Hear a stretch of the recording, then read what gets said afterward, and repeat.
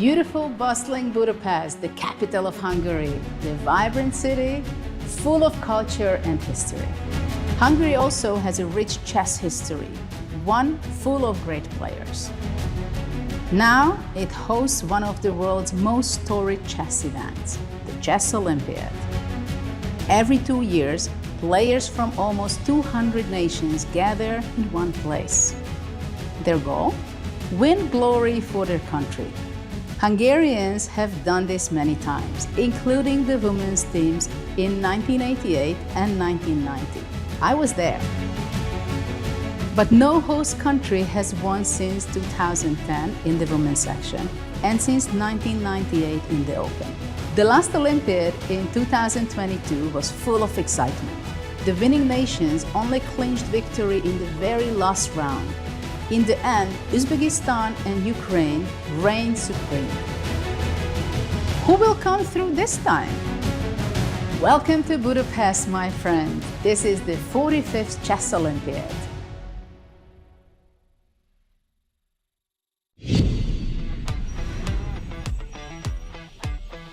Welcome to Budapest and welcome to the 45th FIDE Chess Olympiad. It's an absolutely glorious day and 374 teams representing 193 countries are all converging on the Bock Hall for one purpose: fight for gold.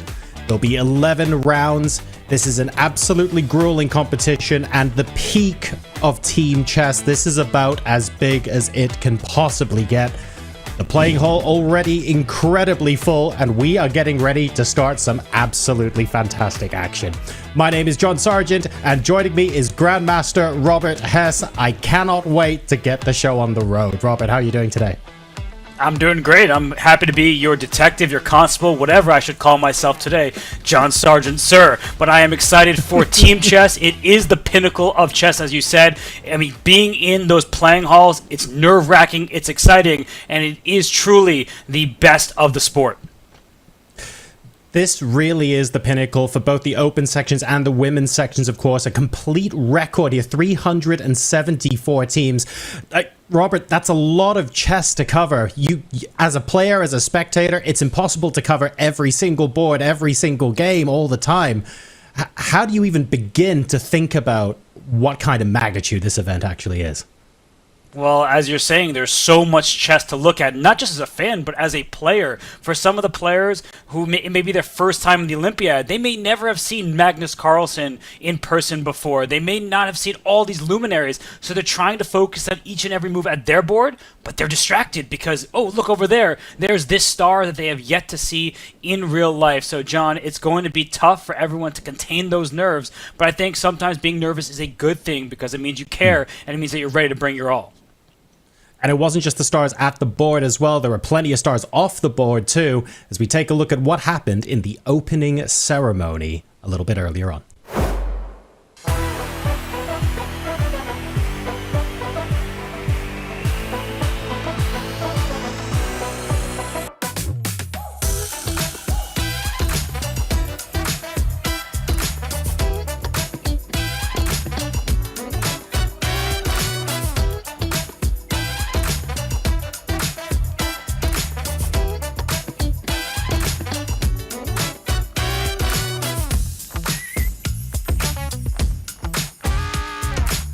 The opening ceremony has just concluded. Nations from all over, federations from all over are piling out. And you can see Team Ethiopia probably wins the Best Dressed Award. We had the drawing of lots. Rubik's was involved. Hungarian rap music. The opening ceremony had everything, including a technical glitch. We certainly hope that round one goes a little bit better, but kind of a cool scene here as we open up the contest and as somebody walks through our frame. But he's from Bermuda and he's hosting the party later, so we can hardly get mad at that, and we're just going to go with it. Actually, Bermuda got a really big hand.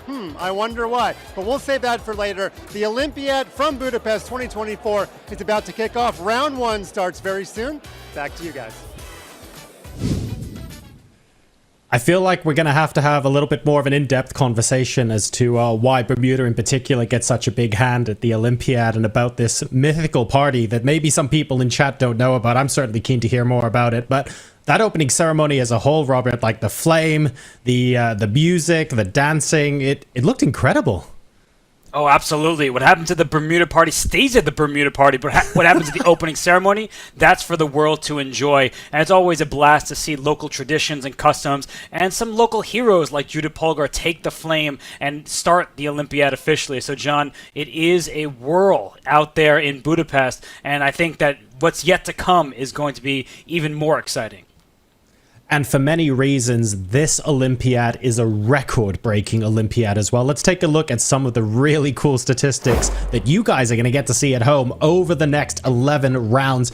247 Grandmasters are participating.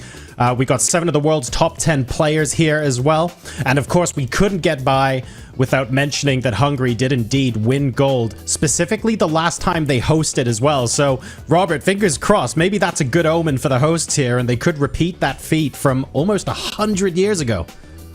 You know, what difference does a day make, a century? I mean, it's all the same, right? So Hungary, they're looking to regain that gold medal that they won on home court, homeland, whatever you want to call it. They got the job done. And it's really cool, as you mentioned, John, 247 Grandmasters. Those are players with the highest title in chess. And then many players who can beat Grandmasters. So don't just look at that one title. We know there are going to be upsets galore. And there are 197 teams. I believe 193 made it here from the Open. And we also have 183 teams in the women's category as well. Just under 1,000 players in the Open. This is going to be incredible with a huge average rating of 2153. Let's take a look a little bit at how it's going to go down, because this isn't an individual championship, Robert. It's not like you're watching the World Championship and it's literally just a series of individual games. This is team chess, so it's a little bit of a different atmosphere, wouldn't you say?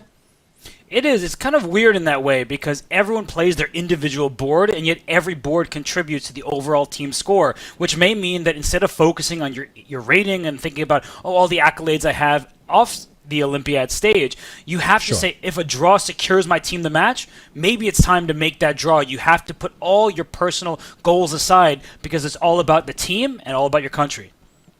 So things are a little bit different here at the Olympiad, folks, but that's because this is big. This really is the pinnacle of team chess. Let's take a look a little bit more in depth on how the 11 rounds are going to go down. The Olympiad, it is the ultimate celebration of chess as an international game.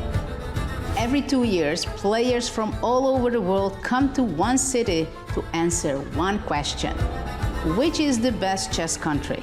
This year, the Olympiad is being held in my hometown of Budapest, Hungary. It is a storied event first held officially in 1927. Who won that event? Hungary, this year's hosts. In 1957, the first Women's Olympiad was held. The Soviets won every one they played until 1988, for 30 years. But that year, Ildikó model, my sisters Susan and Sofia, and I won gold medal for Hungary. So, how does the Olympiad work? Countries send a team of at least 4 players and possibly 1 alternate. Each round, every country's team will be matched with one opposing country's team, and they will play 4 games. The top boards play each other, the second boards play each other, and so on. If a team scores 2.5 points, they won the match and claim 2 match points. In the event of a tie with 2 points apiece, each team gets 1 match point. The tournament lasts 11 grueling rounds, and at the end, the team with the most match points wins. Last year, 186 countries participated. This year, there are 193 from the United States with the highest average rating. The smaller nations like Nigeria, Belize, or Vanuatu. It doesn't matter where you are from, the Olympiad can be for you. It was at the Olympiad where I chose to play my last competitive chess game. Players from all over the world will cherish the memories they make here. But only 2 nations will claim gold. Who will write their name into chess history?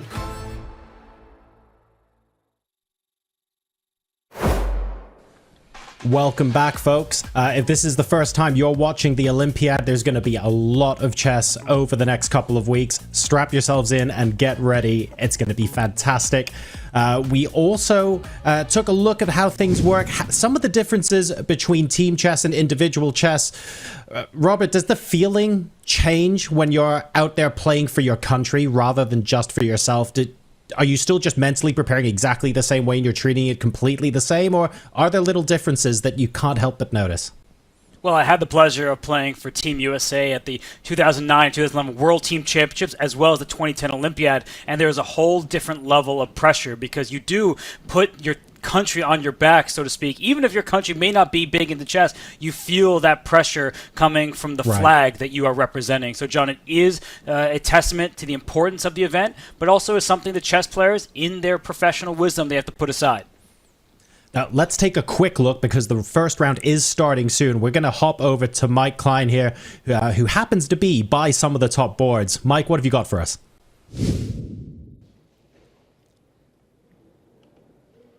Thanks, guys. We've been given special access inside the Box Sports Arena. We are only moments away from the players entering. Workers are putting on the final touches. And here we are, the scene of both boards one. Over here on the open section, the USA will take board one, where they hope to stay for the entire tournament. Now, they're currently being hidden by Sri Lanka and Spain. So let me get Spain out of the way. As you can see there, Fabiano Caruana will sit in round one, but he has worthy replacements all around. They take on the team from Panama. We don't have to go far to see the top board for the women's section. Over here, being hidden by Somalia and South Africa. Hopefully I got that right. We have the team of India with the young Vaishali taking board one in round one, a very strong top Indian ladies team. They only recently had their average rating make them the #1 team. Let's pan over to see where almost 1,000 players will be competing in this 45th Olympiad. It is slated to be the largest Olympiad of all time. Of course, there's lots of backstories about hotel accommodations, visas, and generally it's not known until round one begins exactly which teams were able to sort out their issues and make it. But we'll have all of the action. We'll have player interviews. We'll have scenes from the playing hall and everything else coming up. What an exciting day. I know I've already talked to a few players and they didn't sleep very well last night, and we'll see how everything shakes out in round one. Now back to you guys. Thank you very much, Mike, for the breakdown. So here are our matchups for the first round in the open section. Robert, the average ratings here are a little bit mismatched, but that's fairly characteristic for the first round in pretty much any tournament here, right? It is indeed, because you cut the field in half and the top plays the team right after the midway point. And for Team USA, that means Panama. For Hungary, ooh, that's going to be a fun one against El Salvador. And John, as you look at these pairings, the team ratings may be much lower for one country against their opponent, but some individuals may stack up pretty well because some countries may have a superstar in their own right. Well, we talk about a couple of those superstars when Mike was talking to us from the Box Sports Hall, right? Because there are some teams where their top player isn't playing in round #1. Is that calculated risk territory, or is that actually, no, this is actually very sensible because it gives them an extra rest day for the heavy hitter matches later on? How do you see that? Well, let's remember that many teams are traveling quite a long way to get to Budapest. There may be jet lag. There may just be pure exhaustion from carrying your luggage around. So I think that it makes perfect sense when there's such lopsided matchups on paper to sit your Fabiano Caruanas or your Richard Raports or your Dingley Wrens, because their hard work will be the rest of the tournament. Round one, they are not needed for team victory. Okay, well, let's take a look at one of our featured matchups here. Of course, we have home territory here for Hungary, who will be looking to win gold for the first time on home soil in about 100 years. They're going to be playing El Salvador in match #1. And even though there's a 400-point difference in rating here, I mean, all of these folks look scary on paper. I feel like it is... any individual game result is still possible here. You can't just sit on your laurels just because you're the stronger team. well, we're talking about laurels, and we're looking at Peter Leko's name at the top. Not only is he a premier commentator, he challenged Vladimir Krumnik for the World Championship title. Some people may forget because he's so good with his words. He's even better, perhaps, with the pieces. And while his heyday may be a bit behind him, he still is no slouch at the board. He's a superstar in his own right. And I think everyone in our audience and around the globe is excited to see Peter Leko represent Hungary on home turf, John. It's going to be really exciting, even as early as round 1. It is super, super cool to see him on board number 1 here in round 1. The fans, of course, will be very excited to be following his game as well. Let's take a look at the women's section pairings too. 180 plus teams fighting it out over the same 11 rounds as the Open. And again, we see a really amazing, diverse range of nations here on this screen. But let's take a quick look into the playing hall and specifically into India's matchup, because I am keen to see what the India women's team bring to the table here. They are so strong, and it's difficult for us not to see them as possibly just straight up favorites here. They are so, so good. Yes, I mean, India is good. Wesley So also great. We see him on the screen. So he's representing Team USA in the Open section. He's the top board of the #1 overall seed USA. But as we were talking about, Team India in the women's section, they had last minute leapfrog Georgia to become the #1 overall seed. So It's great to see Vaishali, Harika, and the rest of the crew, including another premier commentator, Tanya Sachev, lead the way for Team India. Let's talk a little bit about if you're the opponent of these players. Obviously, Robert, you had the privilege of being on the pointy end of a lot of these Olympiads. It's been absolutely fantastic to have you represent Team USA. When someone is coming up against you who's an underdog, does that make them any more of a threat than someone you've played, dozens of times over the board? Is there like a wild card factor where, as the stronger player, you're actually there going, the stakes are even higher than normal here? Well, you sometimes take these opponents for granted, and that's the key, is that in these individual matchups, your team, they're likely going to win because it's round 1. You outrate them by an average of 400 plus points. But in individual matchups, you may be playing a seasoned international master whose rating may have taken a little bit of a dip, but at their peak were 2450, nearly 2500, pushing for grandmaster. So as you see, a legendary captain back there, John Donaldson of USA, I mean, he is looking at his team and saying, don't take a single move off, everybody, because every single board point matters as we look to the future and eventual tiebreak scenarios. And talking about tiebreak scenarios, when you have a one-on-one chess match, it's relatively straightforward, or at least we're used to it watching as casuals, where we go, okay, if everything is even Stevens after X classical games, we just go to some rapids, we just go to blitz until we have an eventual winner. It does work a little bit differently here in team championships, Robert. Maybe give us an overview of what people can expect if we do get to tiebreaks?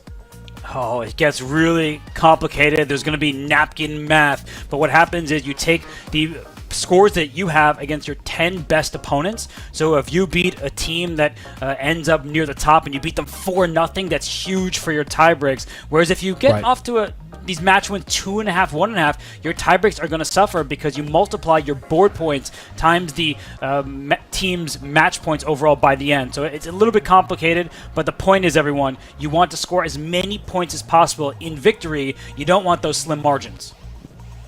Does that mean then that... I mean, this brings up so many questions, right? But I guess the first one is we are resting the likes of Ding Liren and Fabiano Caruana in round number 1. Is that because the rest of the team feels supremely confident that they can get a 4-0 without them? Or is it like a balance of risk, if you will, where you don't mind dropping the half point here or there because the number of points your star player will be able to get for your team later in the tournament comfortably outweighs that? Where do you draw the line?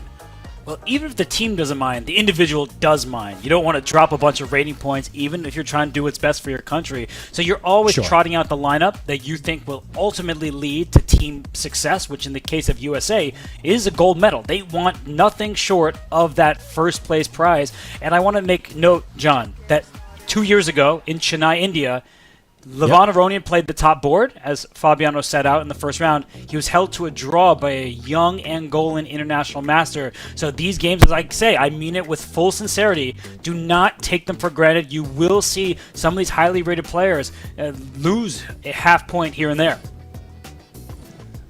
And what better time to see that than in round number 1, right? If you do have an up-and-coming player or someone who maybe is playing fewer international tournaments, but is still like 2200, 2300, but is criminally underrated. Those are the kind of players that can show up and take a half point or even a full point against some of these 2600 plus GMs, right? You can't underestimate how likely that is, especially in round 1. I think this is where we're going to get the most surprises. I think you're right, because you just expect 4-0 sweeps, and that's not what you get on the Olympiad stage, because many of these players, it's their first time in front of such a big audience, or in a different turn of events, they've been playing many Olympiads, maybe even 10 Olympiads, so they have that wealth of experience. Their rating may not reflect their peak level, and they can bring out that level every now and then. And I just see Peter Leko in the background, so John, I just have to give him another shout out. Peter Leko is a legend. I know most people now know him for his commentary, but he was a draw in the final game against Vladimir Kramnik away from being a world chess champion. So I just want to give Peter Leko all the flowers. In Hungary, he's representing his team once more. I'm glad that he's not commentating alongside us, because that means he's playing. Exactly, right? He's not here for the flowers this time around. He's here for the dub on the board, and absolutely nothing is going to get in the way of him and that, except, of course, for his opponent. You're bringing 100% attention to this, and I love the fact that, yes, he could be here commentating alongside us, but really, he's where the action is. He's on board 1, where he belongs, and it's just lovely to see him prepare to start making some moves to open up this Olympiad, and hopefully he comes out with a fantastic game as well. Yeah, for Peter, you know, he knows what lays ahead because he's been down this road before. And for those of you who may be new to chess, who may be new to the Olympiad, let's remind you what the format is in terms of how the actual play goes. Because the time control is 90 minutes for the first 40 moves. You get 30 minutes added to both your and your opponent's clock after you both reach move 40. And you have this 30-second bonus time increment from the first move, which means if you eventually get into time trouble, you can build your clock back up by making quick moves, gaining that time, and then you can try to figure out a win if there is one. So John, I think the time control, for some, maybe a quicker pace than they're used to, because classical games can be 2 hours for the first 40 moves, and then even a third time control. But for others who are playing speed chess lately, I'm looking at you, Magnus Carlsen, you may think, whoa, I was playing 5-minute chess and bullet, and now here I am with all the time in the world. Oh, these games are so unbelievably different from when you're just playing like instinctively at a quick time control, right? I'm gonna hold my hand up and say 90% of the chess I play is a 3-minute time control these days. Slap myself on the wrist. Bad John. Should be developing better habits than that. But honestly, over the board, when you get time controls like this, it's surprisingly intense. The amount of second guessing, at least players like I do, when you reach a critical position, you've calculated everything out and you go, yes, I think that's the move. And you move your hand and you go, no, wait, I need to just look at that again. It's the amount of second guessing you do when there's so much time on the clock is scary. What's the longest classical game you've ever played, Robert? You've played a few. It must have been 7.5 hours, maybe closing on 8, because it was queen and 2 pawns versus queen and 1 pawn. I was down a pawn, and the game felt like it lasted forever, and I've never been as exhausted as I was after that game. I could barely stand up. I mean, I was seated there, just focused for so long that when the game ended, I was really hungry. I was just needed a bed to sleep on, and I just didn't know what to make of anything. It was the final round of the event. I've only ever played one game that's lasted longer than 7 hours, and I never want to go through that again. Like, I ended up winning the game, but it was 9:30 in the evening when we had started at 2:00 in the afternoon, and I couldn't have dinner. Like, I literally wasn't hungry because I was still shaking through so much adrenaline. playing Checkmate 7.5 hours after we started the game. It was absolutely brutal. So the fact that these guys are just used to it and they're like, yeah, come on, let's go. And they're going to be doing it for 11 rounds in a row is absolutely mad. Let's take a look, though, at some of the, maybe a little bit of the lighter side of the Olympiad and a couple of fun facts you guys might not be aware of, and certainly a couple of fun facts I'm going to be grilling Robert on as well.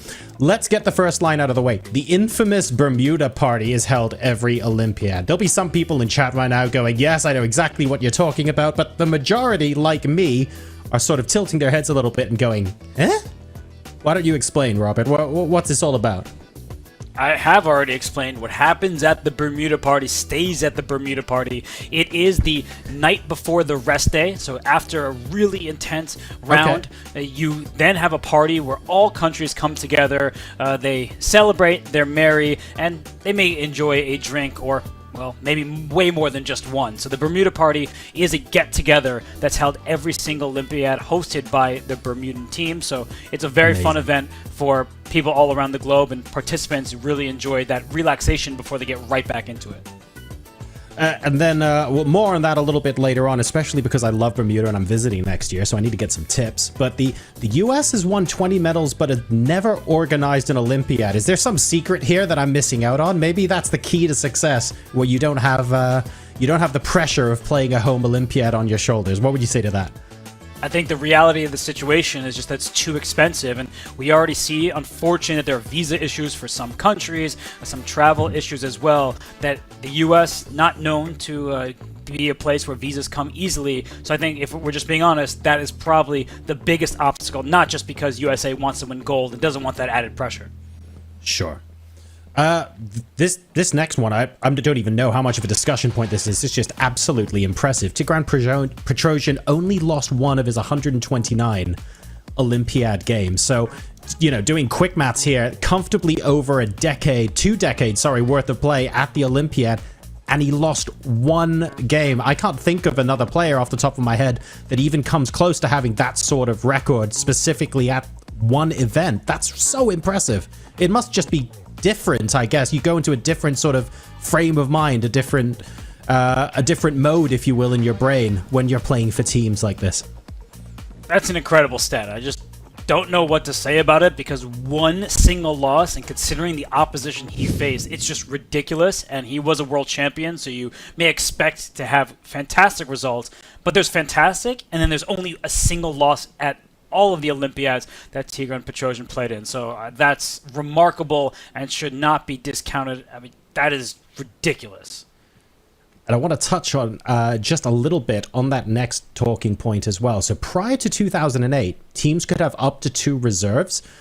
I'm guessing they now only have 1. Can you shed some light on what's changed and if there's a specific reason why?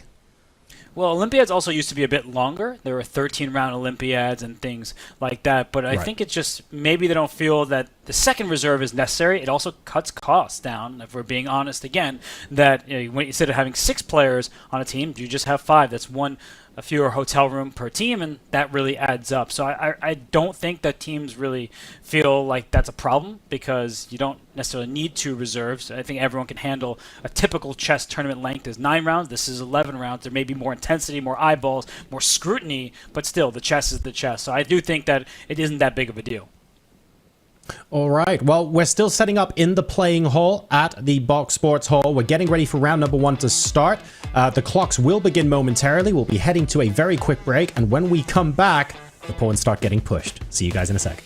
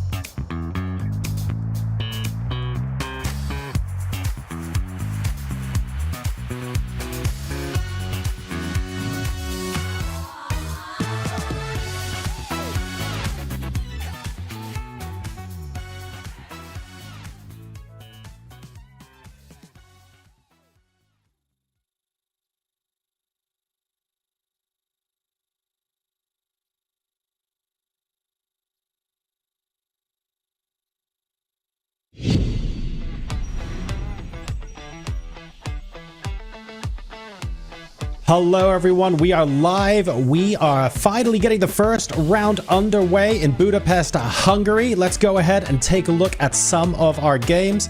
We had a little bit of a delay, but it looked like it was just a minor one, and we've already got pieces on the board. It's official now, Robert. I feel like if there are any players that were maybe super nervous, now's the time to shake off the cobwebs. That's it. First moves on the board. You can relax now, or at least start to find your zone, start to get the flow going. Yeah, it's funny. It's one kind of relaxation now that the jitters of anticipation are gone, but it's a different kind of stress because now you have to find good moves on each and every turn. And we see Peter Leko, the legend, on the screen in front of us. We see the playing hall. So many players have flocked to Budapest, Hungary. They are now seated. They are now playing their games. So, John, we see the 4 boards from the open section of Hungary in their opening match. And, well, you're not going to have an easy match just because they outrate their opponents by quite a bit. Yes, they do. You see Leko versus Carlsen, of course, on your screens there. This is not Carlsen of the Magnus variety, but nonetheless a difficult opponent regardless. So all 4 boards have now begun. How do we decide, actually, who gets white and who gets black on each board? Is it just like a coin toss or like drawing lots for colors in the opening round? I believe that is the case. And just to remind everybody that there are 4 boards playing, but if a team gets the white pieces, it doesn't mean all 4 of their players get white. It means that they have white on boards 1 and 3 on the odd boards, and then black on 2 and 4. So you have 2 and 2 in terms of color distinction. So don't be fooled. Not a single country will get all of the same color in a given round. So it's effectively white on odds, so similar to other team competitions. And of course, the match result is determined by all 4 games. So if 2 players win, for example, for each team, or it's entirely possible you get 4 draws, for example, the match is then tied 2-2, or just half a point either way will give you the match points in favor of yourself or your opponent. So sometimes this can teeter on the knife edge, and one of these fun scenarios, I say fun because I'm not playing in them, is where you have 3 boards. They've all ended in draws, and you're the last board playing, and you know that the results of the entire match depends on the situation on your board. And if it's something like, if it's like opposite colored bishops or something, and you know it's going to be a draw, you're pretty chill about it. But you got major pieces on the board, or it's super sharp. I can't imagine what the nerves must be like in that sort of scenario. You mean the weight of an entire match, an entire country's fate on your shoulders? No pressure at all, nothing to see there. But John, we do have moves on the board, and it's early going in this one. Peter Leko, the legend, has the black pieces, and he is taking on an experienced player here. So again, the rating differential does not tell the whole story, and we see, at least from these opening moves, John, that now black has castled and white has returned that decision, and we see kings on the same side of the board, which means we're not likely to get an attacking game. This is going to be more of maneuvering and positional chess. Yeah, and when you're I guess Peter will be relatively happy to see this as well. If you are the higher rated player, or even taking ratings aside, if you're the more experienced player, you have the patience, you have the knowledge from playing so many games in your back pocket. You're not about to see something super drastic that might come as a bit of a shock. You're happy to play some nice, solid positional chess and get yourself into a position where you can slowly squeeze your opponent into being into an uncomfortable place, essentially. So it looks like Peter's very happy with that, as is Jorge, of course. I don't 100% know whether this is necessarily going to be the case throughout the entire tournament. Is there maybe a situation where you'd want to bust out something unorthodox or something super sharp? Well, if you're the higher-rated player, as you were indicating, that there are kind of 2 directions you can take. You can say, I'm better prepared, I've played more at these high levels, let me just go directly into some sharp and theoretical lines. But there's also the alternative, where you can say, I have more experience, I can play a slower game, I'm not going to allow you into forced territory where maybe there's a drawing line that I can't avoid. And if we look at the current position, John, we have not a single pawn traded. So we have all 16 pieces on the board for each side, and we have a dynamic where there are bishops staring at each other along the b7 to g2 squares, but there are pieces in the way. So there is quite a bit of tension in this position already. White has a big choice right now what to do with this tension between pawns here. You can take on d5, but then you change the pawn structure where there will not be symmetry, and then you have to evaluate first of all, what piece will black take back with? But in the event that black takes back with a pawn, we may see this followed up with a c5 strike, and it just feels like black has a little bit more immediate play in the center. Let's talk about that asymmetry and what the long-term plans want to be in this position, because a large number of people, I'm sure, who have played chess or are familiar with these openings, you'll see this kind of pawn structure quite a lot out of your QGDs, Queen Gambit Declined. But what's interesting here, I suppose, for like a club level player is you've got white's light squared bishop on the G2 square, black's light squared bishop on the B7 square, but white's bishop is in front of the king. So all things considered, if black is able to trade off these bishops, well, a pawn's being pushed in front of the king and you're losing one of the pieces in front.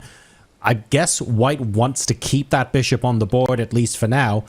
Who wants to break the tension first? Like, under what circumstances will white go, you know what, now's the time to actually play c takes d5? Such a good question, and it really is going to change by the nuances. Where are the pawns? What was the previous move? And really, to answer your question more directly, that with this tension here, if black takes on c4, that does give white firmer control of this very important, but maybe not a square you can take advantage of right away, but this e4 square, right? Then suddenly you don't have a pawn helping you restrict white's pieces. The queen would need to be on c2 or rook on e1 to play e4, but the point is that this pawn on d5, it's blockading your bishop, but also keeping the center locked, and that is the good news for black. But another point that you made, John, that if both of these bishops disappeared, it could be helpful for an attack, but let's look at black's queenside light squares, that those are potentially weak, and that's an endgame concept more than it is a position with all these pieces on the board. But if just this bishop were to disappear from the queenside over here, squares like, let's say, b5 and a6 and c6, those could be whites for the taking. So you're absolutely correct. The dynamics could favor black with those bishops disappearing, but for white, there will be squares to infiltrate.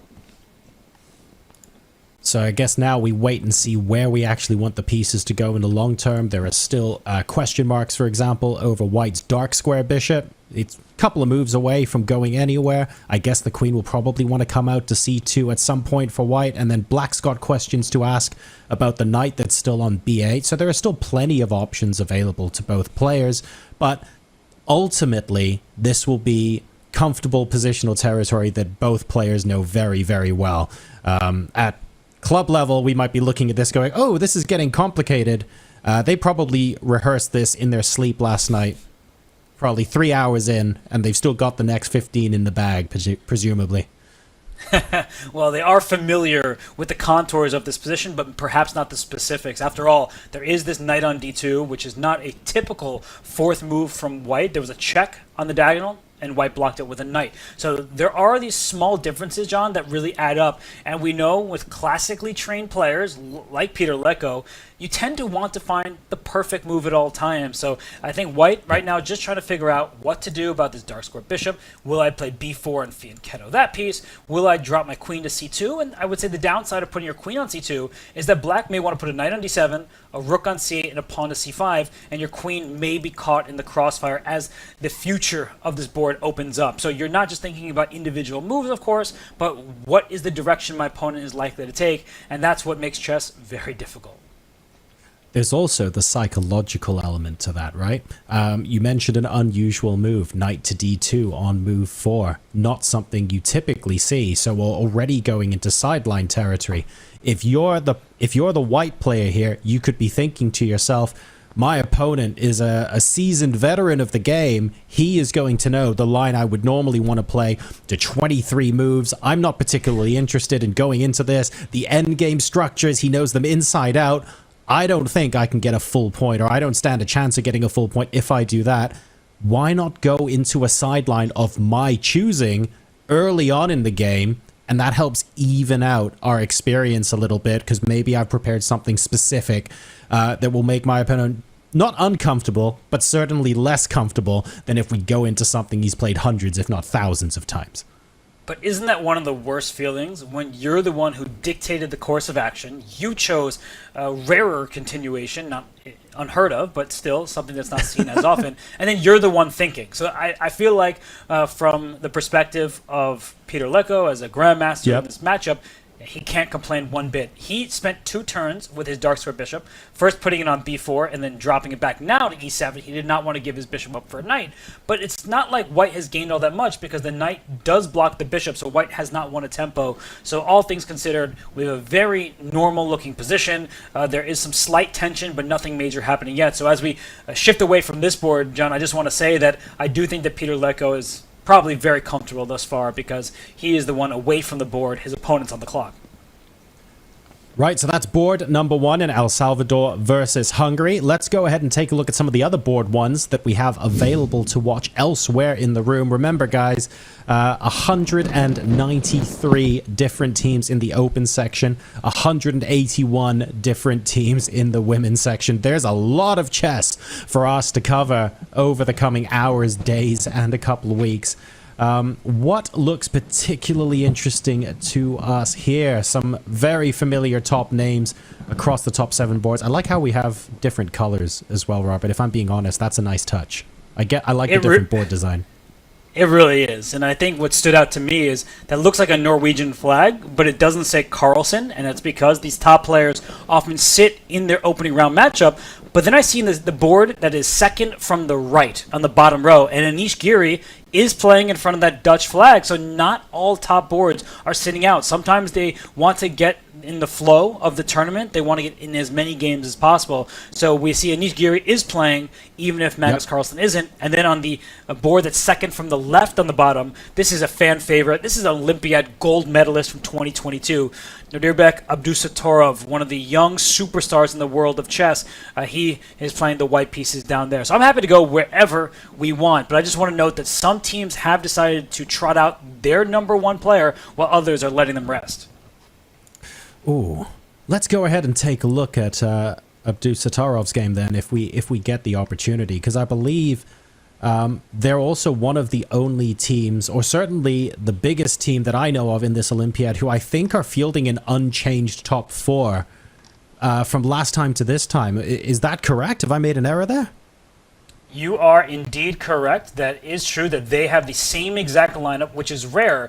But the reason why this is possible for them is because they have so many youngsters on their squad. They're improving players. Their average team rating has really gotten very high. They were already strong. They won an Olympiad gold, but it's not just Abdusattorov who's gained rating. They have their other young stars who are also saying, hey, don't forget about me. I can land a heavy punch. And John, I'm just looking at the position right now. We have another game where not a single pawn has been traded, and we have Abdusattorov on camera right now. He's playing Joshua Johnson. That is definitely the name of some American football quarterbacks, so it's funny to note that. But here we see a matchup on the chessboard between a super grandmaster, one of the best in the world, and we have a FIDE master, so somebody you do not take lightly. Yeah, this is... There's not going to be easy games, frankly, at the Olympiad. When you get called up to represent your national team, you can always find that extra level as well. And this is looking like a fairly comfortable game for both players heading out of the opening. You were saying earlier, Abdusattorov it's not just him carrying the team. I think their average team rating points between the last Olympiad and this one, I don't have the exact number, so don't roast me if it's slightly off, but their average team rating has risen something like 70 points since the last Olympiad. And remember, they've got exactly the same people there. So the amount of young talent in this team is kind of scary. And if you think that they can go plus 70 points from last Olympiad to this one, imagine what they could be like 2 years from now. Like they'll be world beaters if they keep going at that sort of rate. And all off the board and online Criticism aside, we have Vladimir Kramnik as the team captain. This is a former world champion. Ivan Sokolov led that team to great success as their team captain / coach, and Kramnik looking to help them regain that glory and not to give away that gold medal. And in this game, if we just talk about X's and O's for a second, Nodirbek Abdusattorov has more time than he started with. He does this against the best players in the world, and he's not afraid to do that on the Olympiad stage. And in this particular setup, John, not one pawn has been traded. We see that white has expanded on the queen side with a pawn all the way out to this b5 square. And one of the essential questions here is when or if white can strike with d4. Like, can I gain even more space? Can I challenge this black pawn on e5? Or will black be able to remain extra solid, perhaps bring this knight over to g6? It is black's turn after all, and then figure out what to do with his bishop. This light square bishop can go all the way down to pin a knight, or it can sit on e6, offering an exchange of bishops, but at the cost of compromising your pawn structures. Double pawns in the center. It may not be a game-losing decision, of course not, but still it can be uncomfortable, especially if that's not the style you prefer to play in. And one of the ways white could potentially look to bolster the chances of moving d4, as you mentioned, knight g6 getting played on the board. One of the moves I was looking at, first of all, was knight to b3. It allows the queen to get behind the d4 push. It also allows the knight to get behind it. But then you get into all sorts of worry about whether black can counter push with d5, because d5 is actually so strongly supported for black, and the white bishop is beginning to sweat a little bit. So that might not be positionally a good idea at all, even though it looks tempting to play if you just want to blitz it out on the board. So I have a feeling this is going to be a little bit more of a slow burn than what we might, I guess, what I would originally play in a 3-minute game. I'm not laughing at what you're saying. I'm just laughing at you say the word slow, and then immediately we see a move played in d4. And what you were saying was 100% okay, we didn't correct. need the knight move. Who cares? No. We're good.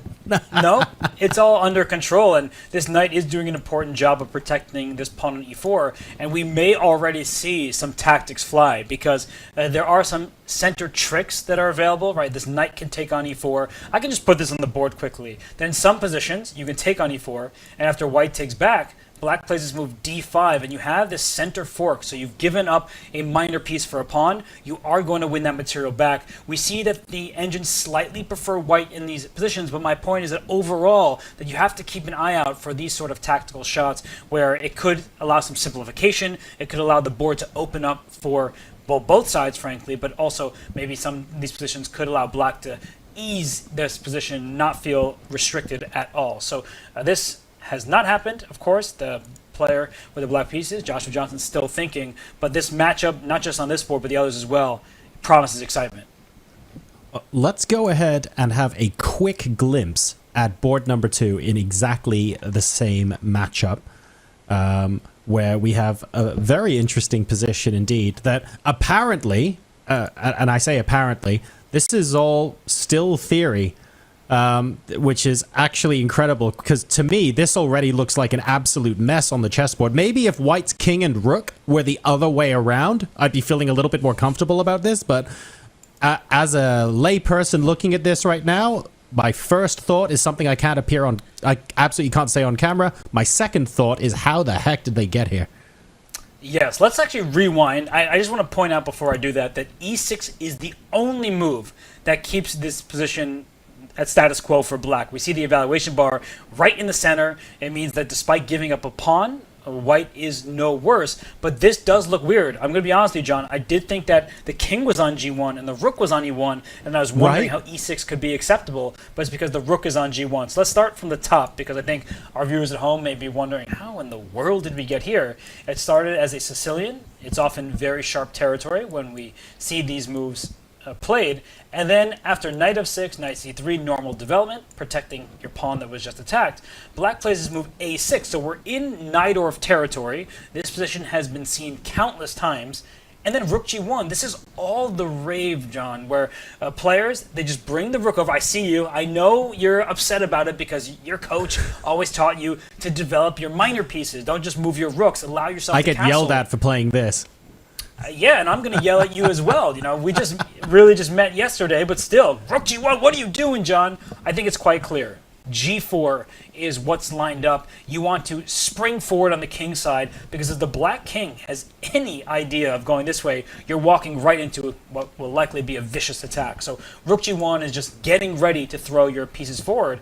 And then in this game we saw B5, and instead of G4, playing on the queen side with A4. So John, I mean, when you look at this, doesn't it feel a little odd where you see a rook G1 move and then the next turn is on the other flank? Yeah, it feels like you're playing on both sides of the board. If you wanna get some momentum behind the attack, you want to commit to it and force your opponent to spend more time attacking you up on the opposite side of the board, right? You want to force black, in principle, to play B4. You don't want to meet black and offer A4 straight away. It almost feels like you're playing into their counter a little bit. So I am a little surprised to see A4 as a follow-up here.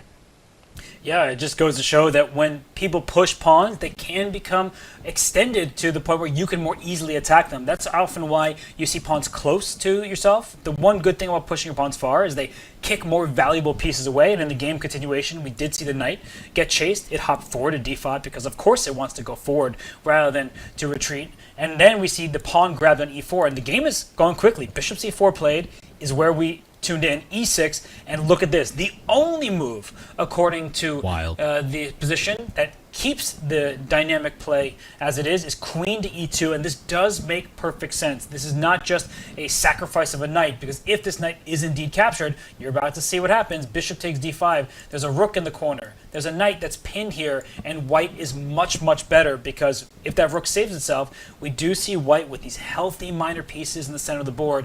And look at black on the other hand. You have no development on this last rank, so this is not the most promising position. Sure, this rook can slide up and in front of the king to not just defend but attack, and things do get a bit wild. But John, overall, I think we can see that white does have this very nice setup in the middle of the board, and that's why black probably does not want to take this knight as we return to the live position. E takes d5 is not the move that you really want to play, and we see that's not my arrow. The blue arrow always means it's the only move to keep the evaluation where it is, and knight c5. I think that does make sense and isn't the hardest move to find, even though it's a very complex position. It also makes me wonder as well. So this is Quinn Cabrales playing for Trinidad and Tobago against Yakuboev here of Uzbekistan. I feel like this has to have been something he's prepared, right? I think this is Quinn saying, this is my shot. I'm going to try and unsettle my opponent, play something particularly offbeat, and see if I can pressure my higher rated opponent into a mistake in unfamiliar territory. That's got to be what this is. And it's the opposite of what we saw in that Leko game, right? Where in the Leko game, it was like, let me just try to take Peter into a quieter position and hopefully I can stabilize. This is like, from the get-go, I'm going to challenge my opponent and say, you need to prove that you've studied the latest and greatest games in these lines, whether it's MVL and Dingley Ren. It doesn't matter who's played it. You need to be razor sharp right now. And the player with the white piece is 28 years old, so we see the rating 2169. May not be, this one of these teenagers who you just know that there's some fear involved, but 28 years old means experience, means that, hey, I can pick these openings that if my opponent plays it really well, I could perhaps be in danger down a pawn. But if they make one mistake, John, just one, this game can turn around completely in white's favor. I think chat has it absolutely perfect. Playing against someone 2100 and suddenly you face this kind of prep. Ouch.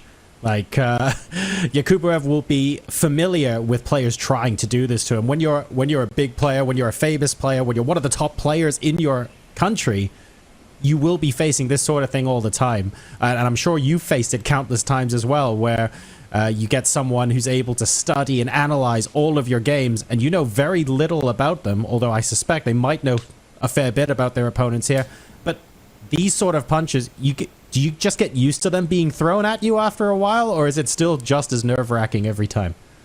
Well, I avoid them altogether because I'm playing dodgeball while I'm playing chess. I play a different opening pretty much every game, so that way my opponent doesn't know what to expect. And you see in this position here, right, this is like pandemonium, because the white king and the black king both in the center, but white just has more firepower at the moment. So if we pause and just do a quick material count and take a breath, black is a pawn ahead. That's one piece of good news, but we see 3 white pieces, 3 of them, just chilling in the center. The queen as well is happily here. You know why? Because once this dark square bishop moves out the way, this king could also castle along and bring another piece, the rook, into the attack. So this position, we see that knight c5 is the move, but I just want to bring up an analysis board quickly because knight c5, that is a natural looking move. I could see an argument also for treating your knight back to f6, but let's say even the best move is played. And I just want to point out why chess can be so difficult, why these types of positions, even though the engine says this is fine, you look at it and you really feel that fire around you because you see ideas in the near future with like a knight f5. There's a pin along the e-file, and while that knight, it doesn't actually threaten anything just yet, that could be a bit scary. This bishop can come out to even a square like g5, because if this queen takes it, I'm going to put this on the board, because I just want to show the idea that queen takes g5, knight c7 check, and there's a fork, and your rook is lost. And I see what the evaluation says, right? It's saying black is better, this wasn't a great move, but the players don't have that at their disposal, at least not Yakubayev, because he's in uncomfortable, seemingly new territory to himself. You have to really be certain before you go down these paths, because while black is preferred in this position, maybe some slight change, and then you actually can successfully take that rook in the corner, and white is ahead by material. So I'm just pointing out all sorts of different ideas here, John, and they do look scary, and they're numerous, which means that you have to spend time trying to figure out all of the details. They are massively scary, and what sometimes, and I think you can appreciate this being a spectator as well, but it is easy to forget sometimes, the evaluation bar that we can see as commentators, as spectators, that's basically the evaluation of assuming both players play all the best moves. And what you don't often see is that the evaluation bar is completely equal for one move, but there are 9 other plausible moves a player could make that would be instant disaster. Now, in this case, knight c5 looks natural enough, but I agree with you that knight f6 also, you know, looks like a natural looking move. There are plenty of positions where the best move isn't one of the natural looking ones, and when you get to like 4, 5, 6 different options for what to play, and the eval bar is only your friend for one of them, I mean, yeah, the amount of pressure involved, the amount of stone cold calculation you have to do at the board to make sure what you're doing is the right thing, it's a tremendous amount of pressure. And I will add, though, while we talk about black is in some danger, and I do believe that if white takes it slow for a single turn, if you allow black to develop, castle the king, get to safety, you are down a pawn, and then it will be consequential, because for the moment, this knight on d5 isn't under attack, and you can leave it there for a few turns, right? Because there's a pin along the e-file. But as soon as that black king, say you could just magically leap over the bishop and castle kingside, then that knight's under attack. Then black is expanding in the center, and white might not have enough to show for it. So at knight c5, that is the move that keeps the current balance, which is approximately in the middle. It's a dynamic equality. White has many moves, as mentioned. This bishop can develop to f4 instead of the g5. This pawn, instead, can go up to a5 just to clamp down on the queen side and control this b6 square for the knight. So I'm just noting, John, that with the time control the way it is, the players need to reach move 40, and we're only on move 10, and Yakubayev will have difficult decision after difficult decision. This is the exact type of game you want if you're looking for an upset. So credit to this player here on the white side, because the position is very difficult, and for Quinn Cabrales, he is giving Yakubayev all he could handle at this early stage of the Olympiad. I'll mention one more thing as well that my chess brain almost didn't trigger, but is perhaps worth noting. White's played rook g1. So if we assume that the fireworks on the board die down at some point, and that Yakubayev has been able to diffuse the crazy dynamic attack that we are seeing coming in here from Cabrales, black's got the option to castle kingside. White only has castling queenside or keeping the king in the center of the board left as options. So suddenly that pawn that's already advanced to b4, in the long run, assuming this all plays out without some dramatic fireworks before move 20, that's going to start to become a really important early move that's going to have white sweating a little bit later on in the game. Yeah, and that pawn can be so annoying that white at some point may even gobble it up, but that slows down your attack. So there are all sorts of complications here. John, I think we can leave it to Yakubayev to try to work through this. We for sure will check in back on this matchup, because Uzbekistan, they're the reigning Olympiad gold medalists, they would like to get off to a hot start, but so far, Absolutely. the fire on the board, as Alexei Shirov called it, looking like it's in one direction. All right, so we're going to head back into... actually, we're going to head back to one of the boards that isn't necessarily on this preview screen here. This could be a lot of fun. Let's call out a position on board number 2 of Ethiopia playing Israel. This will be... Oh, God. I do not want to be tasked with identifying all the pros and cons for what's going on over the board here. We'll see if we can get that up on screen for you guys in just a sec. But there are some early risks being taken here in round number 1, and I like it. It's possibly even because of some of our round 1 rating mismatches where we do actually want to see, you know, some fireworks. You want to see something unusual. Get yourself in a position where you might be able to win against a much stronger player. We've got a knight on A1, which is already weird because they start on B1, but it's not even the right color. This is definitely fireworks.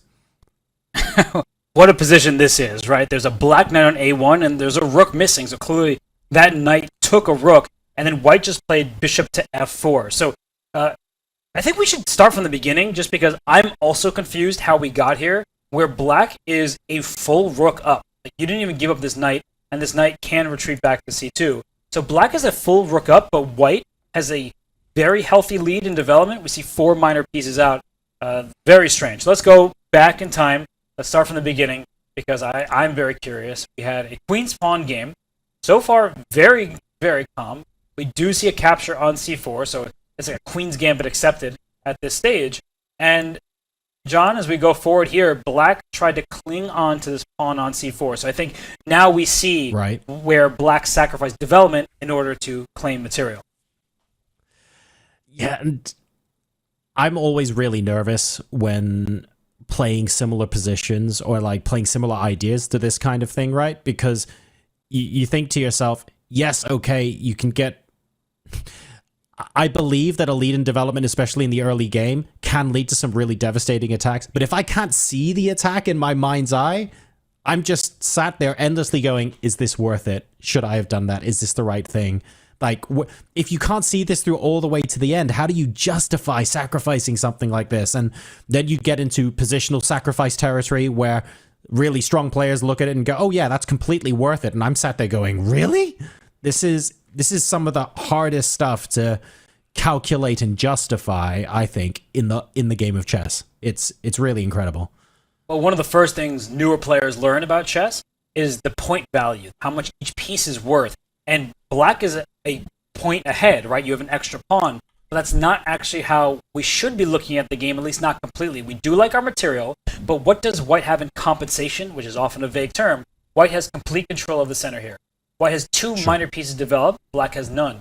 And as we see the game continue here, white says, I don't want you to keep that pawn, and c6 is not an easy move to make work in many of these positions, because after this pawn takes on b5, there is a pin down the a-file. So I'm just going to show that real quick, that you may think you're just protecting a pawn with another pawn, but in these kinds of positions, this knight can capture because the rook on a8 is loose. And this is theoretical territory. You don't have to go down this rabbit hole just yet, but the point is that it makes it harder for black to keep control of this b5 pawn, and so that's why the pawn pushed. The knight moved back to 2, going towards the center. It was under attack. Black develops, and white plays this move a5. And I'm going to be honest with you, this move a5, it does free up the a4 square for a queen at some point. It does make sure that black can't play a5 himself to try to control the b4 square even more, but I'm not so familiar with this, and I think that black reacted very well with b3. Because, John, I think now we fully understand what happened in this game. This knight jumped forward, it leapt into the white position. That c2 square is awfully juicy. That's a rook that was captured in the corner. And of course, white can play bishop d2 here to try and shore up the defenses on b4. Obviously, knight b4 can happen anyway because the bishop on f8 is protecting it. But I'm guessing white maybe said, well, even though I'm able to capture in this way, maybe I don't want to swap off my bishop for a knight and have a bishop on b4 with the pawn chain around it so early in the match. Like, white can move the knight from e2 to c3, which would be a fairly natural way to continue. But even like, I don't think we should necessarily automatically do it, but even if black were to say, I don't want to think about this position, I'm going to take your knight on c3, and when you take back with the pawn, I've got a pass pawn on the 6th rank, and this, like, are we even double digits in terms of moves yet? How on earth did this happen? This looks really uncomfortable. Yeah, this would be the 12th turn, but you're right that this looks scary from a distance. You are fortunate in a way that c4 looks like it's collapsing, but still a rook can get behind that passer, and it's clearly a messy position. So in the game, just to see how we got to the live board, knight came to b4, makes perfect sense. The bishop took on c4.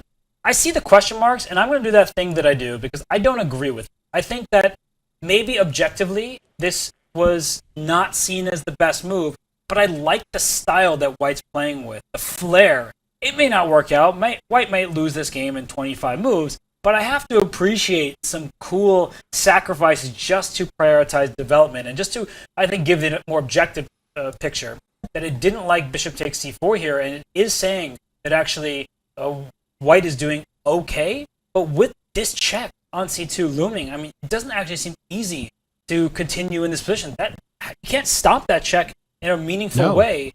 So what even would be the best move here? I'm actually going to do that thing where I look to see what it is. And, okay, it actually is just better for black no matter what. The best move, allegedly, is rook a4, but that means that White's already in trouble. If you're allowing this check on c2 like that, I mean, you're moving this rook up here. You don't lose the material, but you're losing time. I was so scared you were going to say something wild like king d2. and then that's the next 20 minutes going, really? How? Why? No, okay, that makes sense. Get the rook out of there because the check is unavoidable, right? So... but this looks so uncomfortable no matter what you do. I would have to what extent do we feel like White might have prepared this?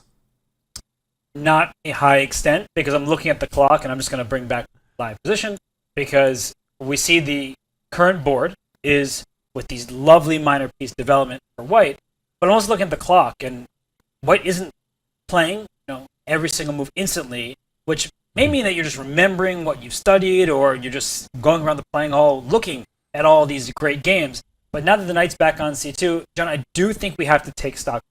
Because, as I said, one of the first things people learn is point value, piece value. White now has an extra pawn, but black has an extra rook. So that means that black is 4 points ahead, and this knight now can drop back to b4 and survive. So when you look at this position, and we can note the material imbalance, we can also note the development imbalance, would you say that in this position you see some chances for White, or do you really think that it's hard to prove and black's extra rook will make its presence felt? I think my nervous mouse chess nature is really going to show itself here, because I find it really, really tough to prove. I think White has a tremendous lead in development, but what are you going to be able to do with the 4 minor pieces that are out in the middle of the board right now? Where is the decisive pawn break that allows 2 of your pieces to suddenly get a really great position on the king, or threaten mate, or force black to give up some material to stop your attack? In some positions, you give up some material, and that's okay, because 2 moves later, you have a fork, like the pawn fork that we talked about a little bit earlier on the broadcast. Maybe it's too deep and I can't see it, but I don't see the equivalent for White in this position. And I think probably the biggest hurdle is that there's a king on e2. Many of the best attacking moves involve a queen landing on h5. I'm sorry to say, everybody sitting at home and watching this, that is illegal. Your king is in your queen's path. It's also in the rook's path, in case that rook wanted to line up against the black king eventually. So if this white king were, say, on b1 or something like that, and I can do that, I can drag the king wherever I wanted to, but the king is actually in the middle of the board, which means it can also become a victim to a counterattack. It's in the way of the white queen, and also that white rook wanted to get involved. So as I sit here and look at this position, I like White's slight lead on the clock. I like the, how do I say this, just the bravery, the courage to play in this style. But unlike in that Renaissance era, or kind of in the era where people played, in the Romantic era, I should say, when they sacrificed all their pieces and had beautiful checkmates. Yep. Unfortunately, now we have that pesky thing called the engine, the evaluation bar, and it says, no, black's completely winning. And player as strong as Timur Nabati studies with the engine. They play training positions and try to combat the engine strength and show that they can hold their own. And here, John, 95, given a question mark, it was like the most logical move to my eyes, but it's not the best move, and that means that black can clearly shore up its defenses, and I think that it's time to start developing. That's my take. Bishop to d6. It also clears the path for the king to escape checks on a diagonal. I just feel like black does have the good control right. Look, the king is a powerful attacking piece. I had that drilled into my head as a junior, but that was maybe king and pawn endgames, king, pawn, and rook endgames. This is not the time to be thinking that king e2 is going to be shoring up the position. And sure enough, bishop d6 gets played on the board. One of the reasons why in positions where players have played sacrifices, actually it can work out positionally in the long term, might be that you restrict your opponent's development. So even if there's no immediate mating attack, if all of the good squares that your opponent can put their minor pieces on are not viable, or it leads to material loss, or it leads to a mating attack, then maybe that positional sacrifice is worth it. But in this particular case, you can see Nabati is just continuing to develop as normal, even though the center of the board looks really quite scary still. But unfortunately, it just looks scary. There's no bite to it because it's not stopping Nabati from continuing his development. Yeah, it's aesthetically pleasing for the audience, but it's just giving up way too much material. And unlike that game we looked at earlier with Yakubayev facing what could be a vicious attack, that game involved a single pawn that was sacrificed. Yeah. Here it's a rook for just a pawn, so 4 points worth of material. We're not seeing the attack, and I think that's good news for Nabati to take this one home in the first round matchup and then help his squad from there. So this, ladies and gentlemen, is Ethiopia versus Israel. Very, very dynamic game, I have to say, but potentially going to become a bit more one-sided in the coming moves. We will give you an update as and when we get results on these boards. For now, we're going to be hopping to a different game, and actually a situation, Robert, that you just described yourself. We've also got another board with a sacrifice that has been played and accepted. It's a little bit, how do I put it? It's been a little bit more chilled out than the game we just watched. It is just a pawn sacrifice, but it's really interesting one. There are some fascinating chances for both players because they've also castled on opposite sides of the board. We are going to be going to Team India and Vidit in particular on board number 3. This is potentially quite exciting. Potentially is selling this short. I mean, we look at this position and we see the last move played from black. If I just go a half move back, don't worry, we don't need an analysis board for this. Black played b5, and white said, well, I have 3 pieces staring at that square. Don't mind if I do. And bad news when you give up a pawn like this, John, is when you're also down quite a bit of time, so your opponent didn't flinch. Vidit didn't say, oh, that looks scary. This b file is open. And I do want to remind our viewers that when you lose material that may impact you, you may be feeling negatively, you do gain something. You gain an open file every time a pawn is dropped. So that is what black was counting on here. But John, where's the attack? You can get 1 piece to the b file. It feels very slow, like you're wishing for an attack before it's actually coming. And so I don't love the look of this pawn sacrifice. I just don't see the path forward very easily. You would need your queen to hop over this pawn to a5, but making a move like c6, that immediately drops another pawn, which you can't afford to lose. Yeah, I was looking at ways to get the pieces across. You want to be able to connect the rooks. You can't connect the rooks because the queen is in the middle. The queen doesn't have a good square to go to because if you move the c pawn, the d6 pawn drops because the white knight on b5 and the rook on d1 are attacking that pawn. So you can't... Oh, and the bishop on f4, pardon me. So you absolutely cannot move the c pawn right now. Now, if the rooks were... let's say...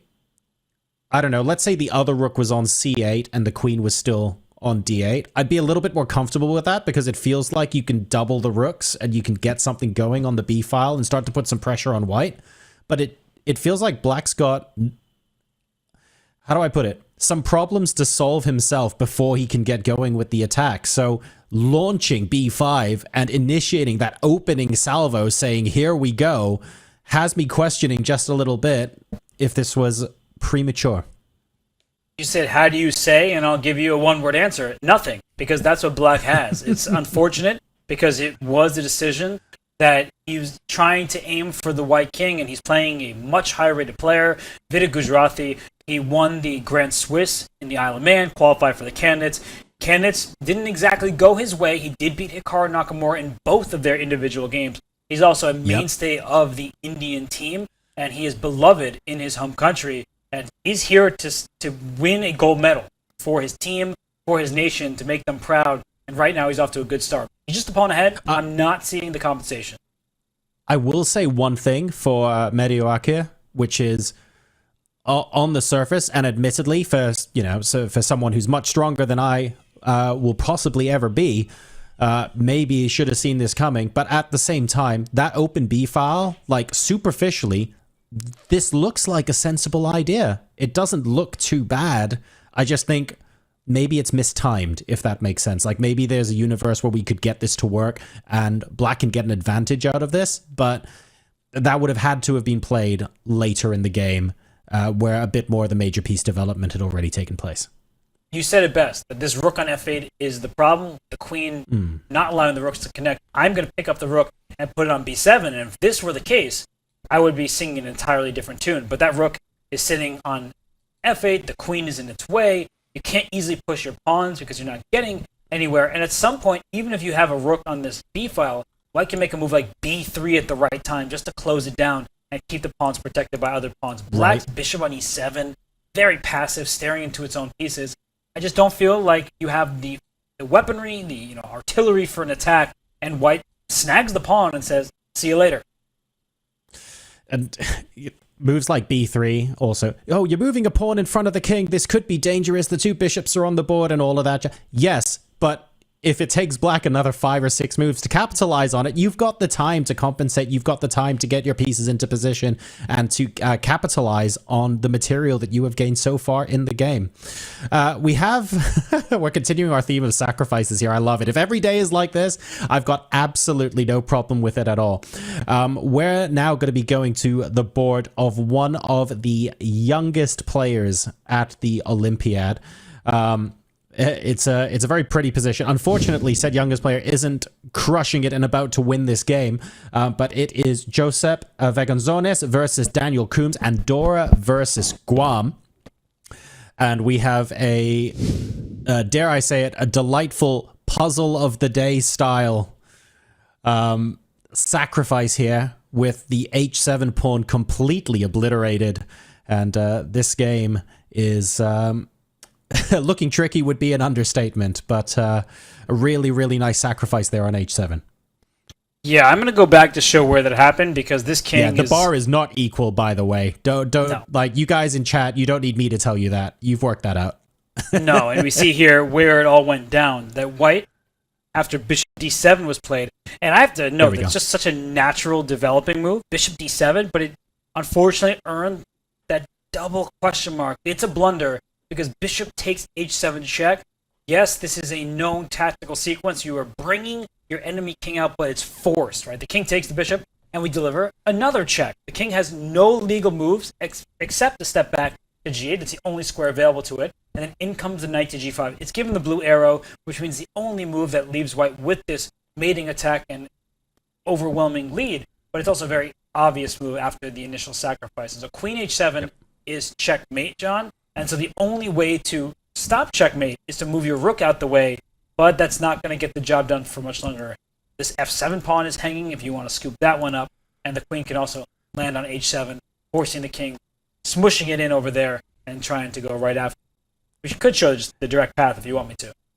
Yeah, it looks very, very messy indeed. And exactly right, chat. There are equal bars, but not all bars were created equal. Certainly this one, I fear, is going to be one-way traffic from here on out. I would like to highlight something in Black's favor, though. Being in this playing hall and being chosen to represent your country is a massive honor. Win, lose, or draw, it's just incredible to even be a part of one of these teams.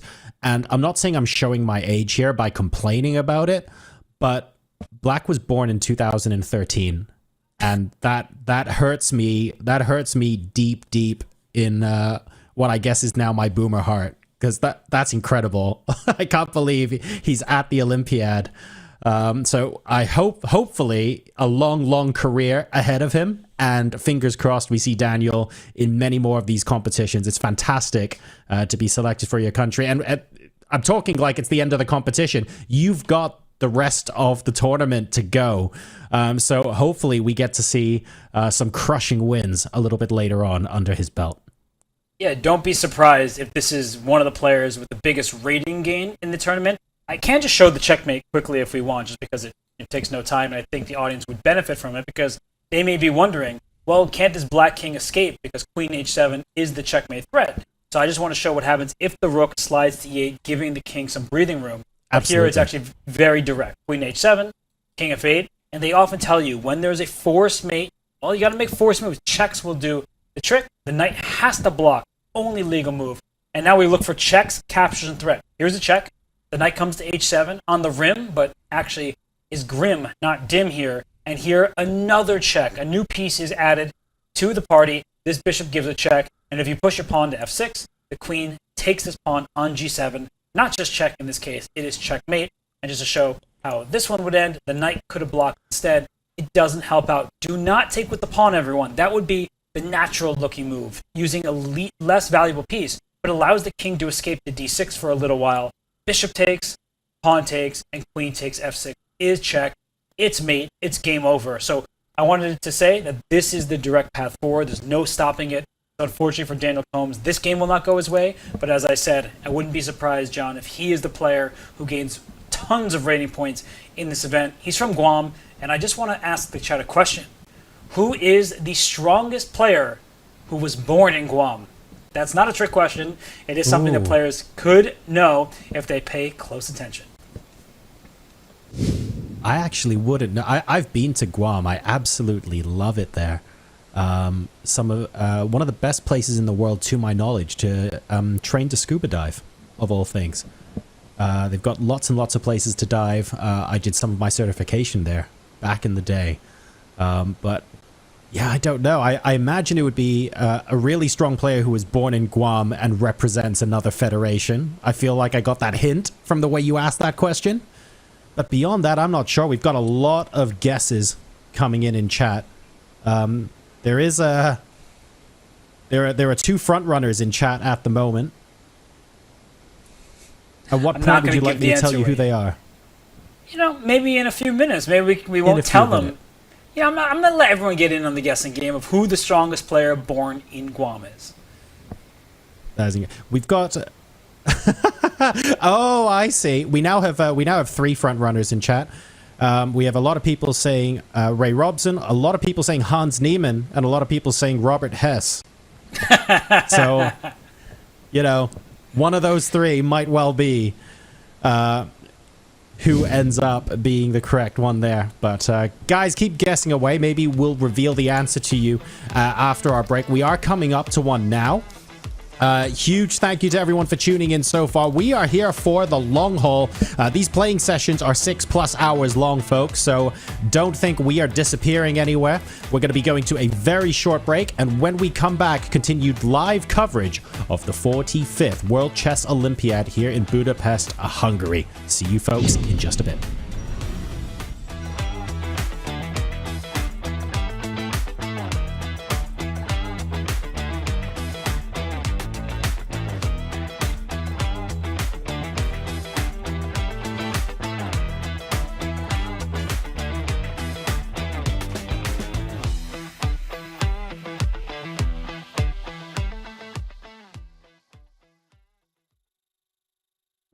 Do you think you're a better content creator than Andrea Botez? Wow. No. True. Okay. Wow. So you're not just best friends, but you also really look up at what Andrea and Alex have achieved? I do. I think to begin with, they've inspired me a lot, especially when I was starting streaming. Andrea does so many different things. I mean, how can I compare with someone who's DJing around the world and chess boxing? And I think we do different content. So I think it's hard to say who's better, who's worse. I think she's really good at what she does. And I think it's really cool that she's branched out and done things that are so different to chess content. So I really look up to the fact that she's chased her dreams with that. That's so nice of you to say as a friend and also so inspiring. Yeah, no, but I really think so. I wasn't sure what the lie detector thing was going to show, but I really feel that way.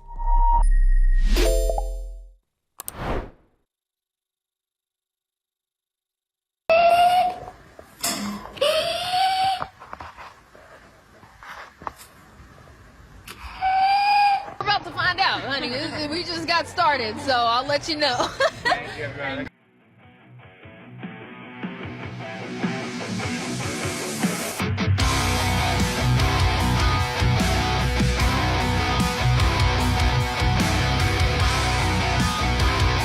And the rebound to Richardson.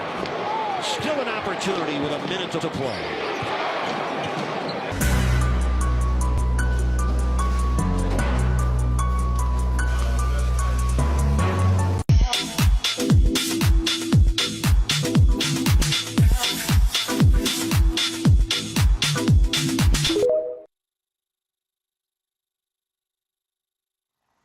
So, I showed you the roulette table. Yeah. It's a gambling. Like when I went to Monaco, it was like full of gambling buildings. Yes. And then I wasn't allowed in because I was under 18. Oh, you know, I was several times playing chess in Monaco before I could go in.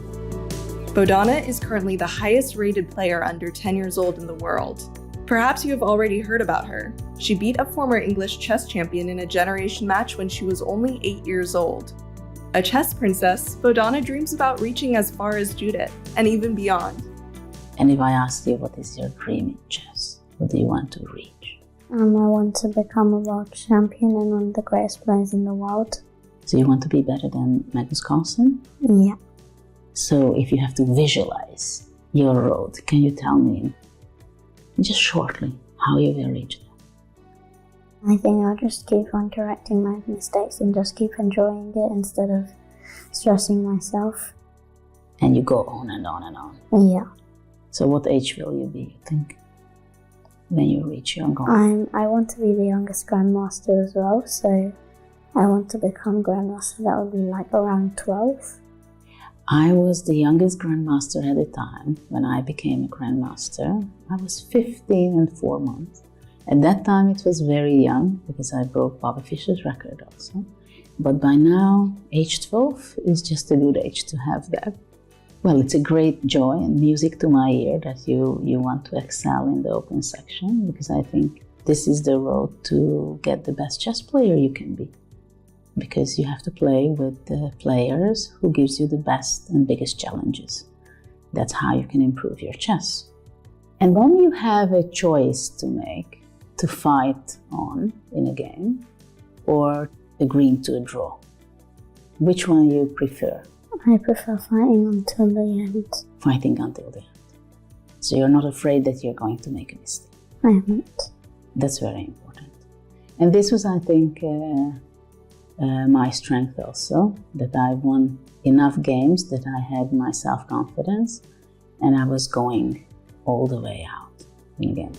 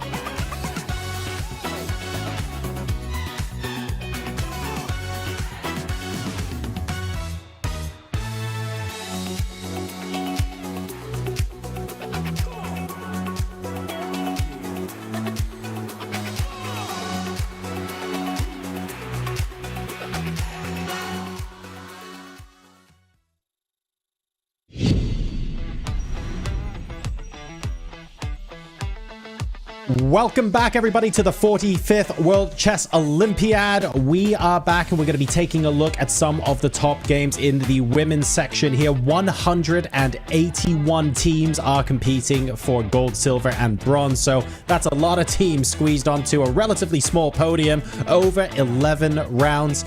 This is a record, I believe, for the number of teams participating and some of the strongest teams we have ever seen. It's also not particularly clear who's favored at the top. I feel like the average ratings amongst the top 4 or 5 teams, if not more, it's actually properly razor thin, Robert. It could go anyone's way. An average rating doesn't always tell the full story, because if you have one particularly highly rated player versus a team that has depth and that's even across the 4 boards, that can be a bit misleading. And that's the danger of using average versus looking at the board by board details. But India, super strong, John. They just leapfrogged Georgia as the highest rated team. They're full of phenomenal young talent as well. We've got Divya Deshmukh, we've got Vaishali playing on the top boards. And of course, we have some of the long-time players for Team India. You have Harika Dronavali, you have Tanya Sachdev, and not to be left out is Vantika Agarwal, who is another youngster. So they've got talent that's new, they've got talent that has that experience, and they are extremely strong. That's what's scariest about a team sometimes, when it's not a specific individual, but when you realize how much depth they have to their squad, or even who they've left out and who isn't here because they aren't quite high enough rated to be on the squad. Very, very scary, and India is certainly one of those teams. Let's go ahead now and take a look at Divya. She is playing Rachel Miller, and I believe this is board number 1 in India versus Jamaica.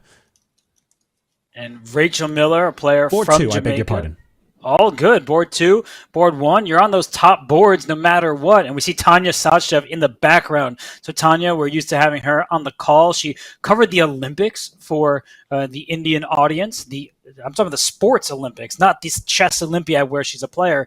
But as we see this matchup here on the top board in the playing hall in Budapest, Hungary, well, they're hard at work right now. And I'm pulling up the game between Divya and Rachel Miller. And John, we're looking at this position. We've had many trades thus far. We're in a 2 rook and knight endgame with even material. And I'm not saying that because I'm surprised. I'm just saying that, hey, the way this game looks, it's not going to be easy for White to convert this. She may have 571 rating points on her opponent, but right now she is only a small advantage.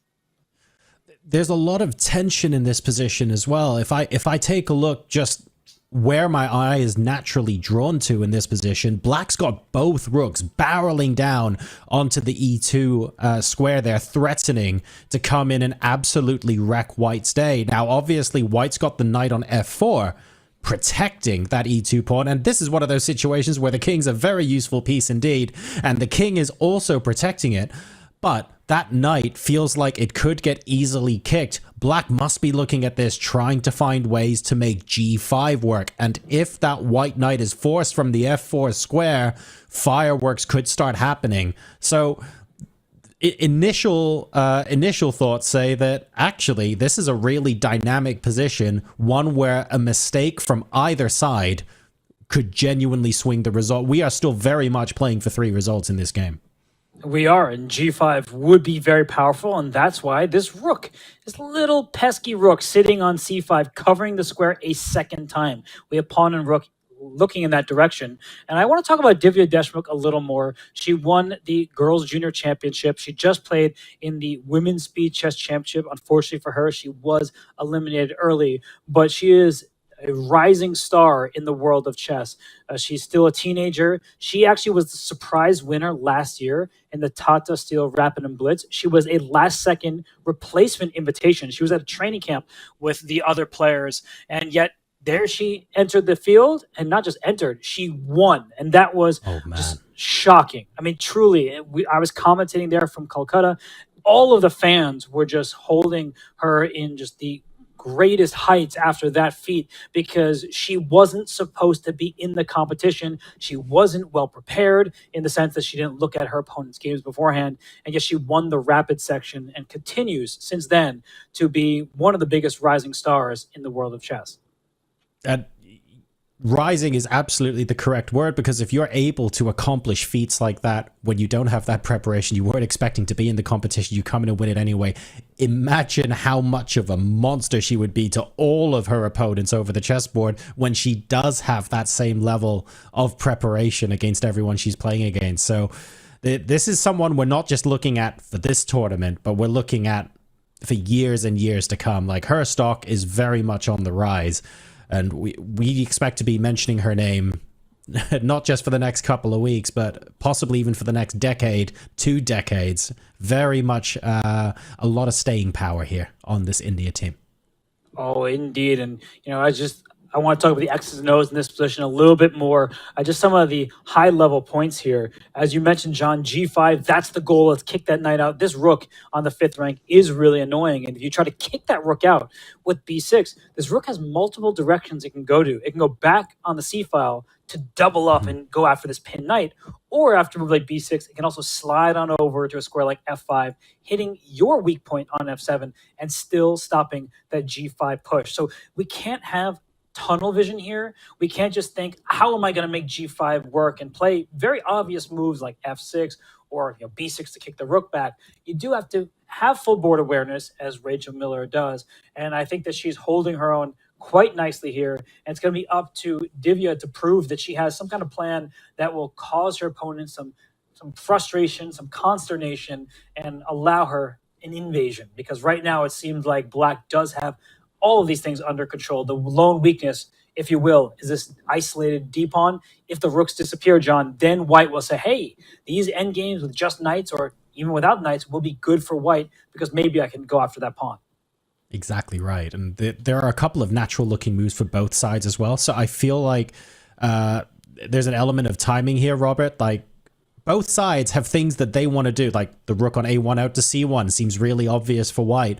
It means that Black can't play B6 anymore to try and kick the rook because the knight would be on prise and you're skewering the knight against the king. There's all sorts of good reasons why that's great. On the other hand, if you're Black right now, the most obvious move might be something like F6, for example, just supporting the G5 push again and saying, look, White's played H4 to stop me playing G5. I understand that. I've still got a move in my back pocket that increases the pressure. What do you say to that? And it feels like there are concrete ideas for both players. The question is, who gets in there first? Who has enough time to execute?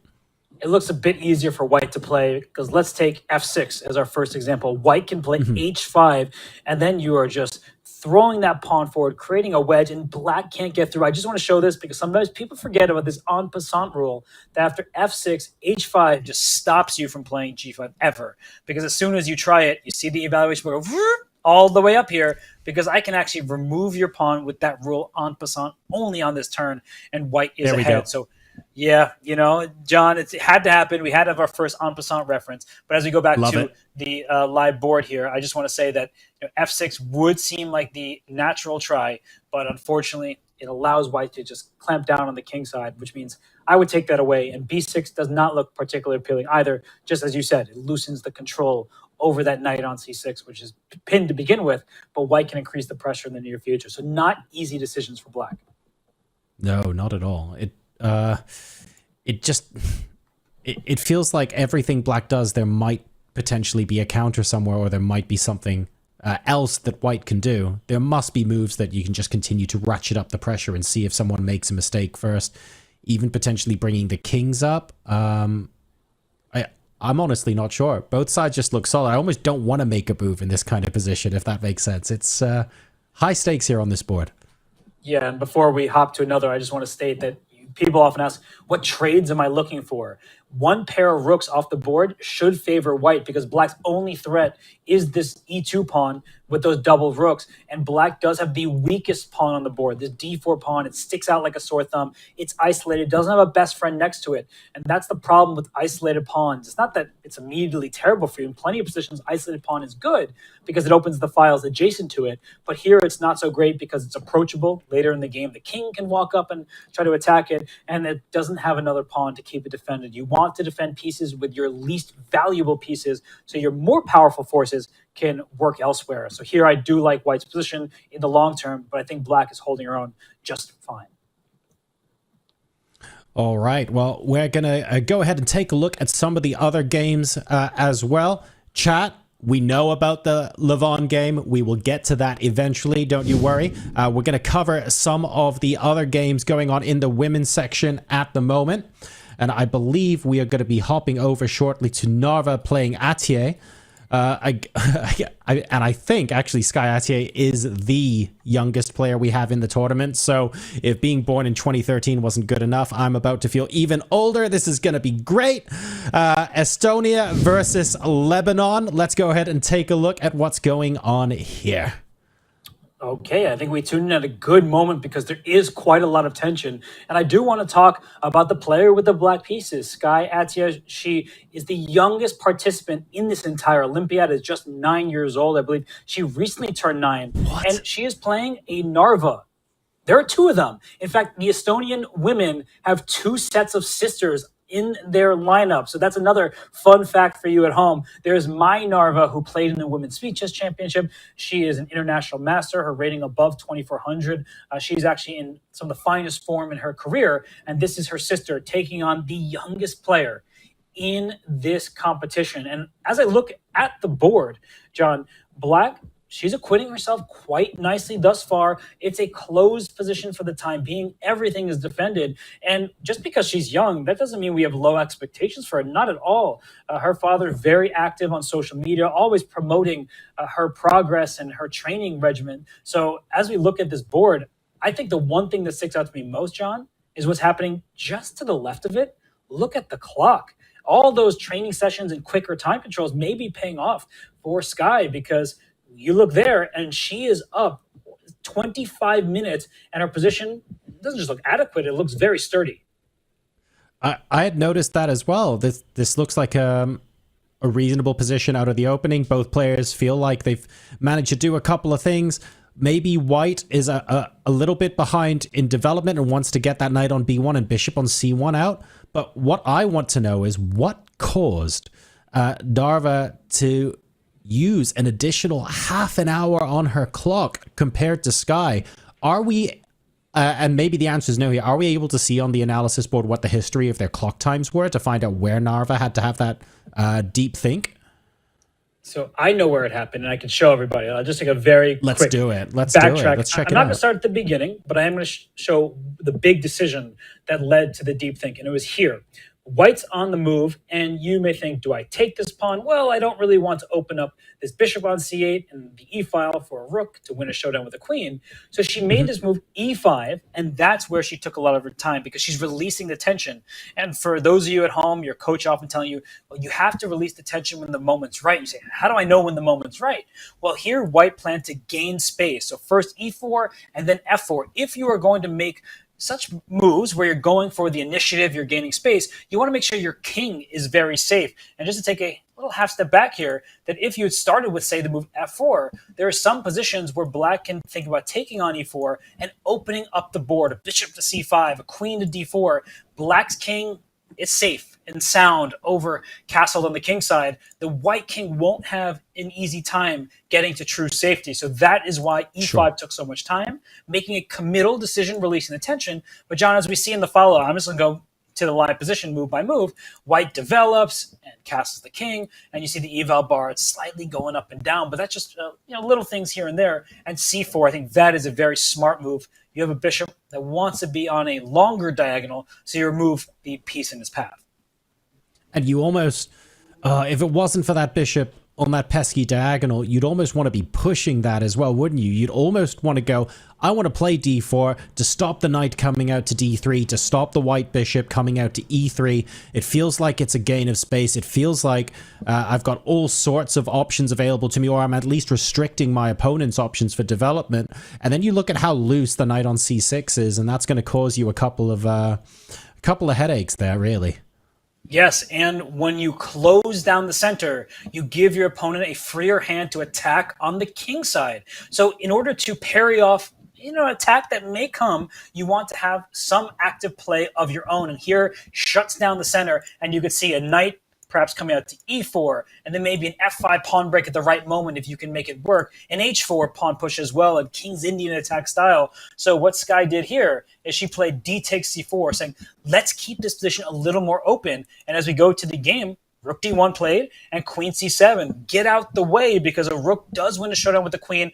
A rook is coming to d8, maybe the f8 rook to clear the f8 square for the knight. A knight on f8, there is no mate, as they say. Yep. So I love the way that Sky is acquitting herself, and I'm not going to go with a Danya-style pun of the sky is the limit for her. We know that.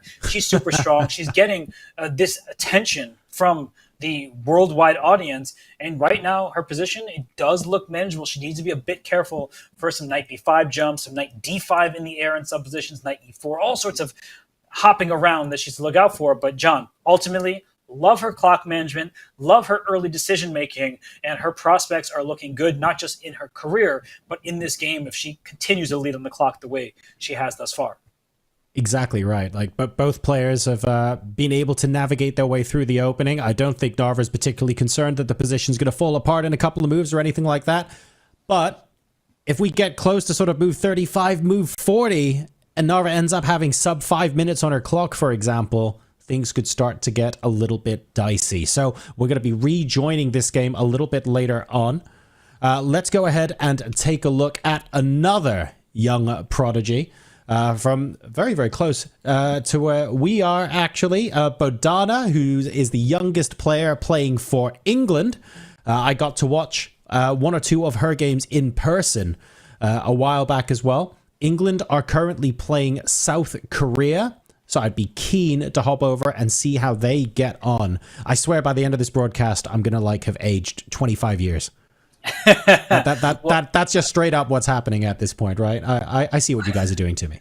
Well, compared to Sky, I mean, Bodana, she's a veteran. She's been around for so long. She's just a couple months older than Sky. Right. They both players at 9 years old. But at that age, you're like, well, I'm 9.5 and you're only 9.25. So in this case, being the younger player gives you the note of being the youngest player in the entire Olympiad. And as we just quickly look at this game, Bodana outrates her opponent by exactly 500 rating points. But don't be fooled by just looking at the numbers. Sometimes they're really underrated players. Sometimes in certain countries, they just don't get access to all the international competition that others do. Bodana is one of the most talented youngsters in chess history. So let's just state that off the top. She is exceptional. She has proven herself, not just in that heartwarming video against Peter Lee, the former British Olympian himself, and also the chess champion, but all across her competitions, she's beating very strong players. But I just want to say that it's not a foregone conclusion that she may lose some games in this Olympiad to low-rated players, because there's strength all across the globe. And as we look at this position, John, I have to say the strength of White's position is the queen and the bishops. They're leading the attack, but there are some weaknesses here. Double isolated pawns on the c file and isolated a pawn. So White does have some things that she needs to figure out in the long term, even if right now I do prefer her position. Absolutely. I think if you're Yeonhee Cho, by the way, who is I guess a much older player than Bodana, but then again, most of the players in the playing hall are, I believe, Yeonhee is still in her early 20s. So all things considered, still relatively early on in her chess career. And if there's one thing I've learned in my time playing club level chess, if I had to pick the 10 commandments of John playing Patzer chess, this rule would be up there somewhere. I don't know what number it would be, but it would be, if the person you're playing is below the age of 30, expect them to be criminally underrated most of the time. So I would be really afraid going up against either of these young talents, especially when out of nowhere they can get performance ratings that are absolutely insane. And I feel like that could happen on both sides of the board here.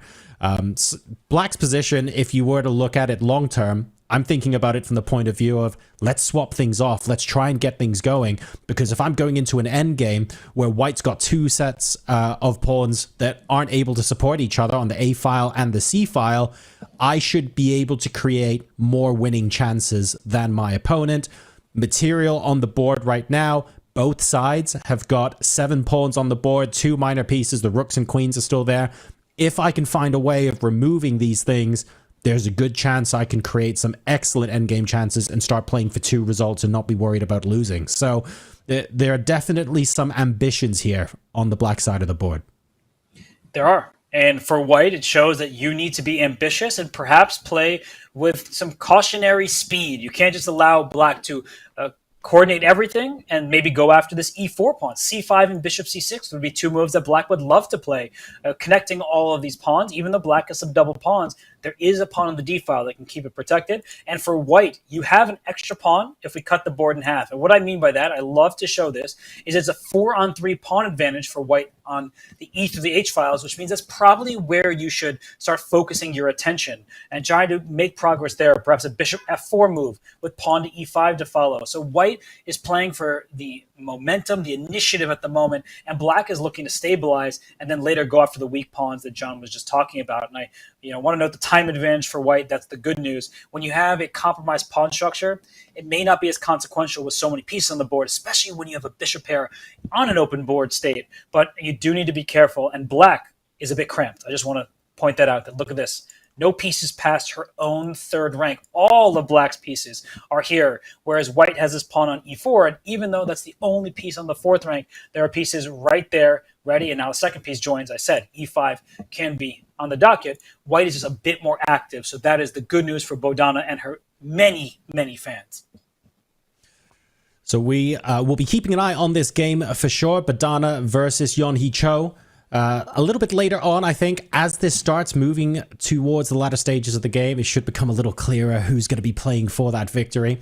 We're going to go to a very interesting interview now because we have Bodana here on screen. She was interviewed a little bit earlier on by none other than Fun Master Mike himself. We're going to go ahead and see what she had to say live at the Olympiad, recorded just a little while ago before the first round started. And we're here with the star, the young star of the England women's team, Bodana, who has qualified for the event and representing her country. But here's what I want to know. You spent some time with Judith Polgar in Budapest a couple of months ago. So do you feel like you have a secret advantage for this event? No, I don't really. I like there we just had some time together and we just spoke about something about chess. Is this the fanciest outfit you've ever worn for a chess tournament? No, it isn't. Do you like dressing up? Not really, because usually I only wear certain clothes. There are teams here from all over the world. Is there any country that you've always wanted to meet people from that country? Not exactly. I've just always wanted to have this experience. It's going to be an amazing 2 weeks. Is there anything else that you're looking forward to besides the chess? Not really. Okay, well, it's all chess for Bodana. I'm sure she's going to enjoy herself, and we wish you good luck. Thank you. Welcome back, everybody. Bodana is just so beautifully spoken. I mean, she's also such a scary opponent over a chessboard as well. What an incredible combination at such a young age. We will be following her game a little bit later on. For now, though, we're going to bend just a little bit to a chat's request, and also because we took a look earlier as well at another fantastic, huge name in the chess world. Levon Aronian is currently playing. Let's go ahead and see what his board is like. And I suspect there's going to be a fair bit to break down here, Robert. But at the moment, looking very interesting indeed. I mean, interesting is a nice way of framing this, because if I can do a quick material count, black has just given up a piece, right? I see 2 bishops for black. I see 2 knights and a bishop for white. So Levon Aronian drew his first round game in the 2022 Olympiad. This is not going well either. So perhaps some early round jitters for I believe 3-time Olympiad gold medalist. He did play for Armenia. He led them to so much success. He's a national hero there. And then he did transfer federations to the United States, and he is trying to find his footing. So as we look at this position, before we do, I just want to give another shout out to Sky, Atia, and Bodana, because both of these 2 youngsters, 9 years old, they have the rooting interest of my sister. I just got a message from her saying that, for the record, she is rooting for both of the 9-year-olds. Hey, Alex, thanks for watching. But to everybody who's watching at home, Levon Aronian, super grandmaster, former number 2 in the world, someone who's peaked in the 2830s in classical chess. John, He is down a piece right now, and the evaluation bar doesn't seem to have caught up to the position because there is no universe where this is equal. This is white with the advantage. Some eval bars are more equal than others, man. I don't know. But let's ask the question that we were asking all throughout the first hour and a bit of this broadcast because we saw so many fireworks everywhere. Was this just a blunder, Robert? Or was this an attempt at a sacrifice, given we've seen them all over the playing hall this afternoon so far? What actually happened here to lead us to this position where Lev is in so much trouble? Okay, I'm just going to go back a few turns. I don't think we have to start at the beginning. But we had this position, and that's not a knight on g7. That's, well, let's just call it a donkey. It's not usual that you see a knight fianchetto. Yeah, but you don't like that. You do not want your knight where your bishop belongs. And so the next move play was knight to f5. You see the bar creeping up for white, and just quiet move c3. You think, is white playing for d4? Well, white is actually taking away the d4 square from the knight. And here Levon made the move g5. The engine absolutely hates it. He is spending more time with his little pawns and not developing his pieces. White continued with queen a4, a very direct threat against his pawn on c6.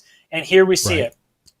After queen c7, given a question mark, and I'm actually going to take that question mark off, but not because I don't think it deserves it. I think it deserves 2 question marks. The entire way Levon has played this game has been quite poor. I'm not sure if he was playing his opponent's rating rather than the moves that he was facing, but this is worthy of 2 question marks in my opinion. I'm usually the softie when it comes to how the glyphs come up, but if we just clear that for a second, the problem is that g4... Yeah, g4, John, and look what happens. If the knight were to move, say, to h4, why not just offer a trade of knights? The issue here is the black king is in the center, right? So after knight takes, pawn takes, you see the ultimate issue when this knight lands on d6 with check. Do not keep your kings in the center this long, especially with undeveloped pieces. If you think that's a free knight, well, thank you very much. That's a check to your king and a check to your queen. I hear you, John. You like that. Oh, that feels like some of my game review double question mark moves, and playing out the line that would indeed be rough. Do you have to take that though? Like, are you able to keep something in the way of your king and not go down this line? Is it that forced? It's that forced. After pawn to g4 is played in the game, if the knight move back, same thing. Let's just show again. Knight d6 check. Your king can move, so you don't have to lose the queen. But no matter where your king moves, I mean, king d8 walks into a fork, so let's go up to d7. Knight takes f7 is a free pawn.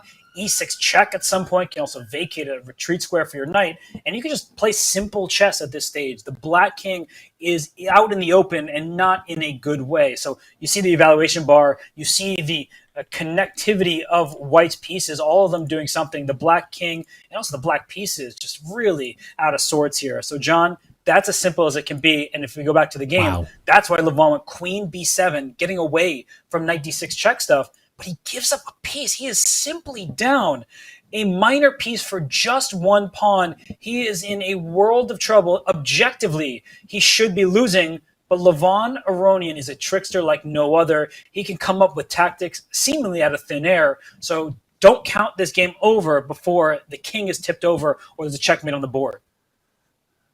Let's ask the psychological question here, Robert. We've got look, this is the Olympiad after all. As far as team chess goes, it's as big as it can get. Levon Aronian is one of the legends of the game, former world number 2. Is this really just a case of, look, guys, anyone can make a 2-move blunder? Or is this, I don't even know, like, what the pressure buildup is or what the set of circumstances needs to be for someone to make an error like this? Can you describe, like, what might be going through a player's mind when they do actually make a mistake like that, or just before? Like, what could he have been thinking to accomplish instead? How did that happen? I think the problem is that he's playing a much lower rated opponent, 600 plus points lower rated. And sometimes when you are a star of the game, you take for granted that other players, they may not have the same title as you, they may not have the same rating as you, but if you do make a mistake, they can take you down in individual games. If Levon Aronian played a 100-game match against a 2100, he is going to crush in that match. But in a one-off game, especially on this Olympiad stage, where 2 years ago in Chennai, Levon drew in the first round, and he was in some trouble there. It just goes to show, and I said this to start the show, John, and I will say it time and time again, you cannot take a single opponent for granted. You cannot take a single move off. You need to play the board and not the opponent, because that's what can backfire. When you're playing subjectively, you're no longer playing chess, which is an objective game. You need to find the correct move that lays ahead. And there's a chance that ends up being just that brutal, unfortunately. Levon Aronian, of course, is going to be playing on and looking in his bag of tricks for everything he can do to pull a result back on that board. And given his experience as well as the rating differential, he may well be able to find something. We don't 100% know, but we will be checking out that game as it continues to go on here in the first round of the Olympiad. Let's go ahead now and take a look at one of our other top games, potentially, again, with another, again, on the cards, not confirmed yet, but a very interesting position that could lead to an upset. Let's take a look at what happened in Arjun's game, going up against Jacques Elbilia. This is looking pretty interesting, to be blunt. There's a rook missing somewhere. What's going on?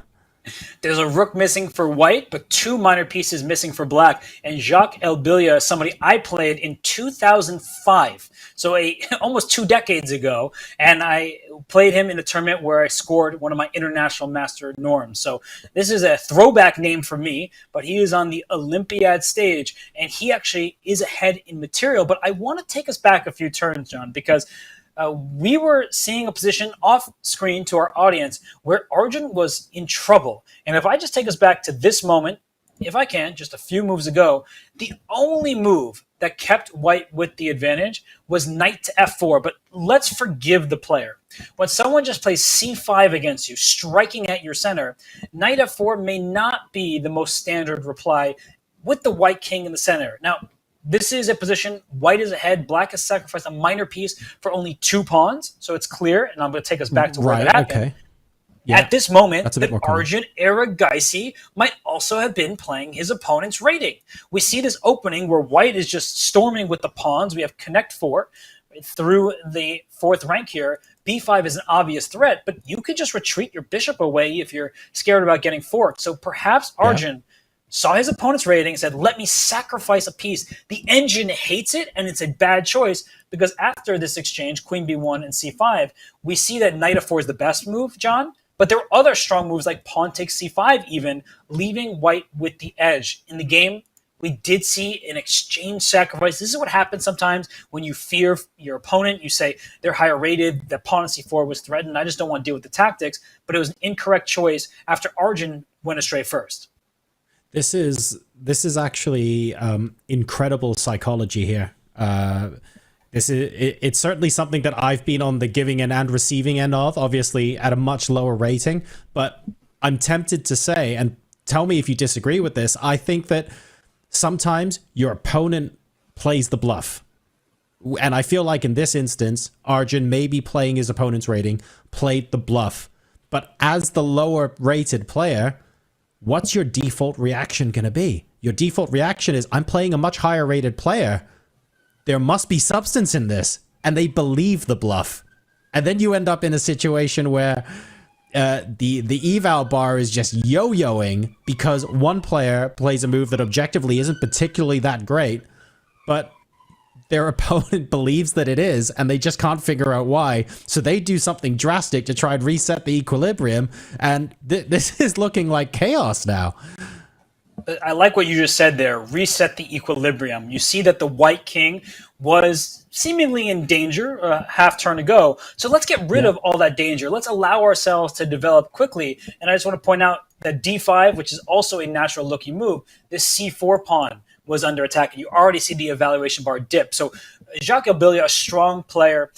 He has been playing, as I said, he played me decades ago at this point. He is just trying to say, let me eliminate the immediate pressure in front of my king. But if we go to the game, but just speed up here, the rook takes d5, closing everything down, not dropping another pawn. And as we go to the live position after e takes d5, white is still with a healthy position. So I don't want to lose sight of that. And sometimes this practical choice to say, I know that I could have had extra material, an extra piece for just 2 pawns, but I'm going to give some of it back. That's what we're often taught, that if it makes our life easier, giving back some of our extra material might be good. And after, I think you get captured either way, but let's take in the same way our opponent did. I just want to note that in this position, white has 2 minor pieces, a knight and bishop. I don't know why I just put them in yellow. I'm going to put them in blue because that looks a little better. And black has a rook and 2 pawns. So that's about 7 points worth of material value for black and similar for white. So, sometimes a minor piece is worth a little bit more than 3. Let's just call it an even trade. But with so many pieces on the board, those minor pieces can work together quite nicely. The pawns can't get rolling all that soon. So this does give white some chances, but it also just feeds black some ammunition himself. So Arjun, he did escape one here. I don't think that he's particularly proud of that bishop takes b4 move, but his high rating, he has bulldozed many lower rated players in his career to get to his peak form, his peak rating, and he wants to keep that going. 2,800, here he comes. There's a problem with resetting the equilibrium as well if you're Jacques right now, because against a player like Arjun, the imbalance in material between a rook and 2 pawns and a knight and bishop makes it that much more complicated. It's not a simple rook and pawn ending. Like, every trade has to be considered. There are so many more moves that are perhaps unusual that you wouldn't necessarily find in your typical game. And the more chaos like that is sown, there's an argument to say that benefits the higher rated player who maybe is able to either calculate more deeply or set up more tactics. And this increases the pressure on white. And we've already seen white make 1 mistake under pressure. Could that end up being the seed for a second decisive mistake? Quite often in games like this where the material is uneven and that kind of nature, it could. So I'm a little bit fearful right now. I do think that last capture, it goes to show that he wants to trade off some pieces and get rid of additional problems, right? Without so many pieces on the board, you can just focus on the task ahead. So I have to say, simplify. I still like white's position. I mean, he is doing a great job, but I also agree with you that now there's a bit more breathing room for Arjun, both on the board and just psychologically. Okay, I'm not down material. We're actually quite level in terms of material, and perhaps I can use the clock to my advantage, my higher rating, I would say experience, but he is a much younger player. But I mean experience in these high pressure situations at the highest level. Arjun Erigaisi, a star, and he would like to get off on a good note for Team India. You don't want to start by sacrificing a half or full point. And I would just want to add one quick point, John. The reason why, and they used to talk about this with the Russian teams of old and also the American teams, is that sometimes teammates are almost like rooting against each other. I do not think that's true for Team India. But when you have players who are similar in rating and ranking, if they lose and you win, you leapfrog them in the world rankings. That gets you more invitations. That's not a problem for the youngsters from India. But sometimes there is this awkwardness of how do I play for my team while also playing for myself. So for Arjun, everybody roots for Arjun. Such a kind individual. He's a fan favorite for good reason. But I just wanted to state that it can be this awkward tension between team and country and the self. 100%. And like you say, Arjun here playing absolutely beautifully, but will he be able to convert? Logic says yes, but it's the position on the board that matters at the end of the day. So that is India playing Morocco. We're going to be moving on now to take a look at one of the other boards, a board one, in fact, one that you can see on our lovely bird's eye view here. We're going to be moving to Norway versus South Korea. We're on board number 1. We have Christensen versus Jun Hyuk Lee. And again, a pretty interesting position for us to take a look at here. First thing to note, white is all over the black king right now. The rooks are connected. It looks like there's an awful lot of pressure. And then you look a little bit more closely and you go, hang on a second. I don't see a white queen anywhere on the board. I can see a black one. And you look a little bit closer and you go, wait. White's an hour down on the clock. This is nowhere near as simple as I thought it was 20 seconds ago. What's going on?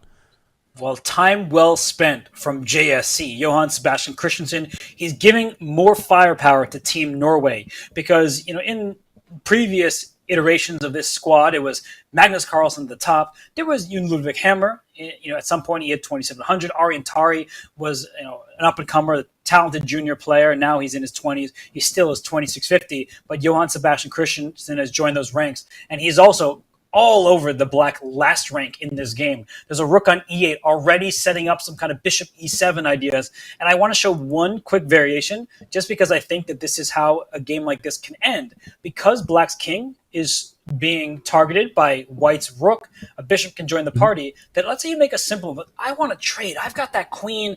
You've got all these pieces. Let's say we do see a trade and his rook slams down on e8. That the bishop comes to b7, there are multiple winning moves here. The position is just so overwhelmingly in white's favor, but knight e6 was my idea. I am already threatening checkmate in 1 with rook takes knight. I'm threatening your queen, and if you take my knight, I go d takes e6, threatening pawn to e7, very importantly with check, so that I pile pressure on your pinned piece. I'm going to get a new queen with checkmate, and even if you stop my first check, that's still happening. You can't defend on the last rank. You are busted, losing this game. So I think Johan Sebastian Christensen, he's used his time very wisely to obtain a winning position. Dude, that's gross. There were so many pieces involved in the attack. The bishop on b3 was the last piece I was looking at, and you found a way to bring it into the game and help deliver checkmate in a delicious way. This is, if I'm black here, I mean, I don't... I love chat's thing. Well, actually, I'd consider resigning at this. The first move I looked at was, is there a way to prevent the other rook coming down to the 7th, for example? And bishop d7 just means you take the rook on a8. This is difficult. Like, I'm trying to work out if there are any options that allow the opportunity for white to maybe make a mistake somewhere. Like, how does black make this tricky? How does black not necessarily offer up an exchange of pieces and simplify, but where is the opportunity for white to mess this up? So I'm usually quite generous for the defensive side, but here I won't be. I just think that the attack is quite straightforward. And, I'm just trying to be honest with everybody that I would like to say that there's this move that complicates matters, but the fact of the matter is that white has all of the initiative going, connected rooks, powerful minor pieces. This knight, you don't even know where it's going to hop. I just showed you a knight e6 variation. This knight could hop over to c6 and into e7 with check, cutting your king from that knight on f8. Bishop e7 is already a devastating threat. If you move your queen to d7, similar to your idea, to stop any kind of piece coming to the e-file, maybe my rook slides to d8 and my next rook up to e8. Like, I just continue increasing the pressure on that final rank, going right after the black king. So I'm just being honest. This position looks as bad as the evaluation bar would suggest. I think that Johan Sebastian Christensen, he is going to make Magnus Carlsen a happy teammate because he's going to look over and say, you know what, you look like you're in good form. You're playing a strong player. We see that rating there, 2364. This isn't a 500-point rating gap. It's 300 points. And that means upsets do happen much more regularly with that rating gap, but not in this game, not against this player. Johan Sebastian Christensen, you look at his rating trajectory. A couple years ago, he was in that high 2,500 range. You didn't know would he be able to break through, and now he's sitting at 2,661. He's farmed a little bit. Like, just look at his rating history, playing it against lower rated opposition. But even when he plays other grandmasters, he's flexing those muscles. So his hard work definitely paying off. Credit to him and to Norway, because this could be a more dangerous team than just Magnus Carlsen on the top board. I want to stress that. Magnus, if they play the U.S., he'll have his hands full, but the other players need to rise to the occasion, and Johan Sebastian Christensen is somebody who can do just that. And I don't want to understate some of these rating differences and how you're able to rise up above that rating as well, because to the layman, obviously a higher rating is better, right? We all know that in chat, but generally speaking, I think the formula is roughly that if you're 200 elo above somebody else, you're expected to win about 75% of the time, right? So if you imagine a 2,500 player, a grandmaster, you can still have a super GM, a 2,700 player who's expected not just to beat them, but take home 3/4 of the points. That's massive. you're playing against a grandmaster and you're expected to do that statistically. That level of improvement when you're already at 2,500 and you're trying to break through to the next level it's really hard to overstate just how difficult that is. And I think that's one of the things that is genuinely just more challenging for weaker players to, I guess, understand, because it really is an exponential curve where the amount of work you need to put in to do that is phenomenal, like absolutely obsessive. So let's see if we do get a really strong result. Team Norway obviously looking very, very good so far, and Christensen probably about to bring home the point. Let's take a look now at one of the other matchups. One more before we go to a break. We've got Azerbaijan versus Jordan, and we're going to be moving to board number 3. This is Mamedov versus Saif. Interesting fact about this particular matchup, and maybe one for chat. So the distance between Azerbaijan and Jordan is just over 1,600 kilometers, or about 1,000 miles if you're from a weird place like I am, where we still continue to use it. But what is the matchup in round number 1 of the Olympiad with the greatest distance between each other? Answers in chat, please. We'll attempt to reveal that one after the break. Although now that I've said that, Robert, we asked chat a question before we went to our last break, and I'm not 100% sure we answered it. It's funny because you just read my mind. As soon as you were asking a new trivia question, and I realized I didn't tell you the answer was Ray Robson. So for all of you who said Ray, yes, the Super Grandmaster 2700 from America, it is Ray Robson. He was born in Guam. He is pride and joy of the American team, but he was born in Guam. And so you not Robert Hess. Nope, the answer is not myself. I've never been to Guam. Maybe I will have the honor at some point. But you mentioned about something about a break. I'm looking at this position. All 8 pawns are on the board. I was looking where are the breaks going to come from. And I do like Rauf Mamedov's position. The veteran grandmaster from Azerbaijan is the healthier pawn structure. There are sirens going. I hope everything's okay outside. But I also hope for Team Jordan that the king side will be okay with these compromised pawns on the F file. So I apologize. The not under my control. They're getting quieter. I think that means the traffic is making way for the ambulance that is going through. It's the F-file police. The F-file police, indeed. And you see, that's not my arrow. That's the blue arrow saying the castle and queenside was the only move that kept black where he was. King E7, not an easy move to make. And I'm going to ask you a question, John. Do you know what team has the highest rated board 4 in the open section? Highest rated board 4. So you'd want a team that is particularly strong but still has a lot of depth. And we're just going with highest rated board 4, not highest rated board 4 in rating order, right? Because that could be a trick question as well, where some teams place their strongest player on board 4. Because if it was overall, I would have been tempted to auto say the United States, where the depth in the squad is so strong that I think by rating, Hans Niemann doesn't make the team, which is mind-boggling that such a strong player is still outside the top 4. But I'm going to guess it's a trick question, and it's going to be a team. I'm going to guess India. I will allow you one more guess before I do the honors. Oh. All right. If it's not India, then we're going to have to go with... I'm really struggling here. Who would play a world top 10 or world top 20 player strategically on board 4? We've already got several top 10 players in the US team. I don't think it's them.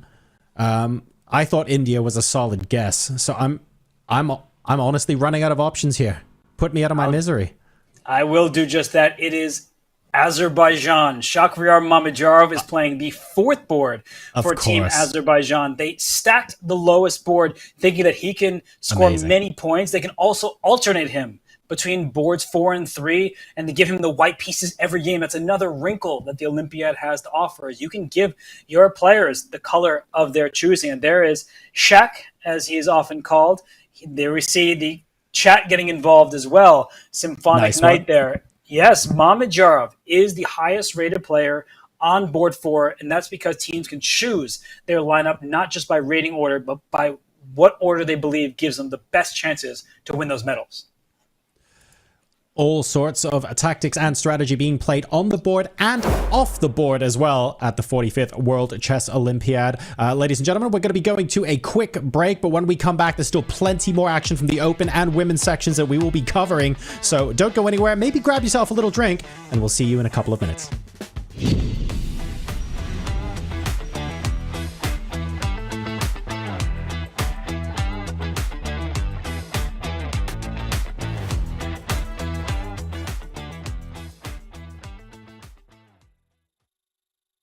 Chess with friends is fun, and Discord is your place to talk with friends. This month only, Discord is joining forces with Chess.com.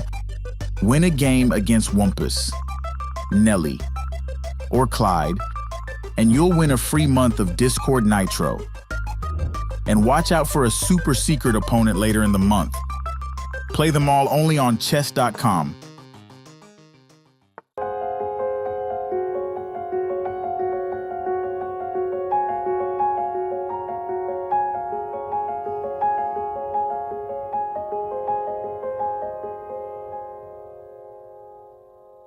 I grew up in the small fortress town of Woerden. I've lived here all my life. When I was 5, my father taught me the game, and soon thereafter took me to the local chess club. I can't really remember my life without chess. I feel like it's always been there. I met my wife through chess. My profession is chess.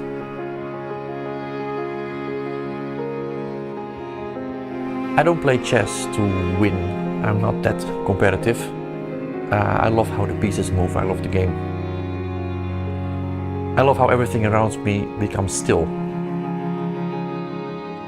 When I'm behind the chessboard, time doesn't flow the same way until the clock runs out. In the spring of 2021, time seemed to have run out. I was diagnosed with Hodgkin's disease, which is a form of cancer. I was 35, and suddenly my life changed. It was a strange time, and chess didn't seem to matter at all.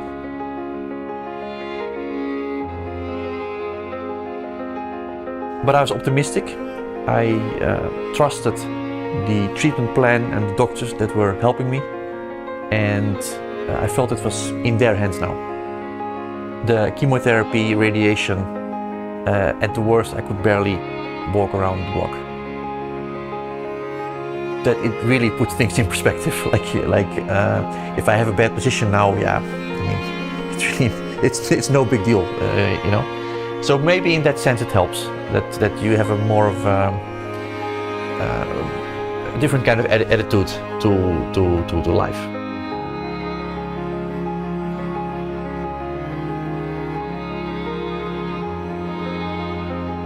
There are definitely also positive things I take from that time when I was not well.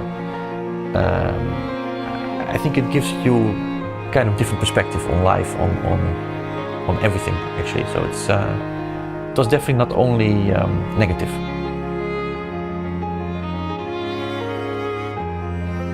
It takes a long time to recover, but chess players are anything if not patient. It was crazy because 1 month before the tournament in Vegas, I still had my radiation therapy finished. So it was way too early actually to start playing, but I wanted to desperately be at that tournament. I barely prepared for the games because I was just too tired. I only played the games. I had dinner, went back to my room, slept most of the time. I had put that tournament as a goal. Best tournament I ever played. Then at the end of the year, after 16 failed attempts, I became Dutch champion, and that was really the cherry on the cake. That was huge for me. I was ecstatic. It was the feeling of I'm back.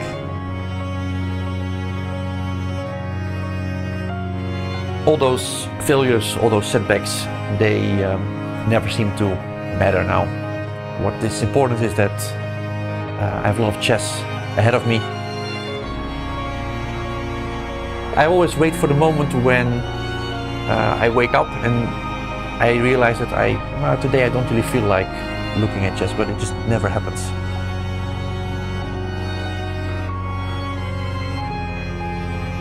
My name is Erwin Lamy, and I'm a Dutch Grandmaster.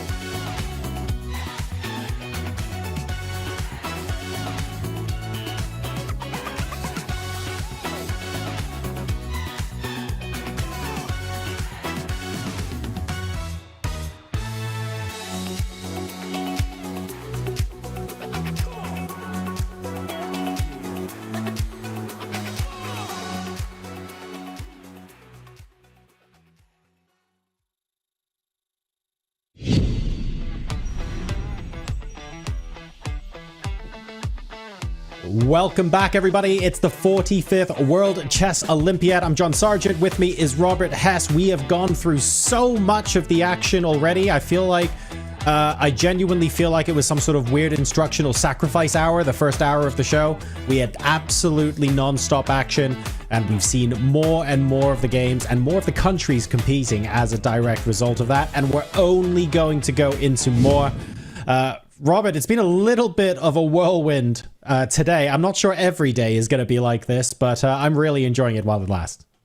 Oh, it's been super fun, and we only just started this Olympiad. The Olympiad is great because there are so many games, hundreds of games going on at the same time, and the stakes are clear to win, not just for yourself, but for your country and your teammates. And, I mean, 193 countries playing in the open section, 181 countries playing in the women's section, and there are 3 medal positions, guys. So when we talk about competitive, this really is absolutely massively competitive. We took a look at one of the games earlier on that I think we're going to go back to and have a peek at. I believe we're going to move back to Yakobayev at the moment. And we caught up with his game a little earlier on because it was, frankly, so unbelievably interesting what Quinn Cabaras there was able to conjure up out of the opening. And we had sacrifices, pieces on weird squares, kings potentially being exposed. And it doesn't look like, if I may say so, the position hasn't really normalized. I think we're still finding some pretty scary looking positions on the board here.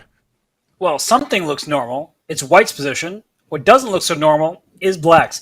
Yakobayev has no development. You see that his king is still in the center. His minor piece in the queen side not doing much of anything. And White, on the other hand, you see the blue arrow. So this is the move for White. It makes perfect sense because there are problems down the e-file, and I will explain that in more detail in just a bit. But the last bunch of turns, John, White's pieces are all on pretty optimal squares. A pin along the h4 diagonal all the way to that queen on e7. The rook and queen for White lined up. The king castle. Everything seems like it's gone in White's favor.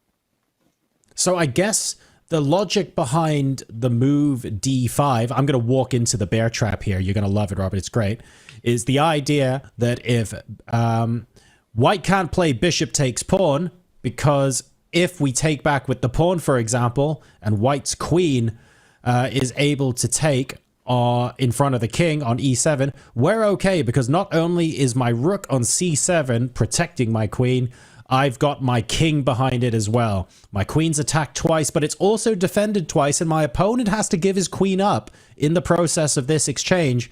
I should be fine. Or am I?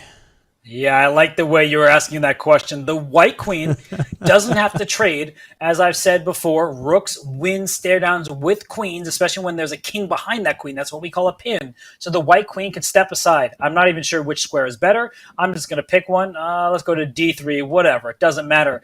And other pins are what allow white to win this game. The knight would normally block on e4, but as soon as you bring that pony forward, you lose your queen thanks to the bishop on h4. If you block with the bishop on e6, I have another piece to add to the assault here. I can push my pawn to f5, and that should just be simply winning for white. I am getting my piece back and going right after all the remaining pieces. You castle your king to safety, or so you think. Now I take back on e6, and if you don't take my pawn, my knight comes to f5, or shall I call it knife f5? Because there is no surviving this, John. I mean, the pieces are just flowing. The king is unsafe. This bishop hits this knight, which is pinned to this queen on the diagonal. So everything going in white's favor. And just last point here is if you take on e6, this knight can simply take back. The rook protects it, and this knight is doing some forking. The rook and the other rook are both under attack. You win at minimum in exchange, but I think more or less you're winning the game. This game has taken so many turns. I think we're not going to bore you again from the start, and I say bore, I mean, it was actually amazing. But at one point, white was in trouble, then black was in trouble, and then both sides at one point were finding only moves. And now we're in a position where Yakubayev is not only in trouble, but he's got half the time of his opponent as well. Bishop takes pawn doesn't even feel like that difficult a move to follow. Like it seems like, how do I put it, guys? I don't want to do too much on the self-deprecation portion of the broadcast here, but there is an element to my head that's saying, look, if I can find that move, I reckon these guys can. John, I want to note it was played. So this isn't analysis Nice. anymore. This was played by Queen Cabrales, and we just showed that pawn takes d5 is not going to work out. So you just put your pawn there. Your opponent captured it. So that's a bad sign. And you could try to run out the way, castle your king. And the problem is, you remember what you said before, John? The king was doing an important job of defending this queen with a second piece. Yeah. Just very quickly show again, castle's kingside, knight, or should I say knife f5. And if you take this knight, which is attacking the queen, now queen takes e7, nets white material because this rook captures. There is no king to take back. White has two rooks. Black only has one. It's an extra exchange. And this position actually is quite straightforward. Some extra exchanges, there's a lot of work left to be done. Here, it's like you have a rook on the 7th rank. You have this bishop that can take this knight next. So that means the knight probably has to take a bishop, but you're liquidating, which is good for the side with a material advantage. Now, I've got one last question to ask about this analysis, which is obviously the knight to f5 is challenging for the position, but in all of those situations, we found a way to liquidate. Is there a way for black to step aside and say, okay, you got the knight into f5, but if I get my queen out of this pin, there's like, is there a killing blow there? So if the queen, I don't know, what would be logical here? Maybe queen c5 doesn't seem too out of the ordinary, because if white moves the queen to an unopportune square, obviously c2 will then become checkmate. But can black sidestep with the queen and avoid problems from knight f5? So you evade one issue, but this bishop has been waiting for the opportunity to take the knight on f6. And if you think you're just taking back, well, that's the end of the game. Queen g4 check. If black had a free turn, yes, that would be mate on c2, but this is straightforward checkmate on the g file. And if instead of taking back on f6, you take one of these other pieces, which one are you going to take? It doesn't really matter. E takes f5, let's say bishop e7. Once again, the access along the e file, you're hitting this queen here with the bishop. You're also hitting this rook. Black once more has to give up in exchange and be in a lost ending. So, John, it's actually that straightforward at this point. Yakubayev could be not just in trouble, he could be lost in a couple turns. That is absolutely incredible. Out of the frying pan into the fire, unfortunately. I was looking for ways to evade knight f5. I might be able to do that, but unfortunately there are about 3 different follow-ups there that mean that I'm lost in all of them. So yeah, Yakubayev there could be taking a very early loss there for Team Uzbekistan.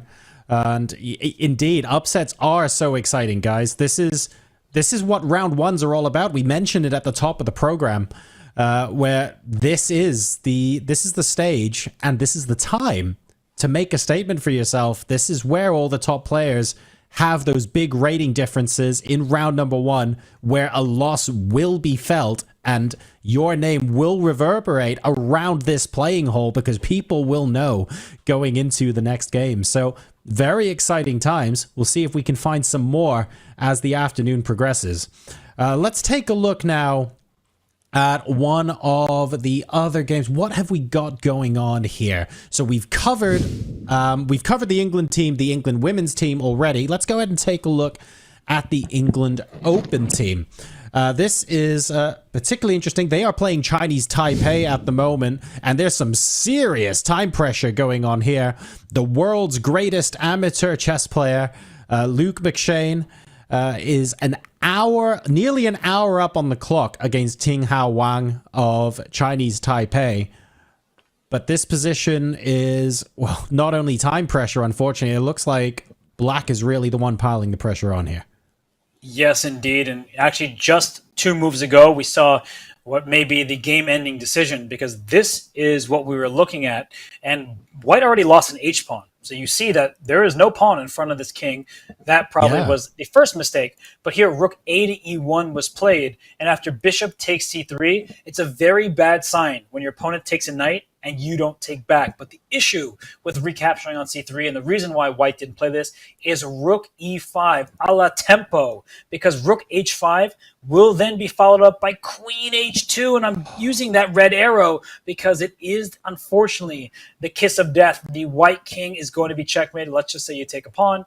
You give 1 check, which leads to a second by force, and that is checkmate. The queen on b8 uses the full length of diagonal. The rook and queen line up perfectly, and that is checkmate. And you can't even interpose as well. Like when the rook comes up to e5, part of me was thinking, can White play the bishop to f4 and say, well, if you move your rook and take my queen, I can take yours right back. Well, that doesn't work out too well either, because yes, you can take the queen back, but once you go the piece up, there's absolutely nothing else for White, and you're just playing a lost endgame. Indeed, and this is what happens when you're outrated by about 800 points. Luke McShane has been as high as 2,700 plus. He may have lost some of his rating, but that isn't going to make up the difference between these two. These are these lopsided first-round matchups. Credit to his opponent for trying to dig deep and find some ideas, but this game, it's going to happen in the Olympiad in the first round. There's no shame in it. This is actually an opportunity for how often does an 1800 get to play a grandmaster, especially of this caliber? Not very often is the answer. It was rhetorical, but it's a good opportunity. Unfortunately, this is going to be a quick defeat, and I guess fortunately for Team England, it's going to be 1-0 on the scoreboard after just about 25 moves. Yeah, very, very strong initial showing here from Luke McShane. Impressive that he's still able to perform at this level while obviously professionally doing stuff that isn't chess, which is exactly why he has the title the world's strongest amateur chess player. We say that not with, oh goodness, he's an amateur. This is literally like as amazing as it gets. He doesn't play chess full time, and he's still able to sort of hit these absolutely wonderful events out of the park. He was 2,700 once. Just incredible stuff that he's able to maintain at this level. And I wonder if he does maintain that distinction as the strongest amateur player.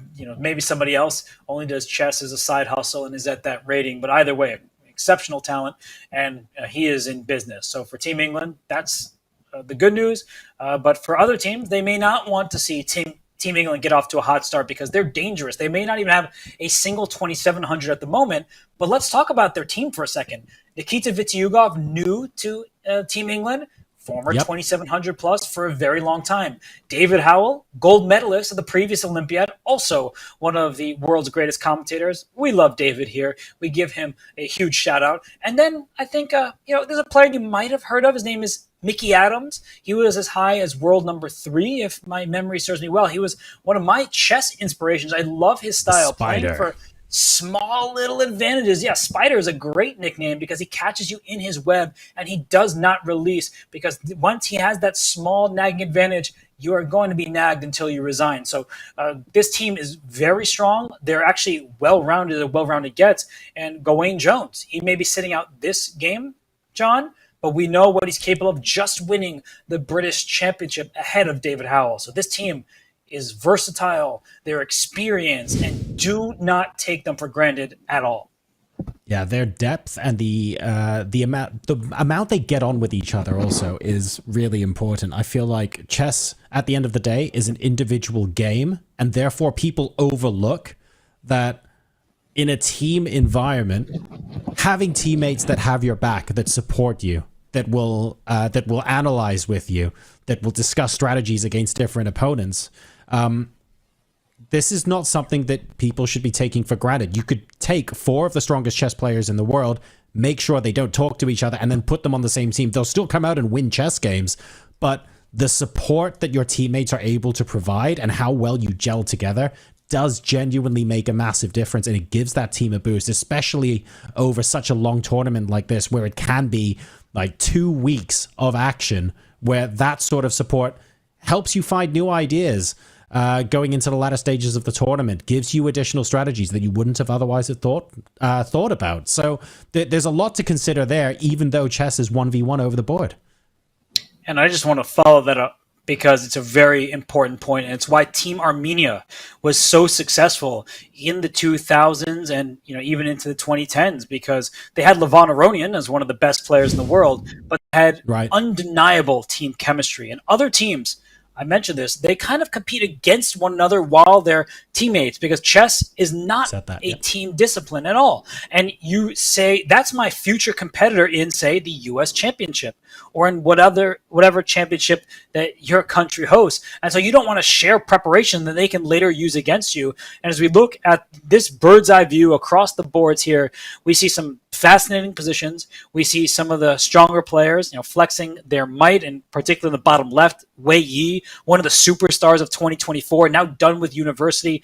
He's going to help Team China try to reclaim Olympiad gold, and he won Tata Steel Masters at the beginning of the year, played very well in the Grand Chess Tour event that he participated in. Now that he's done with the studies, he could focus on chess. So maybe he was the strongest amateur chess player, John, if we can count him as that, while he was studying, and now he's back to chess playing. Speaking of trivia, we did also ask you, and we're doing this early this time, so we managed to remember in time. Before the break, we asked you where the 2 countries were that were playing each other that had the furthest distance. I will admit I didn't collate all of the answers in chat, but I'm sure people will have been scrolling through some of the matches, and hopefully some of you will have managed to guess. It's Grenada versus Indonesia, whose countries are a staggering 18,600 kilometers apart. Now, I don't think that's the theoretical maximum distance a pairing could be through the Olympiad, but it certainly is the maximum distance for this particular round and this pairing. That's a long way to fly and a couple of layovers, unfortunately. So that, I guess that's another thing to bear in mind for some of these teams. This is round number 1. From what I understand, some of these teams flew in as recently as yesterday. I don't even know if there are some teams that flew in this morning. So imagine playing while tired and jet lagged as well. There are a multitude of reasons why some teams may want to rest particular players, or why upsets may even be occurring depending on where teams are traveling in from. This is grueling stuff, right? It really is, and I'm looking at the boards on our screen. We see in the bottom right, Johann Sebastian Christensen well ahead. Next to that board, second from the right on the bottom, Anish Giri, much better with the black pieces, but with opposite colored bishops, that could provide some serious drawing chances for his opponent. So that's not a game that we can count as over. To the left of that one, Nodirbek Abdusattorov against Joshua Johnson. We see a game where material is balanced. Black has a worse pawn structure, but that may be a later problem. For now, things seem under control. And then I want to point out that in the top left, Wesley So against his opponent, Sanchez from Panama, that game, well, the engine says it's quite leveled up there. So these games are not one-sided affairs, not all of them, but I think one that we will concentrate on, John, Peter Leko, the legend, the hometown hero. He is doing well finally with the black pieces.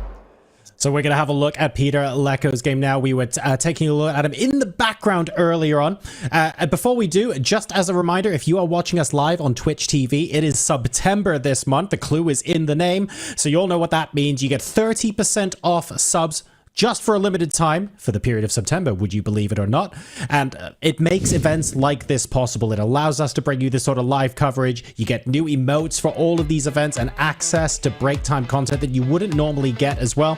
So if you have got a sub free, by all means, use !subscribe in chat to level up. But speaking of leveling up, this is someone who has been at the top level for the longest time. Peter Leko is not a new name to the chess scene for anyone who knows anything about chess, and we are here now watching his game live from the 45th Olympiad.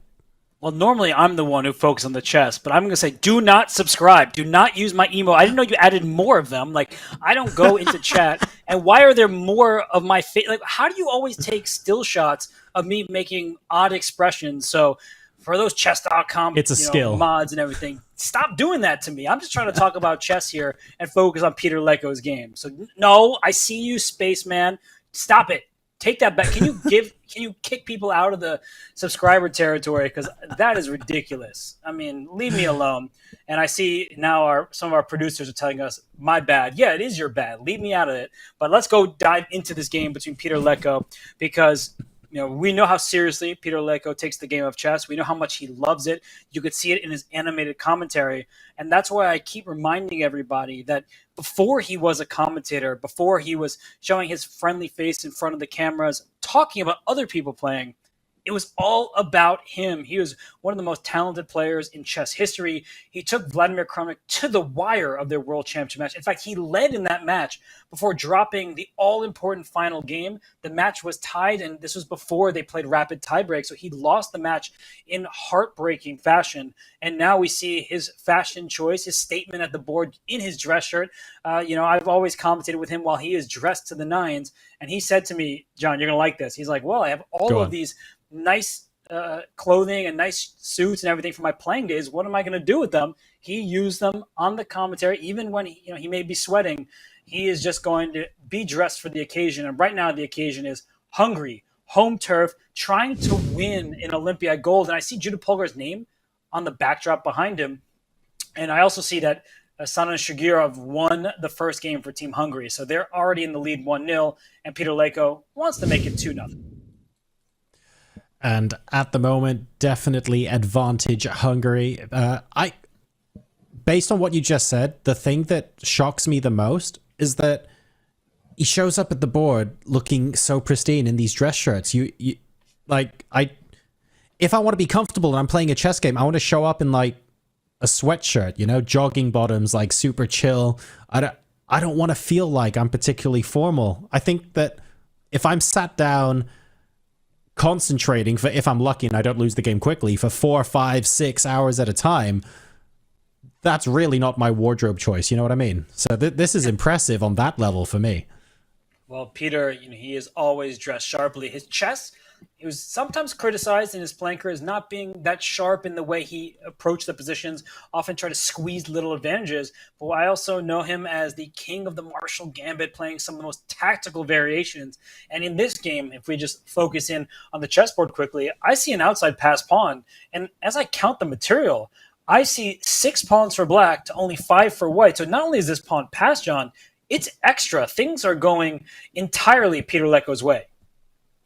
I guess it is worth pointing out that there is tension in the middle of the board. White has to decide what he wants to do with that pawn on d5 with an option to capture. Also, both major pieces and the queen are on the pawn on a4 at the moment. So even though it's an outside pass pawn, at least in the short term, it's not going anywhere.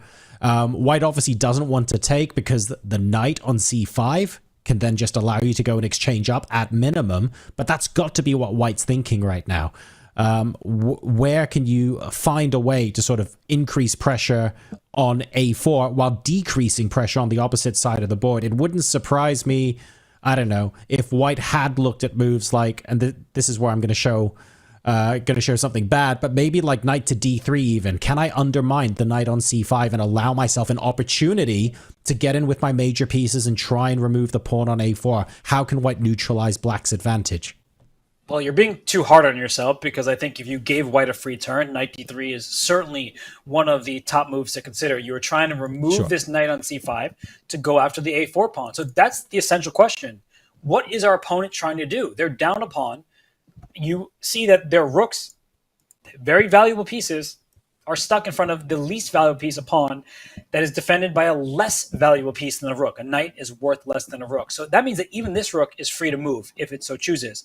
But to preempt all this, to go forward with what you're talking about, knight d3 is the plan from the white side.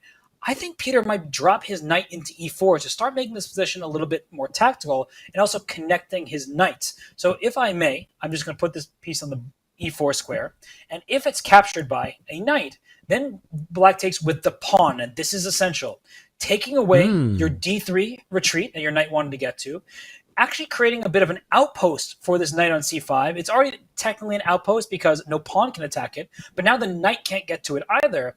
And this knight on e5, it could be trapped if you're not careful. It only has one escape square on g4, so a move like queen g5 and other ideas like that may threaten to trap that knight, not to mention the d-file is open. So, John, the most important piece on this board is this little teeny a-pawn that is restricting white's pieces, and I want to prevent your idea of knight d3. I want to cement that pawn in place and then free up the remaining black pieces to start doing the rest of the damage. And when you do that, it's almost like there are no good ideas left for white, because you're right, knight d3 is the big idea. And if you ask me, if knight d3 wasn't possible, what would you be doing instead? I kind of don't know. The number of squares is really starting to dwindle. At one point, white might even be forced to save the knight to have to play something like knight g5. And objectively, if I'm going, okay, well, at least there's a safe square in e3 after knight g5. And then you can protect your pawn on the c-file and everything looks hunky-dory. Your bishop is stuck behind that black pawn that you can't shift. That pawn on a4 is still a thorn in your side and you can't take it. Black might be able to just swivel the rook over to the d-file or the b-file or reposition the bishop, and it feels like white's slowly being suffocated and there's a lack of options. It's not necessarily that they're going to lose the game in the next 5 or 6 moves. It's more if you're sat at the board with that kind of position, you're slowly getting to a point where you're thinking, well, what can I do now? Like, all the good options are disappearing. I think you summed it up perfectly. That it's not about losing in a few turns. It's just that black will first keep that pawn defended and then bring in the reinforcement. So as we go to the game position here, I like knight f to e4. It's not the only move. By no means is that absolutely required. But with knight d3 coming in the near future, trying to get after that a4 pawn, I do feel like knight f to e4 is a great move. Also, bring a rook to the c-file can never hurt because there's a queen at the end of the line. We keep talking about how rooks win those showdowns. So both moves, to my eyes, look very good. It is a clear advantage for Peter Leko, and now he needs to prove it down to 20 minutes. And he has, 21 moves to make? 22 moves, it looks like. So Peter doesn't have all that much time. That 30-second additional time added after every move made will come in handy. So we have now taken a look at Peter Leko, who's just made a move in that game. We're going to take a look at a different game now, but it's actually a game you've already mentioned, Robert. We just haven't necessarily looked in that much detail, and it's because we've spotted that game on our bird's eye view cam a little bit earlier on. This will be the Netherlands going up against Lebanon. And we were talking about that game, second from the right on the bottom row with the lovely purple squares there, where Anish Giri looks to try and negotiate some chances against his opponent in round number 1. But the problem being they fundamentally have opposite colored bishops. So he needs to find a way to make the presence of the major pieces on the board count. What do we think about that position? Well, by my count, the material is even. We see that both sides, despite let's call it an ugly pawn structure, they both have 6 pawns. So material is even. Opposite color bishops are really important. And to describe them isn't always so easy, but I will do my best. That the presence of opposite colored bishops here means that they can't compete for the same squares. Inherent to having a bishop means you are restricted to 32 squares of the 64. You're only on your own color. So that means this dark square bishop at some moment can try to go after this vulnerable double pawn, and this bishop on c4 doesn't really have an avenue in. So that's why I prefer black's position ever so slightly. White has a 2-on-1 pawn majority, but the b4 square is completely under black's control, which means that you're never, or at least not easily, creating a passed pawn.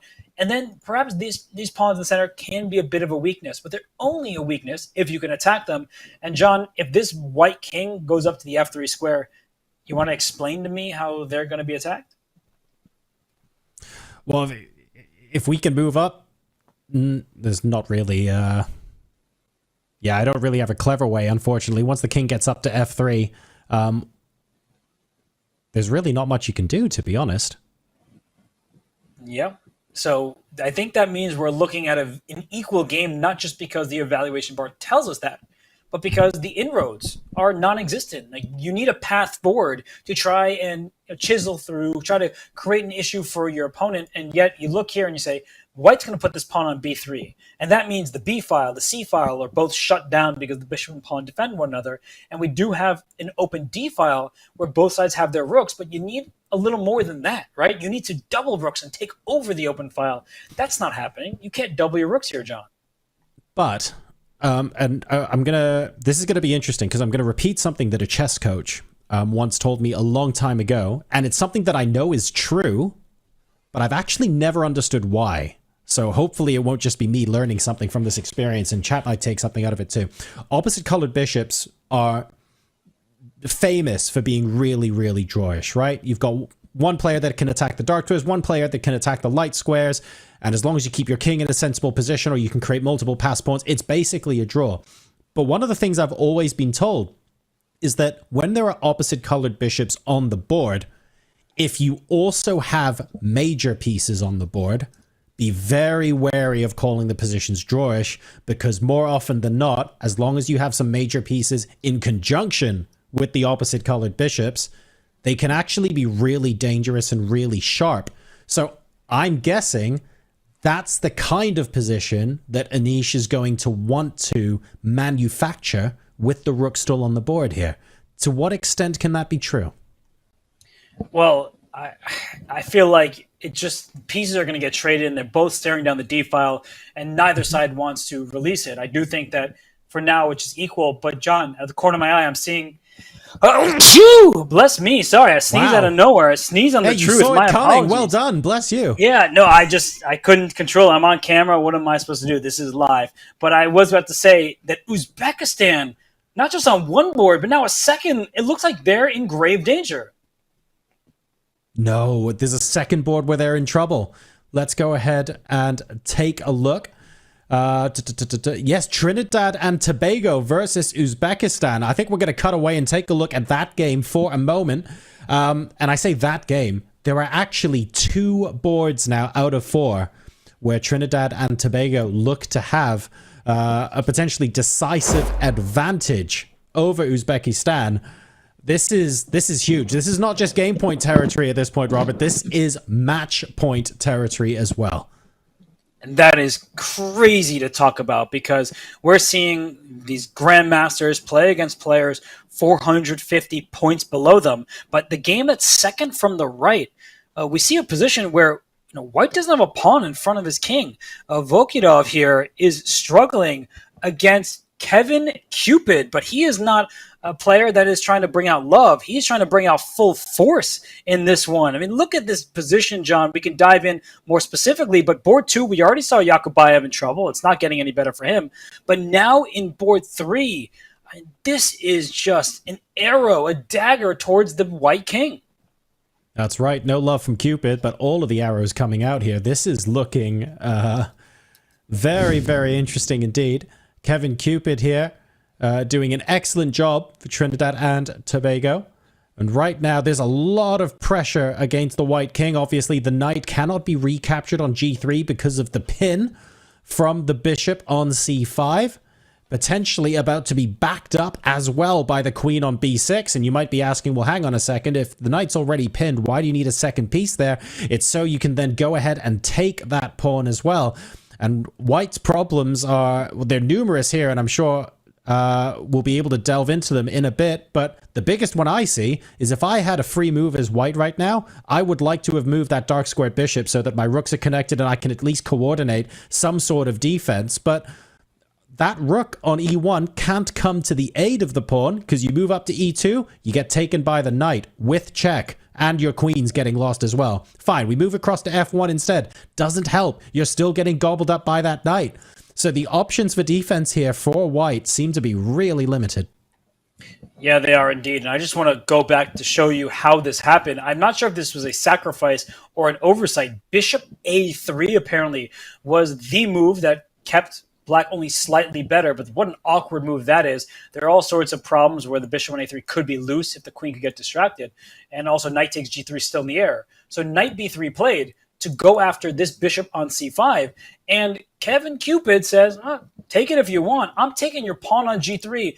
Given the brilliancy, I know everyone in chat is desperate to get brilliancies of their own. And the point, everyone, is a forced sequence. Knight takes bishop.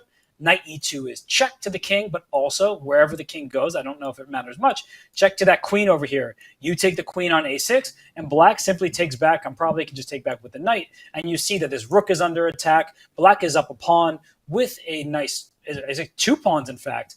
White only has 5, and black has 7, so this is not the territory you want to be in. So in the game, after knight to b3, knight takes g3, the check on e2 is threatened, and that's why the rook came to e1. So queen b6, John, that's the only move that leaves black with the advantage, but it makes perfect sense. You want to keep the pin alive. Your bishop on c5 is under attack. If you protect the bishop, it will be captured, and then the pin is no more. So queen to b6 here, it looks like a very natural move, and if that bishop is captured, the queen takes back, the pin is alive, and this is where it gets a bit complicated, because I think that white can block the pin, attack the queen, but once this trade happens, and I'm sorry to rush through it a little bit, this knight does fall, but you know what else happens? That's a nasty fork, hitting both rooks and your bishop for good measure, and black has 3 extra pawns, right? White has 4, black has 7, and now it's going to be a rook and 3 pawns for 2 minor pieces. Remember we talked about that Arjun game earlier? This is different. It's a 3rd pawn, and it's in the end game, so black has absolutely nothing to worry about. Okay, that I would not have been able to see that without you showing us on the analysis board, and part of me wonders if Kevin Cupid is busy trying to calculate those variations to make sure that black is building on the advantages at the end of those before playing his next move, because he's in so much time trouble. And unfortunately, a completely different move, one that we haven't even talked about, has just appeared on the board. And I wonder if that is a direct result of the time trouble we were talking about just now. Yeah, it's unfortunate for the TNT hopeful, but we see that knight e4 is on the board. It does make sense. It's attacking the queen. It's protecting the bishop. It's putting pressure on f2. But here's where an exchange sacrifice is going to land. Rook takes, which removes the guard of this bishop. I won't say that white is just winning. I see the evaluation bar in white's favor and quite heavily in his favor at that. But yeah, it's turning around for white because you have 2 minor pieces for this rook, but with so much material remaining, John, that does play into white's hands. And I'm guessing everything that we've just went through on the analysis board is what needed to go through the mind of Kevin Cupid, and he had to picture the position at the end and confirm that, yes, this is an endgame I want to go into. There's no knockout blow where I win this game in a couple of moves, but my heart bleeds, and that's not even a genuine attempt at a pun. This could have been such a big, and it still can be, to be fair, such a big result for Trinidad and Tobago against Olympiad gold medalists. I mean, this cannot be overstated. That is absolutely incredible that this is happening in round number 1. There's still life in that game yet. You mentioned the Olympiad gold medalists. You also earlier discussed how it's the same team. Why change something that isn't broke? And if we talk about the Uzbekistan team, they're spearheaded by Nodirbek Abdusataro, but it's not just him. We see the other Nodirbek on board 3, who's won some of the major opens in the chess world, and he is in trouble in this one game, but throughout the last couple years, he has been a force. He, in fact, beat his compatriot and, well, this person with the same name, Abdusataro, head-to-head in a tiebreak in a prestigious open just to win that one. So he's had it going on, Sindarov as well, but not in this opening round. So, John, maybe there's that added pressure of returning as champions. There certainly is. You've got the travel, you've got jet lag, you've got the pressure of returning as champions, you've got the pressure of being in this hall. I mean, look, chess players are used to being in big major open events where there are hundreds of players in the same hall. But I also think it's fair to say it's really rare that it's this scrutinized, that it's this big, that it's this grand. Like the people walking, the number of arbiters and like other staff that are in this hall right now, there is just a sense of it being so grand that I would find it impossible to completely put that out of my mind. And on top of all the other pressures that these players are experiencing, like right now, it does not surprise me that all of that added up can give some of the best players in the world very, very real first round jitters.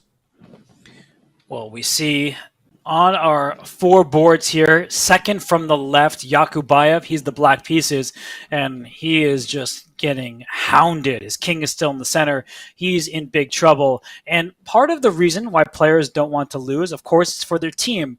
But John, if you lose early, your captain may put you on the bench and you may never come off of it, especially if that reserve board comes in and performs well. So there are added nerves in that equation when teams have some close calls between certain boards. Ratings are similar. You could replace one person for another and it wouldn't harm you very much.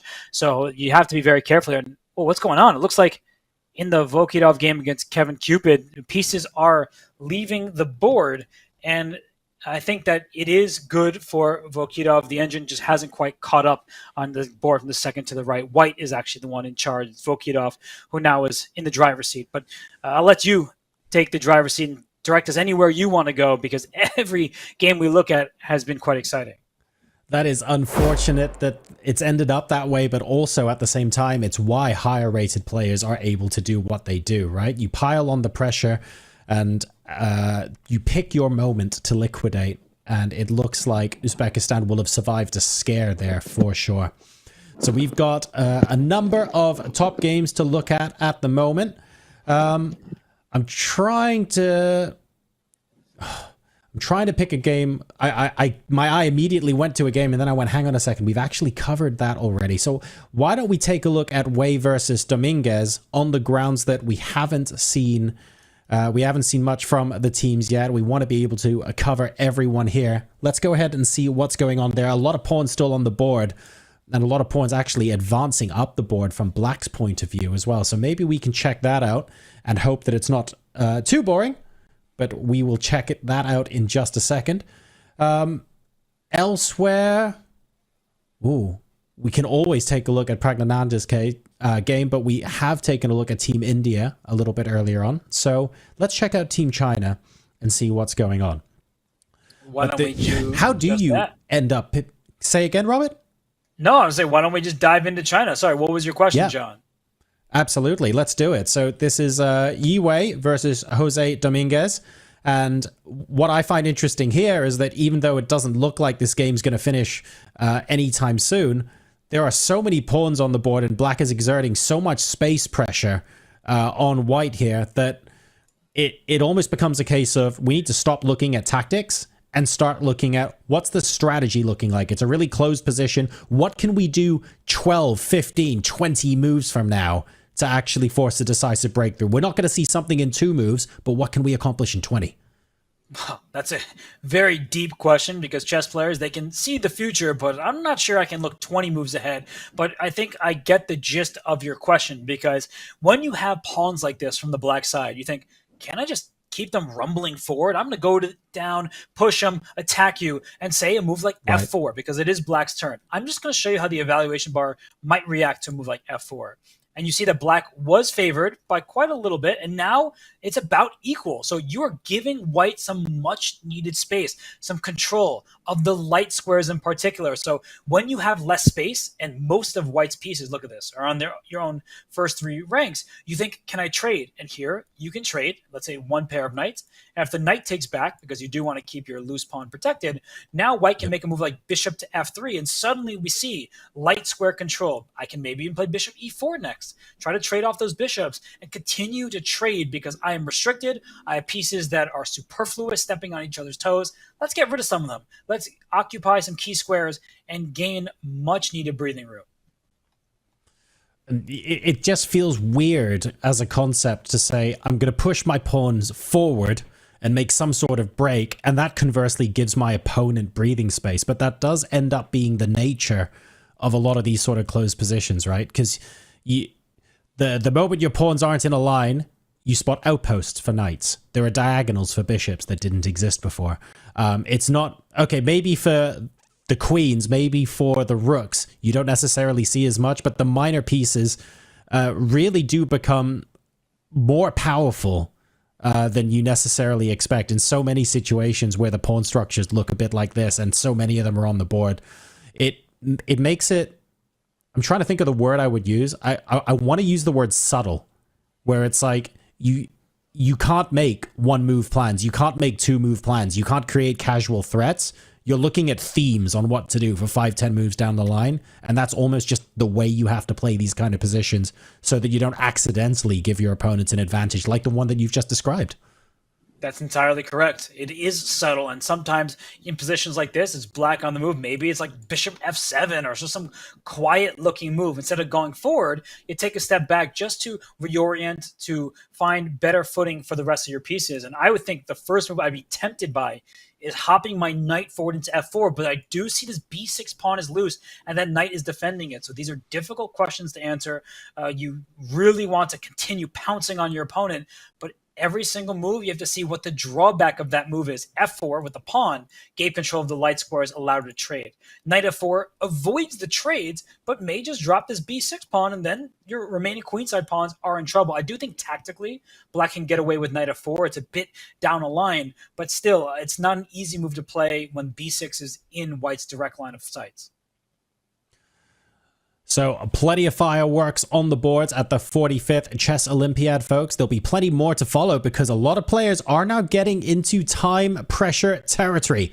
We're going to go for a short break. A lot of players are under 15 minutes or under 10 minutes on the clock, so it is crunch time when we come back. Grab yourself a drink, and we'll see you in a few.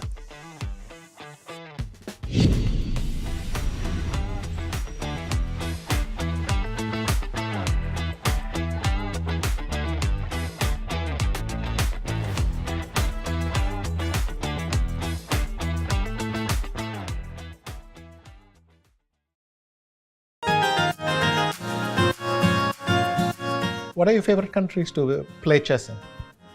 For chess, for me, any country is fine. You don't mind that much? Yeah, I don't mind. But as a person, I like Luxembourg very much. Spain. Because I have the best memories there. So. No, not that, but what is that? They throw him into the swimming pool. After general, like, I have punishment good for results. Okay. You have any favorite countries to play? Greece is one of my You like Greece? Yeah, Okay. I won my World Youth, made my second GM. Like I've got good result and also love the place. Good. And Pragg, what's your favorite country to play? Like I said, room, like, country doesn't matter, just the playing venues matters. Yeah, with the hotel and the venue. Okay, with the nice correct room temperature. What is your best game and the most memorable one and the weakest one? Best game is not easy because I'm always torn between the Aronian game in Vaishali and my game with Lottier. Weakest, it's hard to beat losing in 6 moves, right? So my game with Zapata in Biel, my game with Caruana in Vaishali 2020 is definitely one of the most awful ones. How exactly and then did it some go? other. How exactly did it go? I'm not going to relive it with you now. Oh, sorry. You can look it up. That's a painful. Otherwise, I can act out your draw with Pragg. You get up, you go. All on video, boy.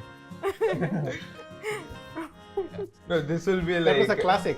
He gets a very confident jacket and all he's putting and he goes and then he turns around and comes back.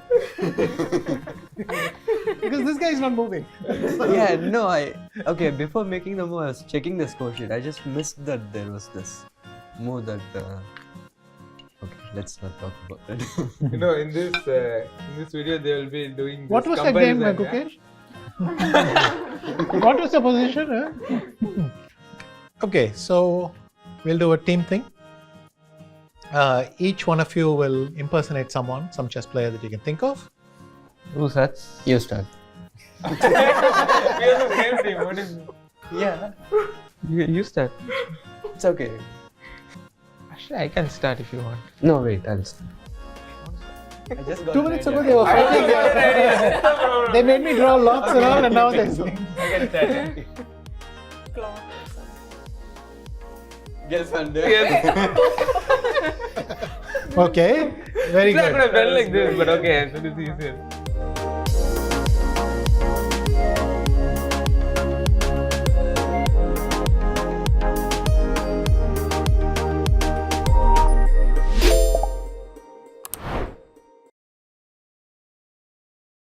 I think Anish has already retired from chess. He only plays so that he has something to tweet. That's factual. I don't think it's mean. I think that's just quite factual. Yeah.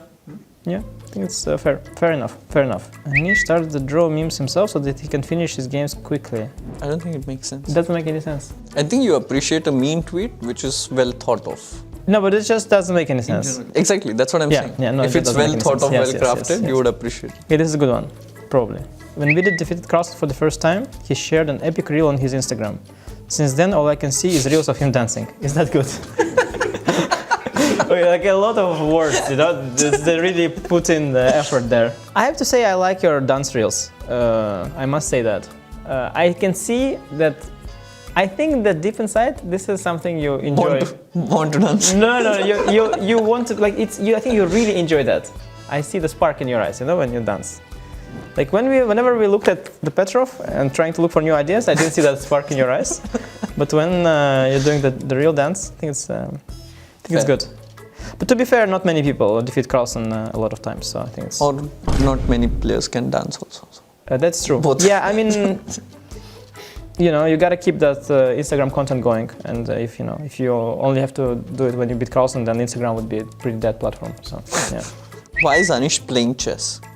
He looks like an accountant who says he has 21 years of experience, but actually uses ChatGPT. Wow. This is some good right there. I mean, wow. Why are you playing chess, Anish? You look like an accountant. No, but this is some meta stuff. Accountant who says he has 21 years of experience, but actually uses ChatGPT. Wow. No, this is actually good. I don't know what is the insulting part. Everything? Everything. Yeah, it hurts really, really deeply, but it's really good. It's really good, yeah. No, I appreciate it.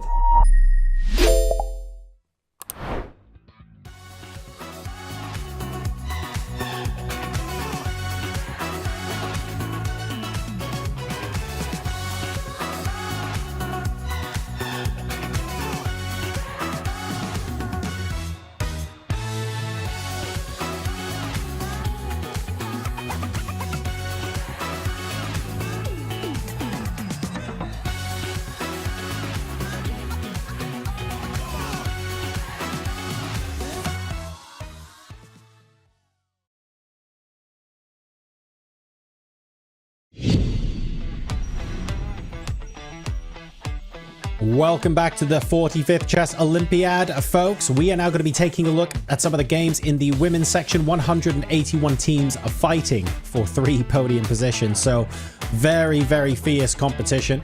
Let's remind you guys and take a look at some of the matchups that we've had so far today.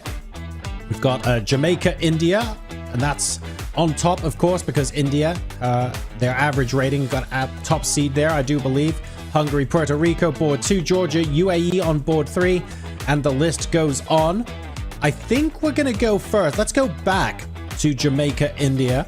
This has been a very, very interesting set of games so far where, again, this is round number 1, folks. So for those of you who are maybe less used to tournament chess than we normally would be, you take the top half of the draw and you pair them against the bottom half of the draw. So quite often you have very large differences in rating, and that's normal for round number 1.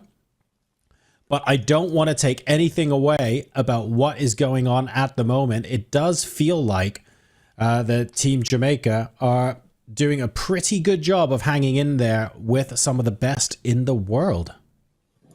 Yes, they are hanging in, and that feels good for your teammates when you see that all three other boards remain. It feels like, maybe we can do this thing. Perhaps not a complete upset, but get a few points, and that way you can hold your heads held high. Duh, I mixed up that expression, my bad, because I was busy looking at some of the games, and I have to be honest, I looked at board 4 with Tanya Sachdev playing here, and she is absolutely cruising at the moment. Her position looks amazing, and it's one of those positions, John, where you look at the material count and you see that both sides have 6 pawns, both sides have the same number of minor pieces and rooks, so it's even material, but the evaluation is through the roof, and the reason why is, let's look at the pawns. We don't just say we have the same number, so that's it.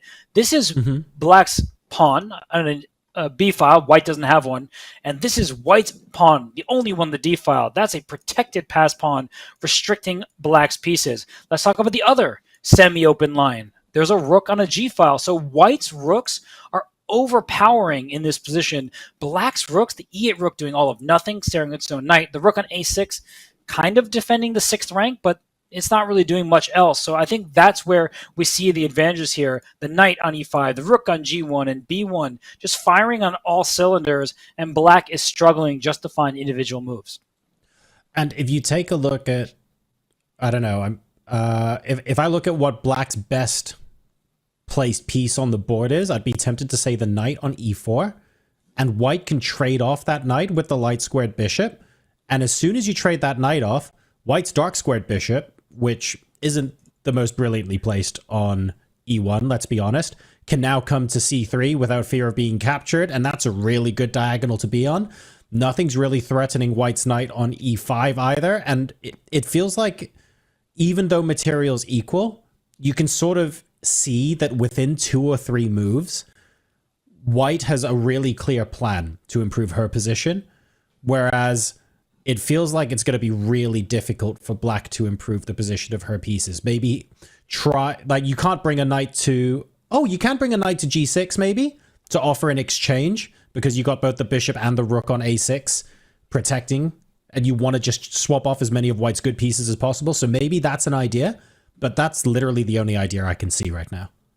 Completely agreed. And even if we get opposite colored bishops, say this bishop takes on e4, and as you mentioned, bishop c3, in the endgame that we saw with Anish Giri, that has drawish tendencies. But with so many pieces on the board, you think about attacking chances. White can use the dark squares to her advantage. Black, those light squares, not doing much, especially when you have a bishop on h7. So Black hardly has a move here. White can almost pre-move bishop takes knight, followed by bishop c3, your idea, John.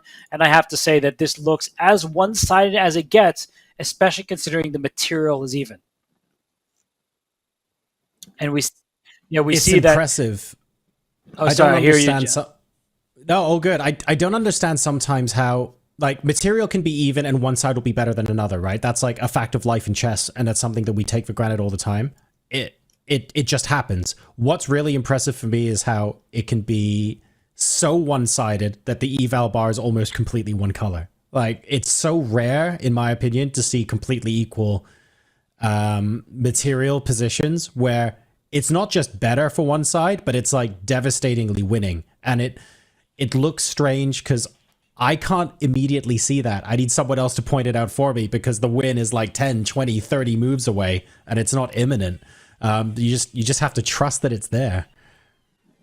Yeah, here, actually, though, it might be imminent because of the idea we keep talking about. Bishop takes knight, bishop c3, double on the g-file, go right after the Black king. And Black doesn't have the coordination, doesn't have any activity to counter with. So I do think Tanya Sachdev will land this full point soon, and India can be very happy about their chances trying to get that gold medal as the top seed.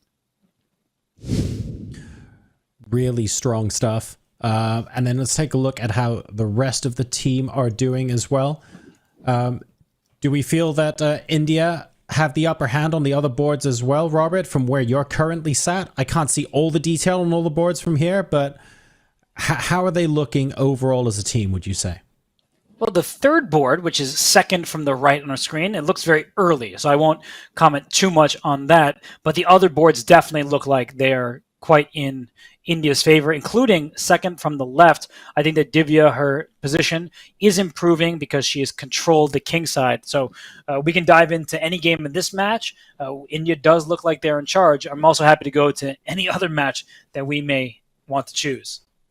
Well, I'll tell you what, Robert. Let's go ahead and take a quick peek at Fiji, Sweden, if we can head over there. Some of the games have already finished, but we do have, to my knowledge, one of, if not the only mother-daughter combo in the playing hall still playing their game. So let's go ahead and take a look at how the Cramlings are holding up.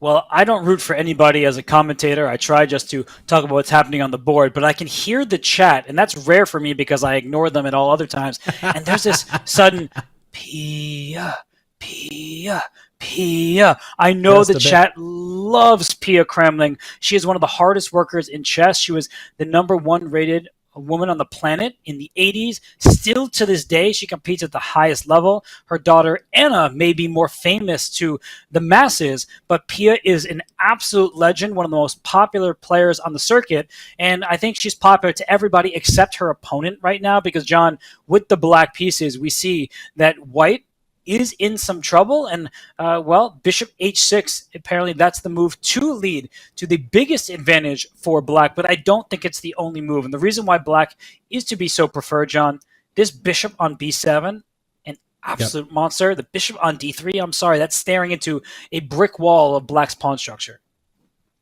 There's not an awful lot that you can do in the short term, and black's minor pieces certainly look better. The good news, I suppose, is there are still a decent number of pawns on the board.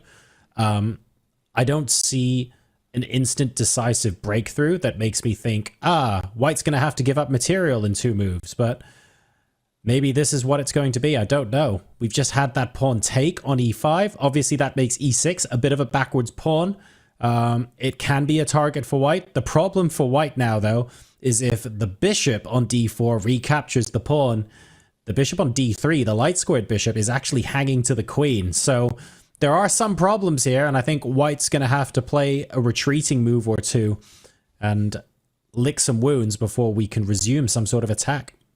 Well, the game may not be over in 2-3 moves, but it could be over in 2-3 minutes. We look at white's clock. That's not going to do you any favors against what you're saying, the legendary Pia. And your point is very well taken. The bishop on d3 is loose, so black can even take this pawn on e5. I'm not sure if you take with the knight or the bishop or if it matters, but the point is that if the bishop takes back, this bishop on d3 is getting stared at by the black queen, and so I'm just going to put that quickly on the board just to show everybody what that looks like.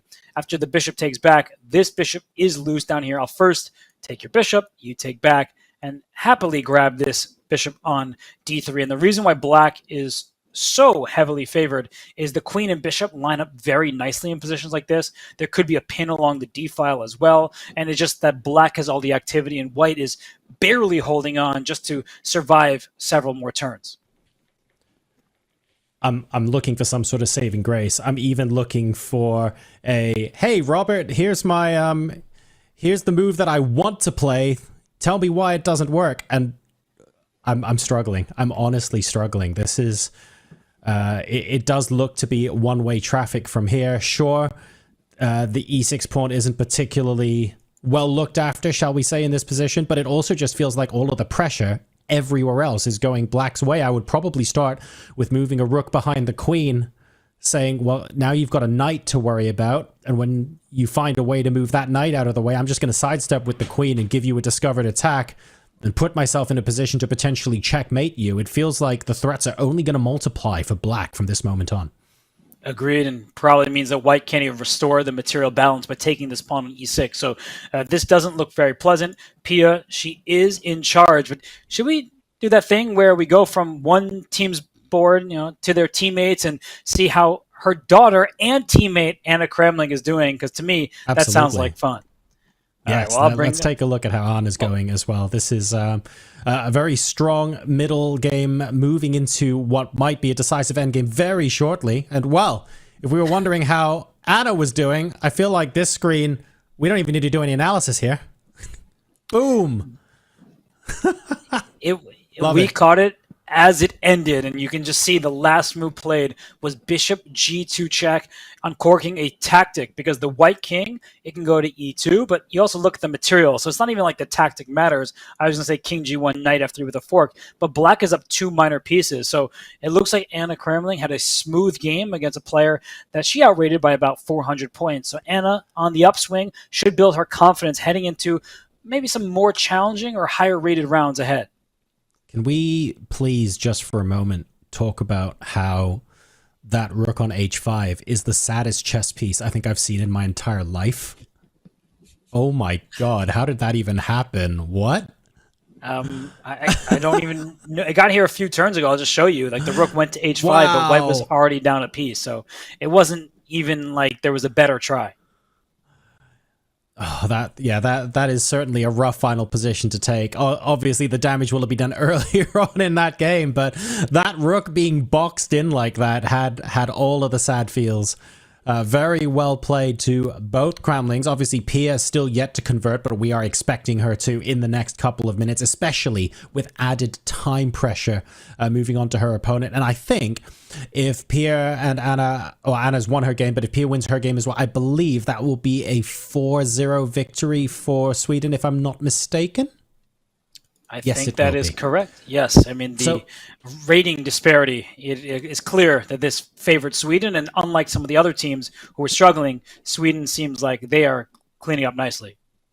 So let's talk a little bit about something that we touched on at the very beginning of the broadcast, where it's so important to try and get those game results on the board, because a 4-0 early on could be huge when it comes to tiebreakers, right?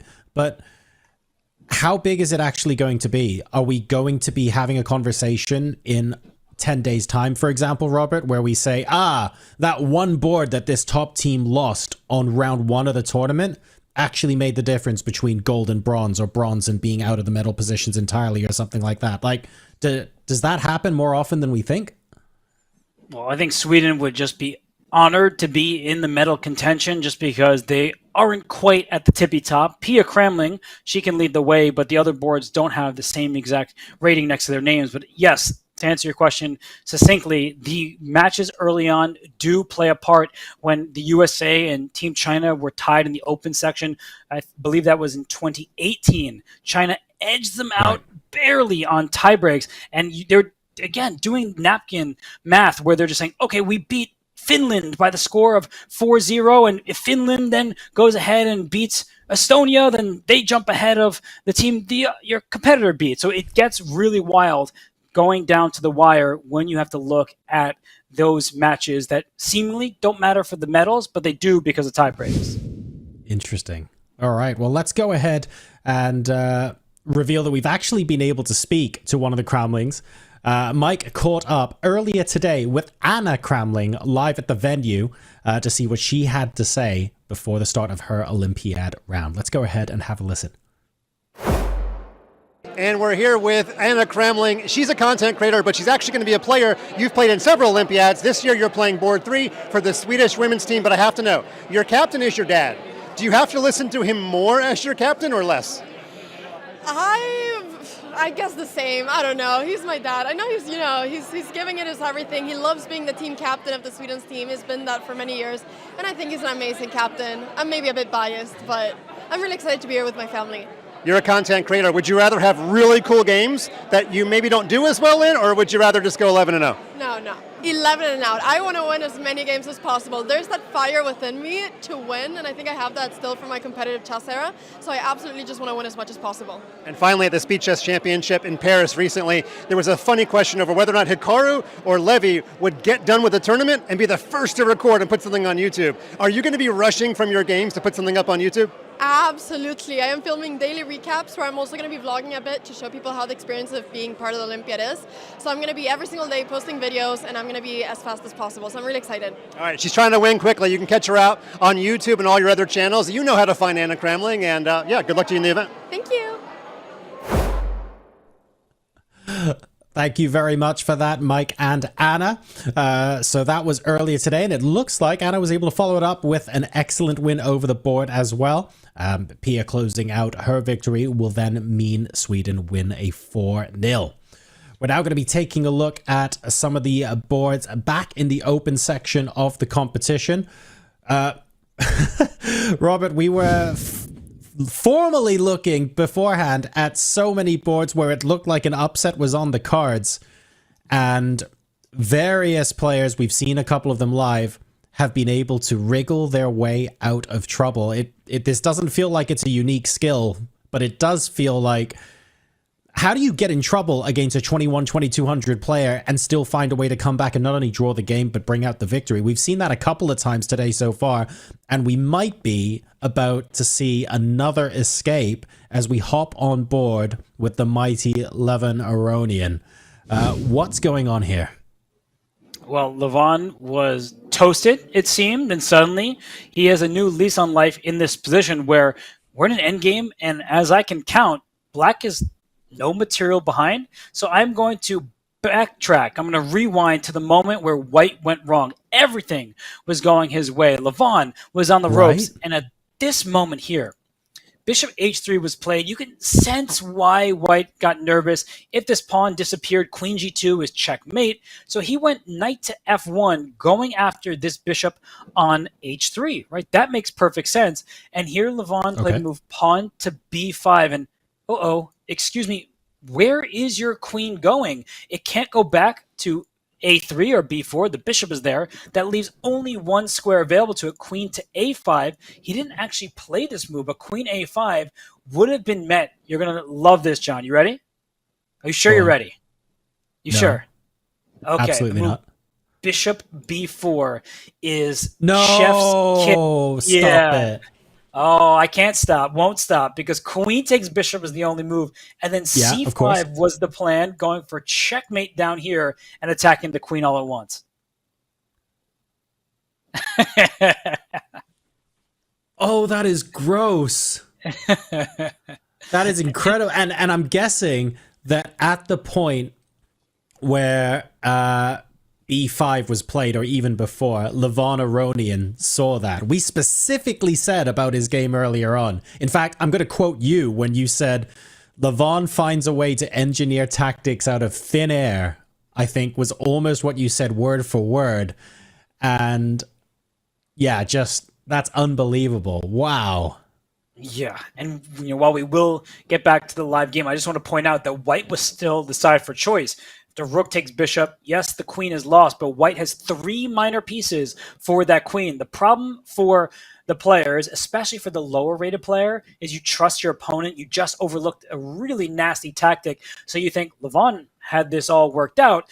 He is going to enjoy his queen against a still exposed white king. So the engine may say white is doing well. The pieces will coordinate nicely. A knight can soon hop into c5. b4 is loose. The knight can come out. And I see white barely has time. So actually, we are going to fast forward here, because in the game, the queen was traded, but then black restored the material. And now I'm going to go to the game position, because white barely has time to get off individual moves, John.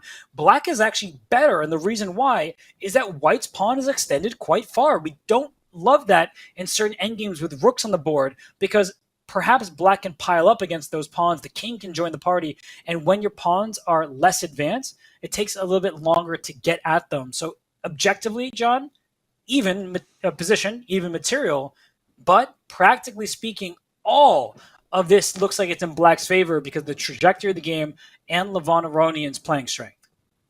So here's something else that that I think Mendes will be playing for as well, and I've actually experienced this myself a little bit in the 4NCL, where you guys will note that rook d1 check is move 35. I can tell you right now what is going through Mendes's head. Even though I am not a titled player, he's thinking, I need to get to move 40.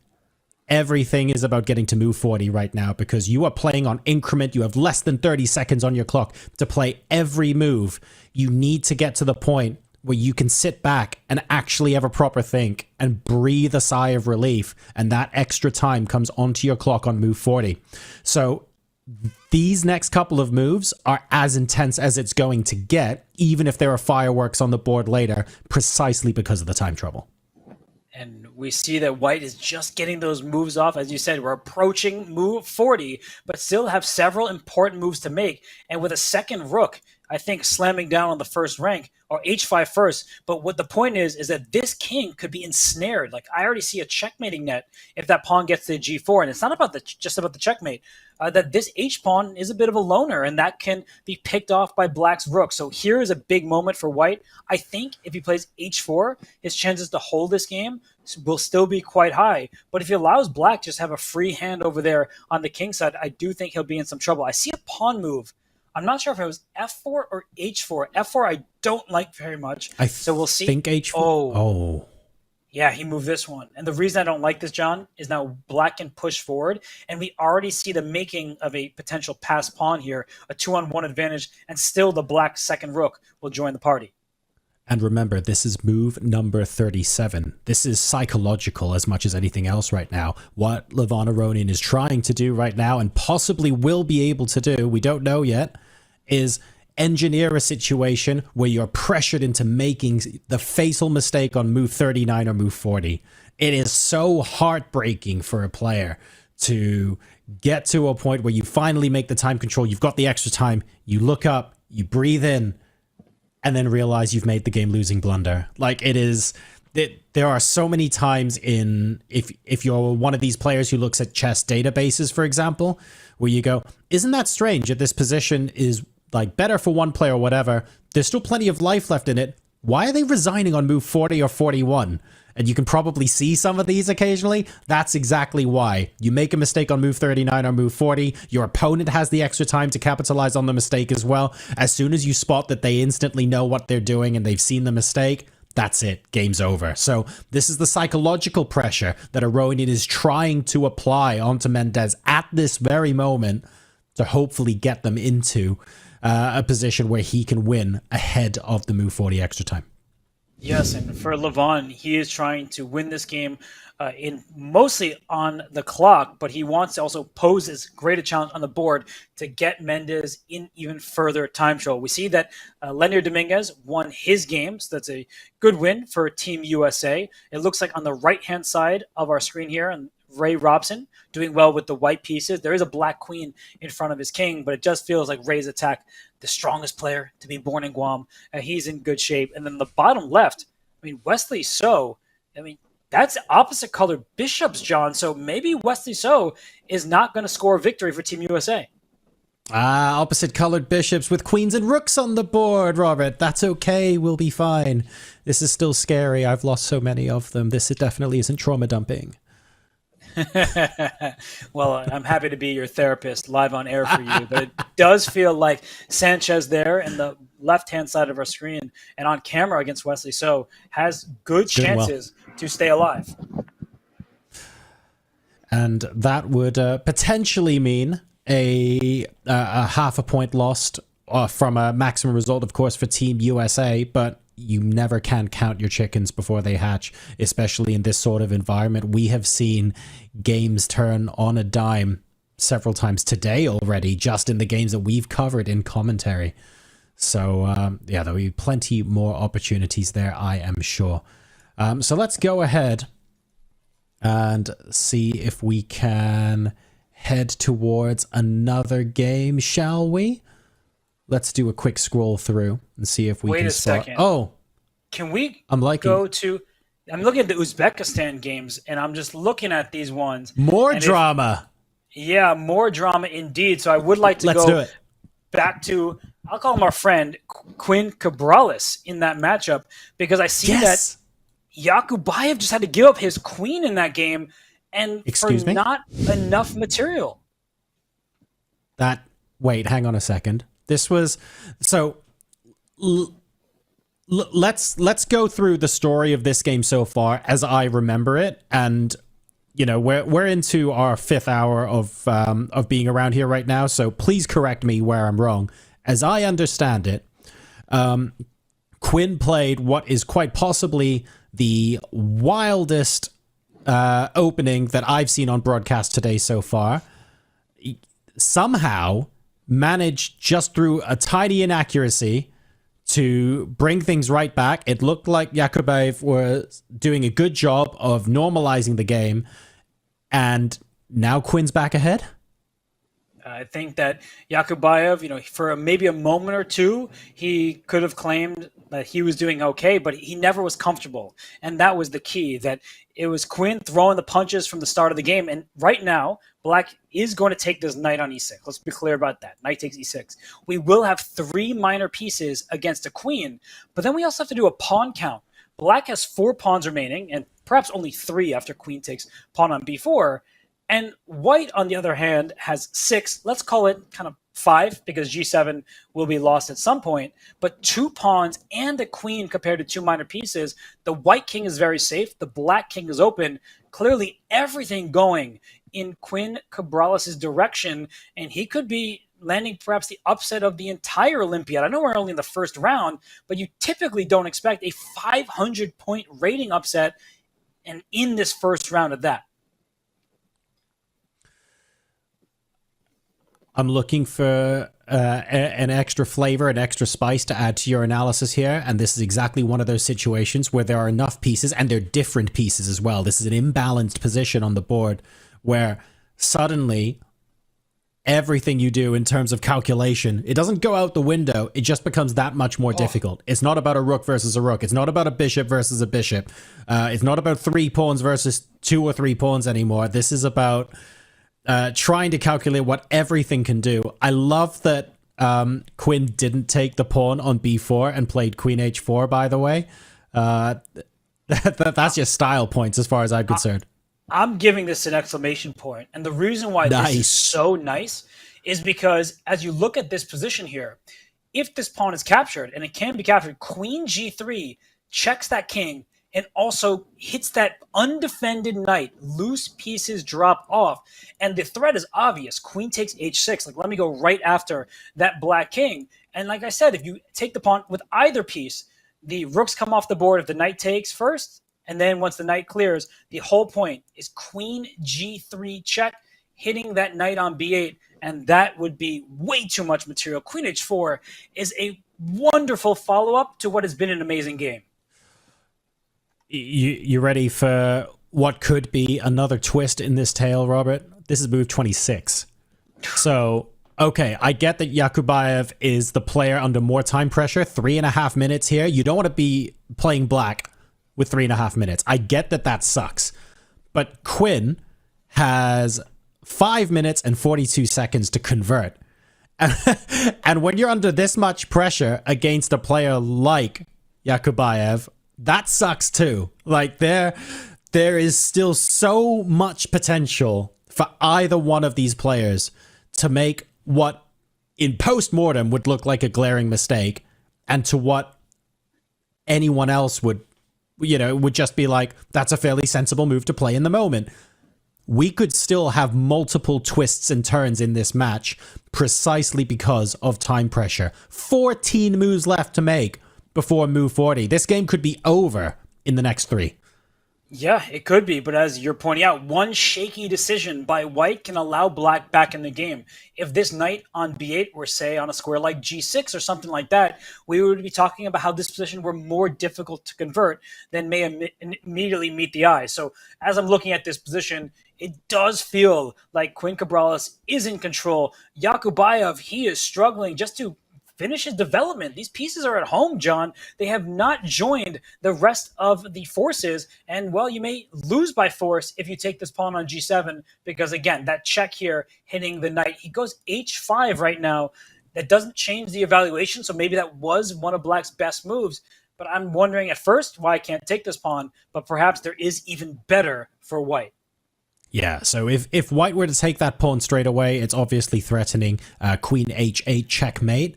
Black will, I mean, you basically want to be taking the pawn, but you're right. I'm looking for something better right now because I feel like this position has given us so many twists and turns that I almost don't want to fall into the trap of just assuming that's okay. If black takes with the knight and white wanted to simplify for any reason, you can play rook takes rook check first, knight takes rook, and then you've got queen g3 check at the end of it, picking up the knight, and that, oh no, you don't, because the queen is now on h5, and that's why analysis boards are useful. Although queen g5 check maybe? Queen g5 is winning. followed up by Yeah. putting the queen on the back rank on d8, forking the pieces. Is that the way to go here? You know, I wouldn't be surprised if the engine even likes that the most, but I was just going in the direct path of queen e5 with a double attack, and knights, Oh, and they're just not take- defending yeah. one another here. But no, your queen g5 to d8 also easily wins. So we see a position where black doesn't have the coordination, doesn't have enough pawns, and so queen takes h5 to my eyes looks good. I think after queen h5, black will throw in this check. That way you keep more pieces on the board, and you say your life, while you're hanging on the edge here from black, you still have some, and white needs to prove the winning edge. I mean, moves like queen to a5 or something, hitting rook, hitting pawn, all sorts of moves look good, but still, we can see this game continuing. Yeah, I'm trying to work out where we go from there. Maybe some queen g5 even in that position, pinning the knight to the king and keeping tabs on the rook on d8 might be good as well, but it's not exactly winning in 2 moves or something like that, right? It's only winning immediately if black chooses to take the pawn without flicking in that check. That's right. And you see the maturity, I would call it, from the white side here. Instead of just taking a pawn that's free, is there a better move here? Like, I could see an argument for a rook e5, so you could take this pawn with your rook and try to go for that checkmate. So rook e5, I think, might even be the best move at this stage. I would play queen takes h5 in a blitz game, but you see that white has slightly more time and using it to his advantage. Slightly more time. I'm looking at this going, I've got 4 minutes to make 13 moves. Even if my opponent's down to increment only, I'm going to be like super scared at this point. Okay, queen takes h5 has happened on the board. Rook d8 check, keeping some semblance of coordination between the pieces, has been played on the board. So both of those happened super quickly. King c1 has been played by Quinn as well. That felt like an insta move. It felt very, very comfortable. Now we see what happens next. Okay, your queen g5, by the way, looks very good to my eyes. Hitting that rook and just asking it some questions. Queen a5 doing the same, hitting the rook, hitting this pawn. The queen can also slide into a square like c7 eventually. I mean, black does not have the stronghold of key squares, and white may pick up this b4 pawn, and you also picked up the h pawn. So it will be a queen and 3 pawns against 3 minor pieces. White is well ahead. But as we keep saying, converting this may not be the simplest task, especially if white also remains in time trouble.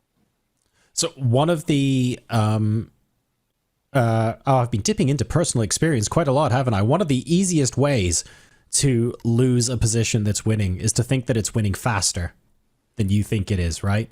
Where I get it, like you get into a position where you go, okay, I've definitely got this, and then you try and find some sort of shortcut, or you try and end a game in 4 or 5 moves when really you should have just been grinding it out for 20. That's where your opponents get the opportunities to come back in, and there are still chances for Yakubayev to do that here. Running out of time, to be honest, and he's starting to run out of position as well, but you can't discount that possibility, and that's why this position is still so unbelievably dangerous, and there are still chances for both sides. Where do we go from here? Knight c6 to cover the rook on d8, saying, I get that your queen is forking my rook and my knight. I'm not going to be pressured into moving one of them straight away. I know that development has been a problem for me. Cool. We're just going to go ahead and make sure that we carry on business as normal as much as possible and put the pressure back on white to try and force a mistake. And I'm looking, can I just deliver a checkmate somehow? Rush this h-pawn up the board. I see some handshakes there, and it looks like we see what's going on here. White king in the center, and the black king is on a losing square. That's how they put the kings when the game concludes. So it looks like Uzbekistan did score a victory on the 3rd board. Kevin Cupid, he was winning that game. I don't know what's called winning. I think that's actually overstating it, but he was better. He was the side for choice, but it was still very sharp, very tactical, and he couldn't quite keep everything together. That was, that must be absolutely gut-wrenching for Kevin there. That was a really, really good game. Unfortunate that he couldn't make the dub stick in the end, but at the end of the day, the comeback from Uzbekistan was impressive, and you have to give credit where it's due. Not only do you claw back from the brink of defeat, but you go on to decisively win that game as well. Really, really good stuff.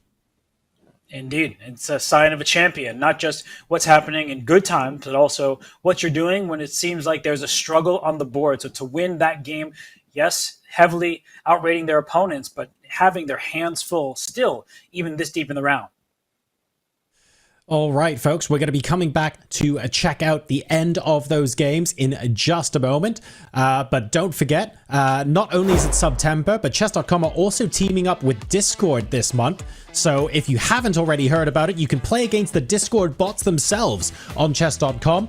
And if you do well, you can unlock a free month of Discord Nitro. You get custom emojis, animated avatars, HD streaming, which I personally find super useful when I'm streaming stuff to friends in my Discord. You get bigger file uploads and a whole bunch more stuff. Type !Discord in the chat.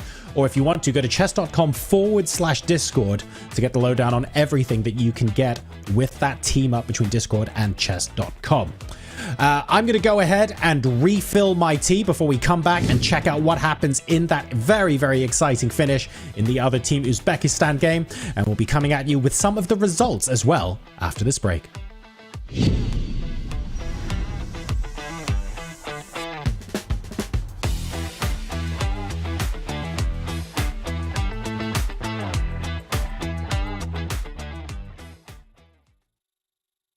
Looking for some cool merch or a gift for that person who loves chess?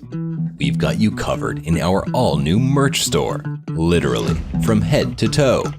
Whether it's a hot date or just hanging out, it's always chess time somewhere. Just ask Mittens. Okay, well, Mittens is just a stuffed toy, so maybe don't ask Mittens, but you can check it all out at chess.com/shop right now. Do you regularly watch any chess streamers or content creators? Yes. So he's telling the truth. He's telling the truth. Okay. So who do you watch? I like watching Hikaru. Yeah, okay, true, but there is something with that behind his answer there as well. There's something because he got a big reaction on that. Okay. Do you want to ask him about that? I mean, feel free to elaborate, Magnus. You like watching Hikaru? Well, I root against him. All the time? Or just online on his streams? No, generally, almost all the time. What is the most embarrassing thing that's happened to you during a game? I've peed my pants, I've spilled water on the board, I've knocked over pieces involuntarily, I've pressed the clock without making a move because I thought my opponent had pressed the clock without making a move. Like, it's a long list. But I wasn't talking about your professional career, I meant when you were a junior.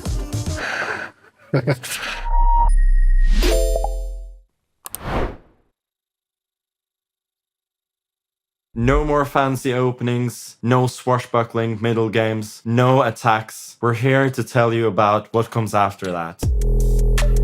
I'm taking the time for prophylactic moves in this apparently pretty sharp position. Probably at this point, the knight is better, but the game shows that it's possible to play around it.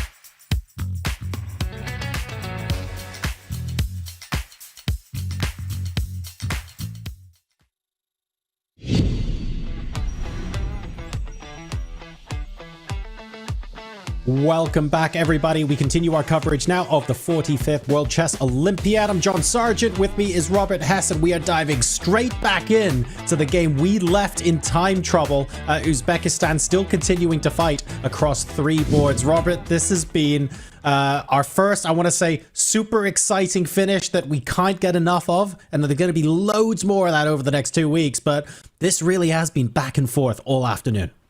This has been a crazy tight matchup when you think about their ratings on display. I mean, Uzbekistan, the heavy favorites, the reigning Olympiad gold medalists. And actually, if you look at the remaining boards, Yakubayev, he is in not just trouble, he's lost now on board 2. And all the way on the left, it looks like Abdusattorov, he's getting it done, but his king may not be the safest. He is up quite a bit of material, so that's what's good for him. And on board 4, that's a game we didn't look at very closely, but again, John, that's a game where Trinidad and Tobago, they're fighting to the bitter end.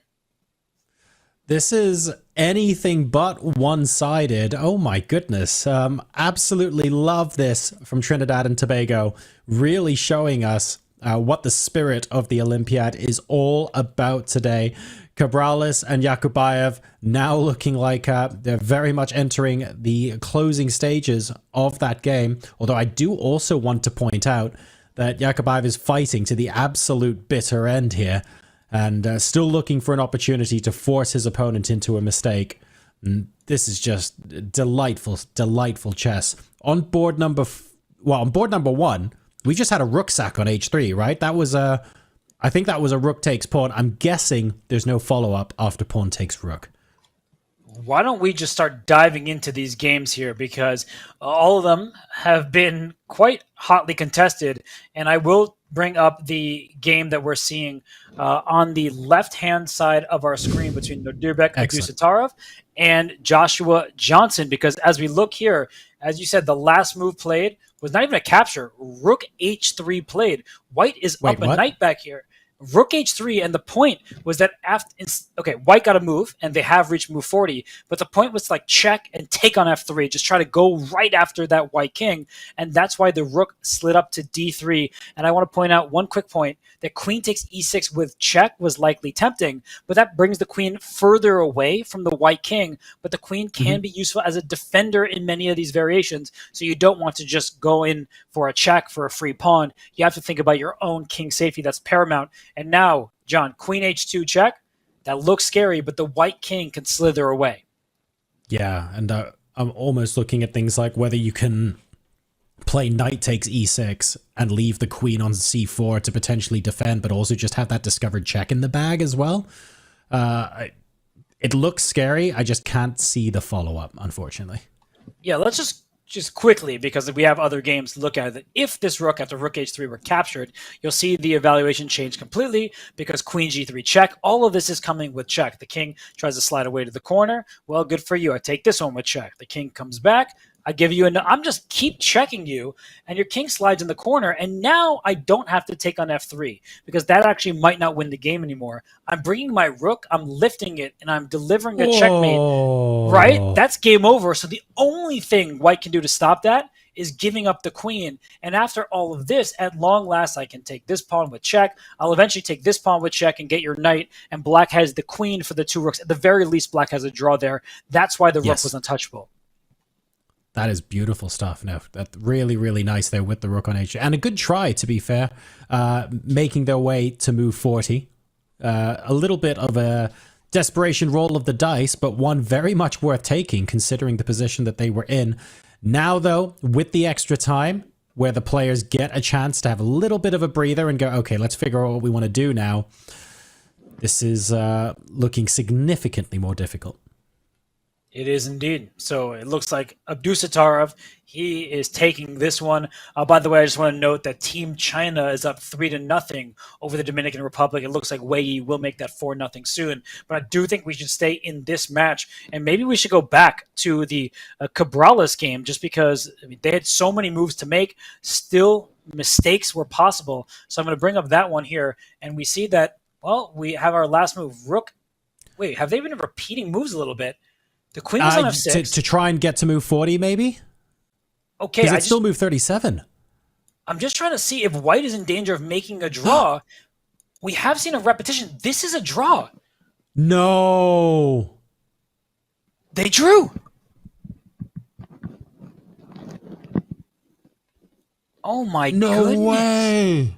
I say no way. I'm saying no way because I can see the eval bar. If I look at the position, I'm like, oh, maybe there was a way. But after all that. Oof, you know. Wow.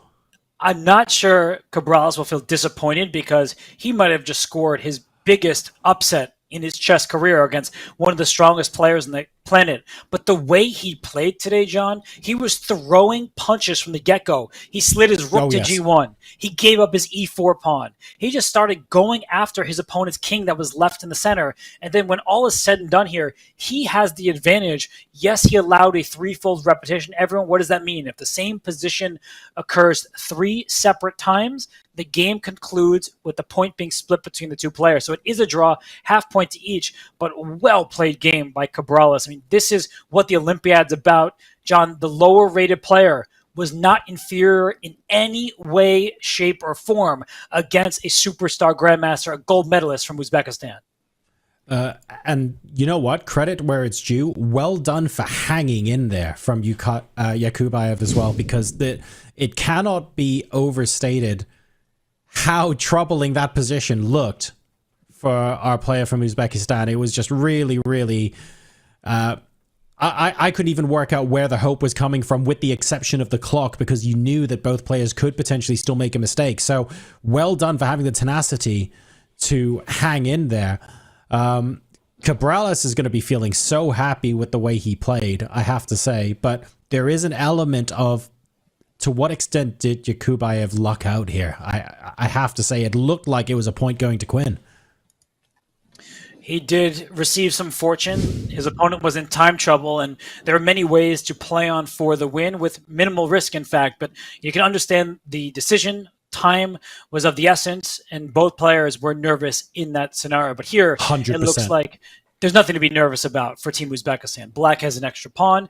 White, of course, has drawing chances because there's limited material remaining, but I do feel confident in Black's chances here. The king can come up. You can then play E6. Of course, you're going to improve your knight along the way. I think just when you look at this position, most of the time, especially with the ratings, the way they are, Black heavily favored on paper, I think that Uzbekistan will get the job done. Bear in mind, this is move 40 as well. So as I understand it, the extra time will come in handy, and we'll get to a point where, okay, we have plenty of time to work out how to minimize those drawing chances, work out what White's plans are to maximize those drawing chances, neutralize that, and calmly convert into an endgame where Black will take home the victory. That's now that we've reached move 40, that's going to be the most likely outcome, I think, because the time scramble element of this game appears to now be over. Do you breathe a sigh of relief when you get to move 40 normally? Is that like a psychological sort of, we're on move 35, I could make the absolute best move, but a good move plus move 40, you would take over a great move on move 35? How do you feel about it?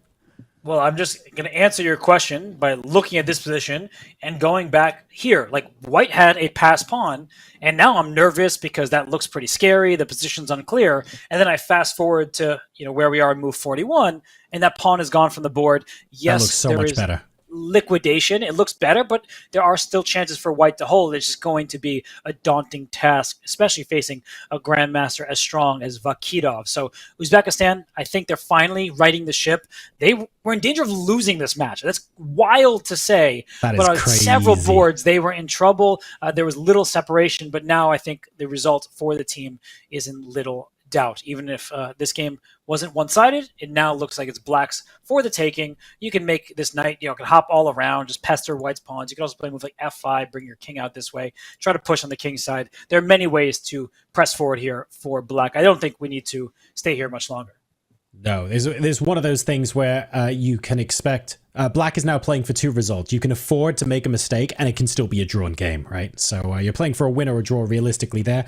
Let's go ahead and take a look at one of the other games. I've been told that there's a player in the playing hall who apparently is the strongest player to ever be born in Guam, Or so I hear. Like, this is all just rumors in Twitch chat and stuff like that. Let's go ahead and check out Ray Robson.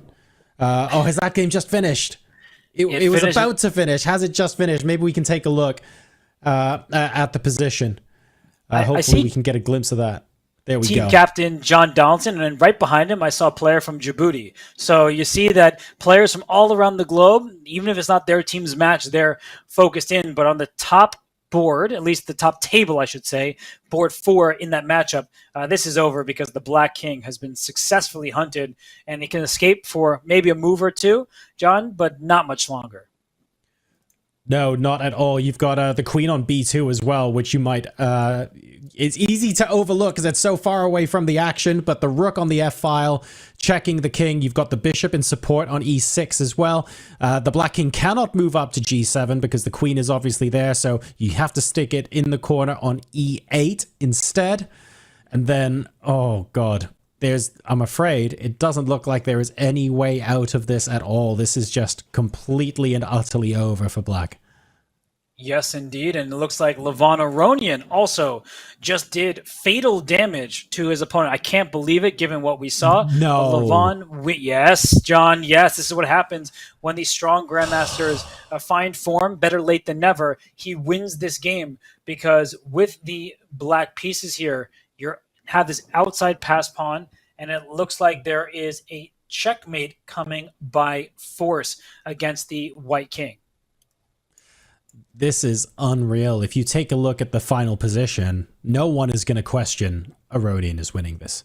But if you show the position Aronian was in after what, 20-25 moves, and you compare that to the final position, you must think this guy is Houdini. How on earth did he do that? So we are seeing the position where unfortunately white resigned, but also what an incredible game from Levon Aronian, showing us why he is not just a super grandmaster, but he is world-leading group of super grandmaster as well. I kind of just want to see again. Can you bring up the analysis board and show us the position where that Levon had to fight back from? Because this is wild. Okay, I'm going to show us where he was way back when. He was here, where he is down a minor piece for just one pawn. So to win this game, it does require help from your opponent, but he hung in tough, right? He was just down a piece. The knight just got captured in f5, and this is just all the trouble in the world. And I want to show actually how the game ended as the players analyze. It's great to see them talking to each other. It's a learning experience for Mendes because he was playing one of the game's superstars, but he was already in some trouble. You can see that towards the end of the game, Black's pawns are imposing white. His extra pawn is on a2. It's not going anywhere. Black's extra pawn, if you want to call it that, is on g4, looking very powerful. The white king running out of squares. And here, rook e2 played, and this led to a forcing variation of h3 check, bringing the white king up. Rook g1, the white king is only one legal square on h4, and then a very nice move, pawn to g3, where if you don't take it, then this pawn is going to run forward and become a queen once the rook moves out the way. And if you do take it, like in the game, after rook takes, white resigns. Because let's say I make a move like rook h2, this rook simply slides back to g7, and this is what we call the ladder checkmate. One of these rooks, it doesn't matter which one, is delivering the fatal blow, while the other keeps the king off the g-file. Absolutely brutal way to finish, but very well played from Levon Aronian, taking us back from the brink to deliver a baiting attack on board 3. Incredible stuff. And normally, I'd want to come in and talk to you, Robert, about how, if you survive a scare like that, that's really going to shake your confidence. That's really going to impact you psychologically. You're just going to want to, check yourself for the rest of the... No, none of that applies to Aronian. He's been there. He's done that. He's gotten so many postcards, he has to throw them out. Like, this is just another day at the office for him. It is, and for Levon, I think he can finally breathe because 2022 was a bad Olympiad for him and the rest of the U.S. team, and now at least he can get off on a winning note, and that really is huge for players' confidence. If they can pull that Houdini act, as you called it, and then get the job done, that's a win, and a win is a win no matter how it's accomplished. So his form will need to improve, but we see Team USA does not get a perfect sweep. So the second Olympiad in a row, board one, held to a draw. We see Sanchez for the Panamanian squad. That is a draw against Wesley So, and that just is, a half point taken away from the USA tiebreaks. Well, actually, it's more than that because you multiply by our opponent's final score. That is going to be incredibly interesting further down the line when we see what's going to happen with the medal contention positions and where the USA stack up in regards to that, because they inevitably are some of the favorites to walk home with those medals. Let's go ahead and take a look at a different game now. A player that you have name dropped, but I don't think we've actually seen their game live so far. We'll be going to the Netherlands versus Lebanon, and Erwin Lamy is going to be taking on Adib Arkadan here. This has the potential to be another upset. We're talking 26-28 versus 21-81. So two incredibly strong players, but a big rating difference between the two boards. And if you're Erwin Lamy here, who is with the black pieces, you're looking for ways to break this deadlock. There's still life left in the position, but the pawn structure is symmetrical, material is equal, there's no decisive break anywhere. If you're black and you want to pull out the full point here, you're running out of options. Yeah, and I just want to talk about Erwin Lamy for a moment because he is a trainer, personal trainer, a coach for Anish Giri, and he is one of the world-renowned theoreticians. We saw his clip where he talked about his, he had some severe health issues. He was dealing with a situation where he could barely get out of bed, and so he said the results of chess didn't really matter. When you have cancer, that's what's happening. You just have to focus on your health, and he doesn't take anything for granted. He is an amazing player. As I just mentioned, he works with Anish Giri, but I guess some people will joke, well, maybe he works a little too closely with him because now he's in a drawish position. And I just want to dispel the notion that this position, just because the evaluation bar says zeros, that it's some kind of clear draw. I actually think there's quite a lot of life left in it. And in particular, if I gave two moves to black, bishop b5, bishop takes knight on d3, then this knight would wrap around to f4, and then there's this really nasty knight just perched in the enemy camp that you can't kick. So I'm just looking at this thinking that there is more life left than immediately meets the eye, but not much. I'm just going to be honest that with only one open file, it doesn't seem like black will have much in the way of winning chances. And if you overpress, maybe, I just set the game back, it appears. But if the game, that's not even me. It's just something happening with the DGT boards. Let's watch that again. Yeah, let's rewind, see how we got here. I can't control it, so apologies on that note. But this is how the game happened. Just lots of trades, one open file, some shuffling around, and then we get to the live position. I guess in these kind of positions, I do not have much experience converting these, as I'm sure no one will be shocked to hear. But when I'm looking at these sort of positions, I'm thinking, what are the imbalances here? Like, if I'm playing white or black, what are the differences between the two players' positions that I can really attempt to make something out of? Like, is it a knight versus a bishop, for example? Or is the pawn structure a little bit different, where they've both got 7 pawns, but maybe it's 3 and 4 versus 5 and 2 or something like that?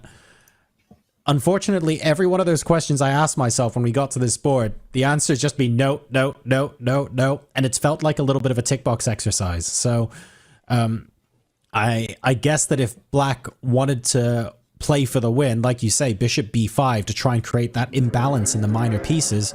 But as soon as you do that, of course, white has the option to just drop the knight back to f2 or e1 or something like that and say, no, if you're going to trade off that bishop, I need you to trade it for a bishop so that if your knight ever comes in to f4, I can use my own knight to kick you. Yeah, and there could be some difficulties where if you allow the white knight to venture into enemy territory, let's say, just for argument's sake, I could play a3 and get my knight to b4, that knight may work its way into that c6 square. That looks juicy. So it's not just one-sided traffic. I do think that both sides can have chances to win this game. We see the evaluation right down the middle. I'm sure like 7 different moves keep that equality. But with so many pieces remaining on the board, if one side gets full control of the open file, we could see the game turn. Look at this move B3 play. Like if you take on B3, is the black queen getting in and inching closer to white's king, and that could cause some problems. Yeah, that I guess that's an imbalance. That's certainly something. If you've got an A pawn versus a B pawn, that creates a tiny little bit of differential in the position. Don't know how much that's going to make a difference. The other thing, of course, that we've mentioned with some of the other games, but not with this one, is we have reached move 40, right? Both players have the additional time left on the clock. This isn't a time scramble where they've each got a minute or 90 seconds left, or they're playing on increment, and a mistake can actually cause the game to be really imbalanced. They're now back up to 25 plus minutes each. So it's very unlikely that we start to see some sort of like crazy mistake coming out of either of these players at the moment, which is good for both of them. Obviously unfortunate for anyone who's a fan of fireworks, but just seems like a well-played game from both players at this point. I think that's just fair enough to say. That is definitely what it is, a well-played game, and we've seen that from numerous lower-rated players. And John, in the corner of my eye, while this one still, there's plenty of life left, I see another game. I asked you a trivia question earlier of who the highest rated board 4 is in the entire competition. Our answer was Shahriar Mammadjar from Azerbaijan. Yes. And surprisingly, he's in trouble in his matchup. And then I think we don't have confirmation, but if we wanted to ask the question, what's the highest potential upset in Olympiad history? I don't know if this would potentially be a candidate for it, because Mammadjarov is in trouble, and in a fair bit of it as well. 27-33, plays 19-94. Look, chess is an objective game. You play the board, you don't play the rating. Anyone can beat anyone, but you can't get away from noticing those numbers and how important this victory could be. Wow. Oh my goodness. This is just one-sided traffic. It's not like it's double edge and he could bounce back in this game. He is simply down in exchange against a player born in 2007. So this is somebody who may not have heard gained... every time we say that. Well, John, he might not have gained all the rating points that should come his way. And if he wins this game, immediately make him 2,200 or just throw his rating up, because he's under 2,000. But you look at the position right now, right? Even number of pawns, but one side has 2 rooks, the other side has 1. So it's a clear rook versus knight scenario. I'm not going to call this game over. I know some people may say white's totally winning, has an extra It looks rook. really complicated. Yeah, and the reason why is like this h2 pawn means that you have to stay put defending it if a knight ever goes to g4. And there are difficult questions that need to be answered, like this pawn e4, you don't want to use a rook to defend it. Do you push to e5? That may give another light square to the black knight. So Mammadjarov leads on the clock. His position isn't just dead loss where he has no moves or no plans, and there isn't the clearest of breakthrough. So if I'm white here, John, I know that's going to be one of your questions, so I'm just going to preempt it. I would like to trade one pair of rooks, because if this black rook disappears off the c-file, whether it's the c1 rook or the second rook joining, I'm going to put a rook on c6 and go after your queenside pawn, try to get your second one, and then go get a queen myself. So that is the plan for white, but you need to calculate this move by move. So that's interesting, because that was the second question I was going to ask. The first question I was going to ask was, if I'm white right now, I want to play king d3, followed by rook f2, rook f4, rook h4. And I'm thinking, cool, that is literally my like A1 plan to get rid of that pawn. And here's the idea behind it. It's that if once the king's on d3 and the pawn on e4 is protected, if I play rook f2 and black responds with the knight coming into g4, saying, well, you can't leave the h2 pawn because I'm going to take it if you leave the defense of it, I'm going to play rook over to f4 anyway. And when black takes the pawn on h2, I then move the rook in to h4 and say, I should be able to trade this pawn, and you've now lost your leverage in the position. Can black stop that? I think black can stop it perhaps by playing knight g4 to start with, because your idea is so good that you want to just bring this rook up and around and go after this loose pawn. So knight g4 to start with in this position stops the rook from getting to f2, hits the h2 pawn, and thus creates further complication. Yeah, then you'd have to play the other rook to f1 for that to have any chance of working, and then use the other rook for the same thing. But you're right, knight f4 to start with kind of just preempts all of that, doesn't it? Yeah, I think it's the try here. And I'm looking at the clock. That really is playing into Mamadjarov's favor, because not only is his opponent nervous because he's playing in the Olympiad, but he's playing one of the best players in chess history. And you think of Mamadjarov, you think of tactics and his way to wiggle out of tough scenarios. And here he's already set up a little devilish threat with his rook coming to d7, knight e5 check, taking advantage of a pinned pawn over here. And then the knight could hop into c4 or to g4. So this isn't straightforward. Can we take a moment and like have a nod in chat and give some kudos to the camera operator who did like the horror movie style zoom in to the 9-minute versus 40 minutes on the clock. Absolutely love it. That's a great point as well, right?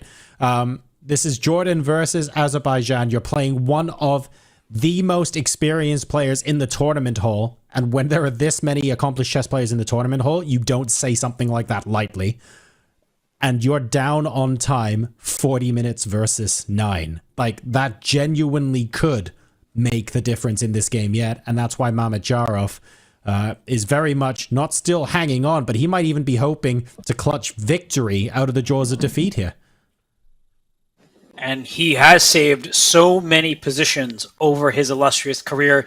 He is not at the 28-30 perch that he once was, but 27-33. That's not a rating that we scoff at either. So he is holding on here. He is trying to save this game for his own confidence, for his team's sake, because Azerbaijan, they don't have Timur Rajabov, so they're losing one of their biggest stars. They are using a lineup with Nijat Abbasov, someone who's in the candidates. They've got Aiden Suleimanli, who's a young talent from the country. But it doesn't feel like this is the Azerbaijan of, say, a decade plus ago. And, you know, we have to give our kind of heartfelt condolences to Azerbaijan, because Vugar Gashimov was one of the stars. I mean, he was a generational talent. He passed at such a young age. There is a tournament named in his honor, the Gashimov Memorial. And, you know, that team with the three-headed monster of Gashimov, Mamadjarov, and Rajabov, they were in each and every team event. You looked at them and said, please play someone else. We don't want any piece of that. And unfortunately, he passed at such a young age. Rajabov and Mamadjarov, of course, now they're in their 30s, and their rating has taken a bit of a dip. So that younger generation needs to prop up Azerbaijan to give them chances in the future, not just to perform well, but to perform on the podium. And again, Robert, the moment you said they're in their 30s, just one more arrow, one more Cupid arrow in the heart of this old timer. But there is still hope yet, because someone sub 2,000 rating is putting Mamadjarov through his paces right now and really piling the pressure on. And you absolutely love to see it. This is what competitive chess is all about. Interestingly, not only was King D3 played, King C3 was then the subsequent move. So it looks like White has a little bit of a different plan to what I was thinking of. And it's saying, rather than try and capitalize, focusing all of the efforts on removing the H3 pawn or protecting the H2 pawn, it looks like it's a slow march via King B4 and King A5 to put pressure on the other side's pawn chain and try and whittle his opponent down that way. It looks lovely, because White has every piece defended on the board, at least every pawn. I know the rook on e2 and the rook on c1 are not defended, so some people would call that out. But what is Black trying to attack? Knight g4 threatens nothing. That pawn is defended. The e4 pawn already protected. And if you bring a knight up to g5, this pawn can push forward, and that way it's on a defended square. But I do think after knight g5 that instead of protecting this pawn by pushing it, because that allows this knight into d5, keeping the black king away, I do think that White will just go on a mad dash, hunt down this a6 pawn, try to grab b5 next, and then the a pawn is an outside passer. It may seem like a long story, but it happens in the blink of an eye. And so we see that Mamadjarov up a ton of time. He should use that to his advantage. At some point, he may make a flurry of moves just to try to scare his opponent. But I think for now, this is such a worrisome idea, such an obvious one, John, that black may be forced to play a5, but as soon as you do that, the b file is open for a white rook to attack a loose b5 pawn. So I have one of those dangerous ideas that I have when I start thinking and you see smoke rising from my head. Is it possible for Mamedyarov here to force the issue by playing knight d6 with 2 knights covering the pawn on e4? Does that force white to play e5, and then you can get away with the tempo with check by playing knight d5 check before moving the other knight to safety? Or does it... I feel like that works and there's no fork that wins a piece for white, so could that be a way for black to make progress? So you solve one issue by not walking into some kind of fork, but the problem is trades. Again. I'm sorry to be the bearer of bad news, but trades do favor the white side. So even if I just take this knight on d6 and you take back, okay, e5 is not going to win material because of 2 different checks. But what if I just slide my king over and now my rook is free along the c file? I will threaten e5 on the next turn, so you better watch out for that. And then I am going to start targeting your pawns with my rook. So the board frees up with these trades, and that is the good news for the youngster from Jordan, who he is trying to get a full decisive game, unlike some of the draws we've seen where there have been some Houdini escapes. Shakhriyar Mamedyarov, and I don't see a way where he's escaping this just yet, but I'm going to point out once where 7 minutes 39 seconds is not a lot of time for the opponent. No. And I think that's what you have to be playing for right now. Another good reason perhaps not to do what I suggested. Mamedyarov goal at this moment in time is to make the position as complicated and as difficult to read as possible, because you've got 40 minutes playing 7. You want to maximize the degree of discomfort your opponent is feeling. You want to maximize the opportunities for them to make a mistake. And you want to just keep putting mental pressure on them, even if they're winning. It doesn't matter if they're winning at this point.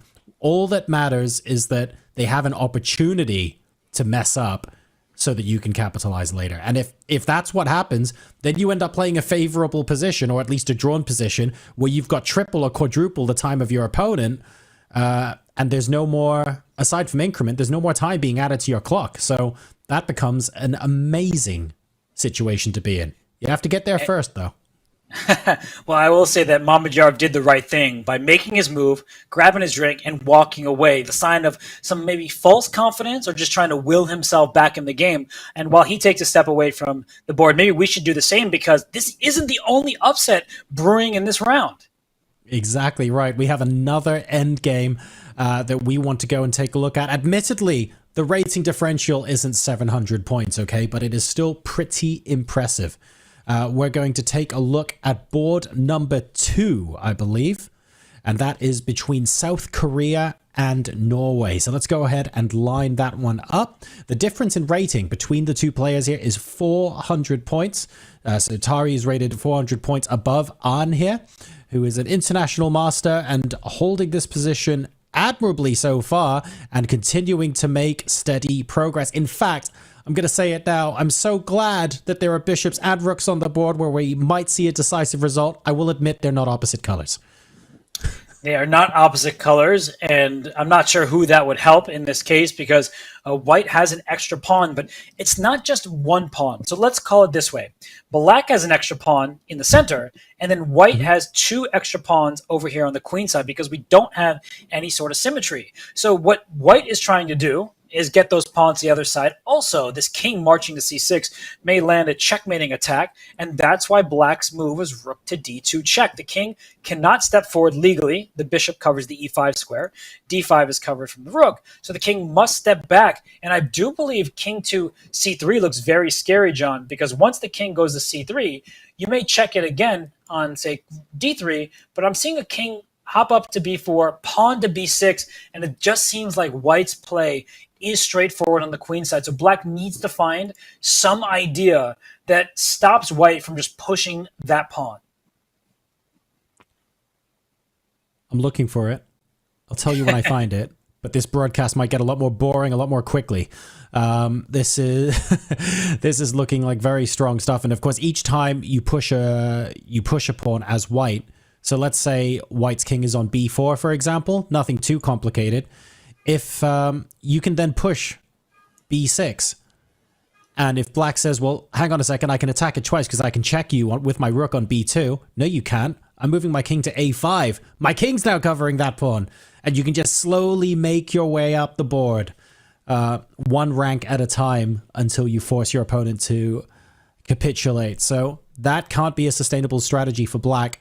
Black needs to think of something else. He does indeed, and pawn quality can make up for quantity, but unfortunately this e-pawn cannot move very easily. The bishop on c5 covers it. We were just talking about a rook d3 check move. That move, it does allow the king to venture forward and then play b6, and black is not in time. Just to very quickly show a variation here, that check. You think, okay, now I can push my pawn. That's great. A couple moves should be good enough for white. b6. I also can just play rook e7. Your pawn's going nowhere. I'm teaming up on that pawn with my rook and bishop, but just the point I wanted to make, that b6 is more than in time, because you don't get to push your pawn to e2 as this bishop hangs with check, and then I could stop your passed pawn. And if you move your bishop, I don't even know where you hope to go. Let's say back here. I think that king b5, the king comes up, the rook always slides behind this passer. The black pawn is not even close to promoting. Yeah, it's a case of a good idea, just not enough time to execute, unfortunately. So we're looking for ways out at the moment, and this is trickier. It's a little bit different to similar potential upsets that we've seen in this round so far. Take the Aronian game, for example, where actually there's a whole series of tactics that we saw a tactic get materialized out of nowhere. There were more pieces on the board. There was plenty of play left in the position. We're down to a fairly straightforward exchange of ideas at this point, where both sides have a passed pawn and they're looking to queen it. And we've got one bishop and one rook on each side. And there's not an awful lot as an alternative for either of these players to be looking at. So there are fewer distractions, fewer potential counter strategies on the board, and that favors the underdog player who's currently winning. Yes. I mean, there's just not much hope in the way of tactics, of causing that confusion you mentioned in the Mamedyarov game, where there's those knights that are hopping around. This feels more straightforward, and that's unfortunate news for the many fans from Norway. I mean, Norway gets up for chess. I just want you to know, John, I know you have played chess your whole life. I know you do follow closely, but just at the Speed Chess Championship, they send TV2. They have their presenters.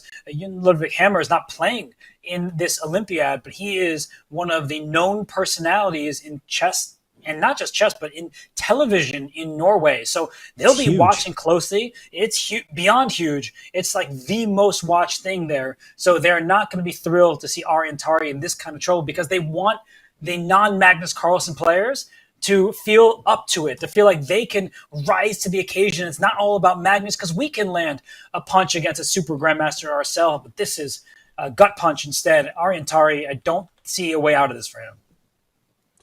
It doesn't look like it at the moment, unfortunately, and with every move passing on the board, it's looking rather difficult. They have reached a time control, though. They've got plenty of time to think about it for the players to reach that result. We're going to take a look at some of the other games in just a little bit. We're going to one more break as we start to see the playing hall get just that little bit more thinned out. But when we come back, we'll be live with the remaining games from the 45th Chess Olympiad. See you in a sec.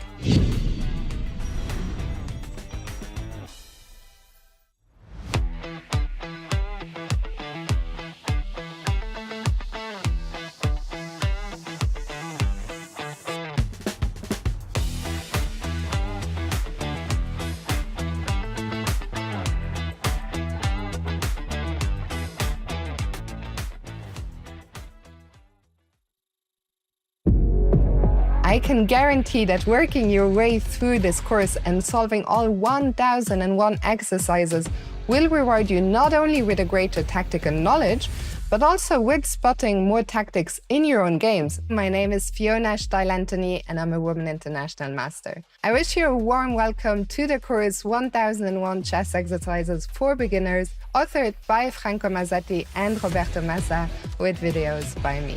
In this case, the knight on c5 is not protected, and so the winning move is g6.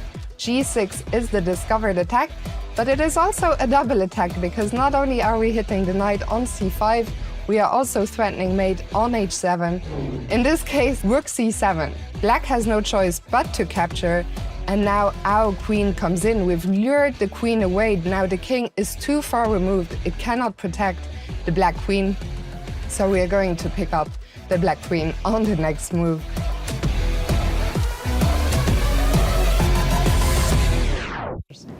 Okay.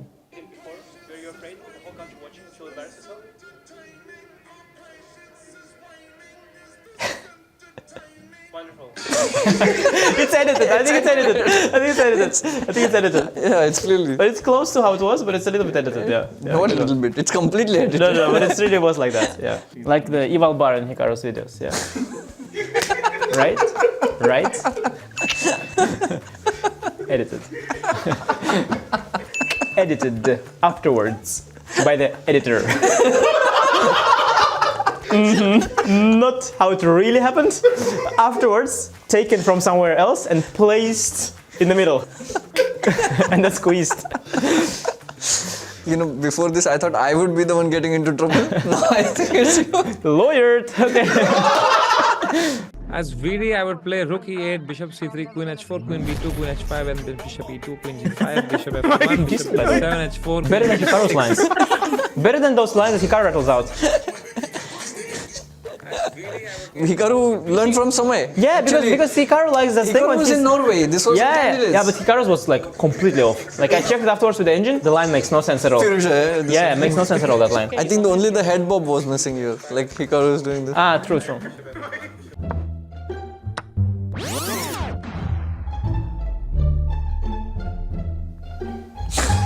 Wow. That's a good one. We have to watch again. No, this is a good one, yeah. It's a really good one. Yeah, some good editing there. Wow. Nice. Ooh, slick. Okay. Nice.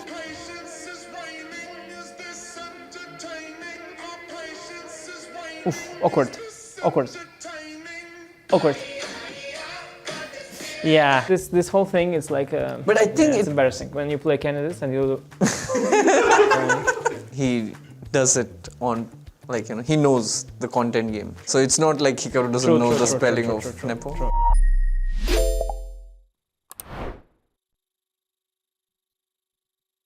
Welcome, everyone. We are here with Judith Polgar, the legendary chess player, one of the greatest chess players of all time. And I went my next move. I said, no, I'm not moving my queen. I'm not moving my bishop. But actually, I'm going to give checkmate or winning great material. And I went knight e3.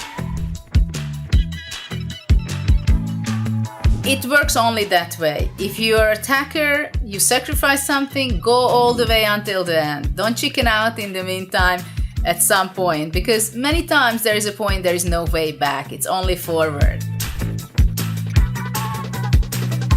How is it to play with Kasparov?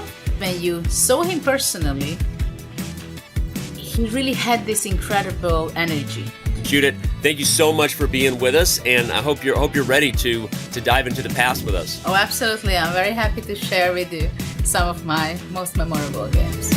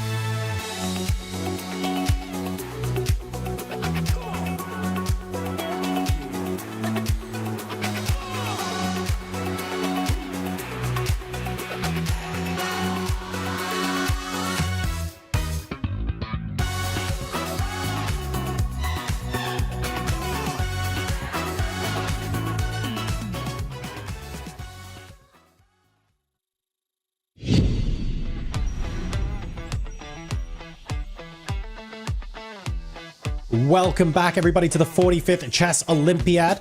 We also want to draw your attention after seeing the magnificent Judith Polgar. She is running the Global Chess Festival, and that's taking place alongside the Olympiad in Budapest at the same time.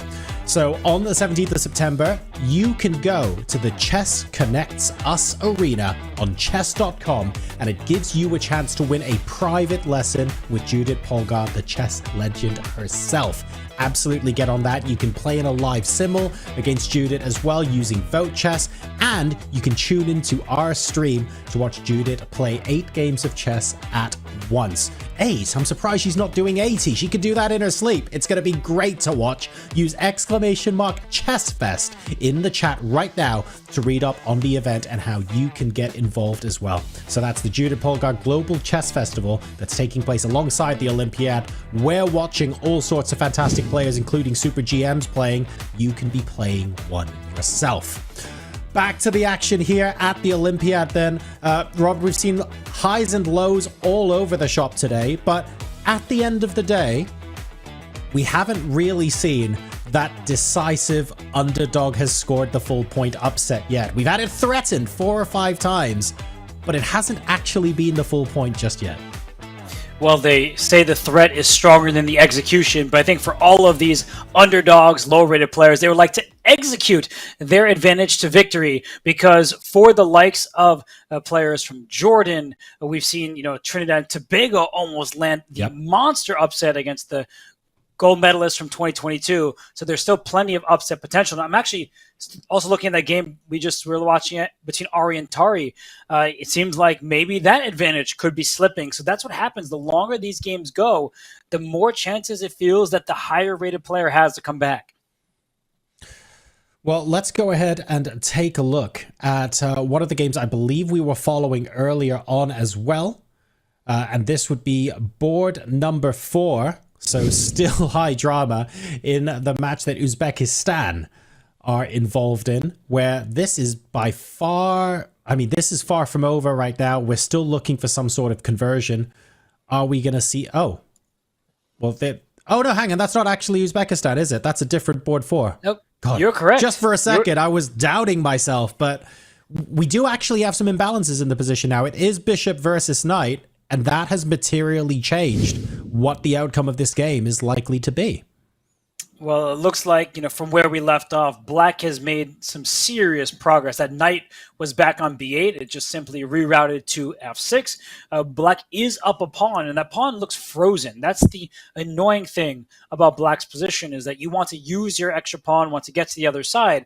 But the great news about having a knight against a bishop is your knight can hop from color complex to color complex. It can go from dark squares to light, and the bishop can only cover the light squares here. And it is stopping a knight, say, from coming to g4, or is it? Because I believe if knight g4 is played, white cannot capture it because of that extra pawn. I'm just going to quickly put that on the board. If you take this piece, we are going to be in a winning king and pawn endgame for Black. The next move is to be bringing the king back around, playing e6, springing free a passed pawn, and then using that pawn to win the game. So, John, it actually is that straightforward sometimes, where liquidation wins for the side with the extra material, and that's why knight g4 in the live board is a move that hits a pawn on h2. You don't want to keep moving your pawns because then they will keep getting attacked. So it does feel like knight g4 should be the first move on the way to victory for Jahangir Vakirov.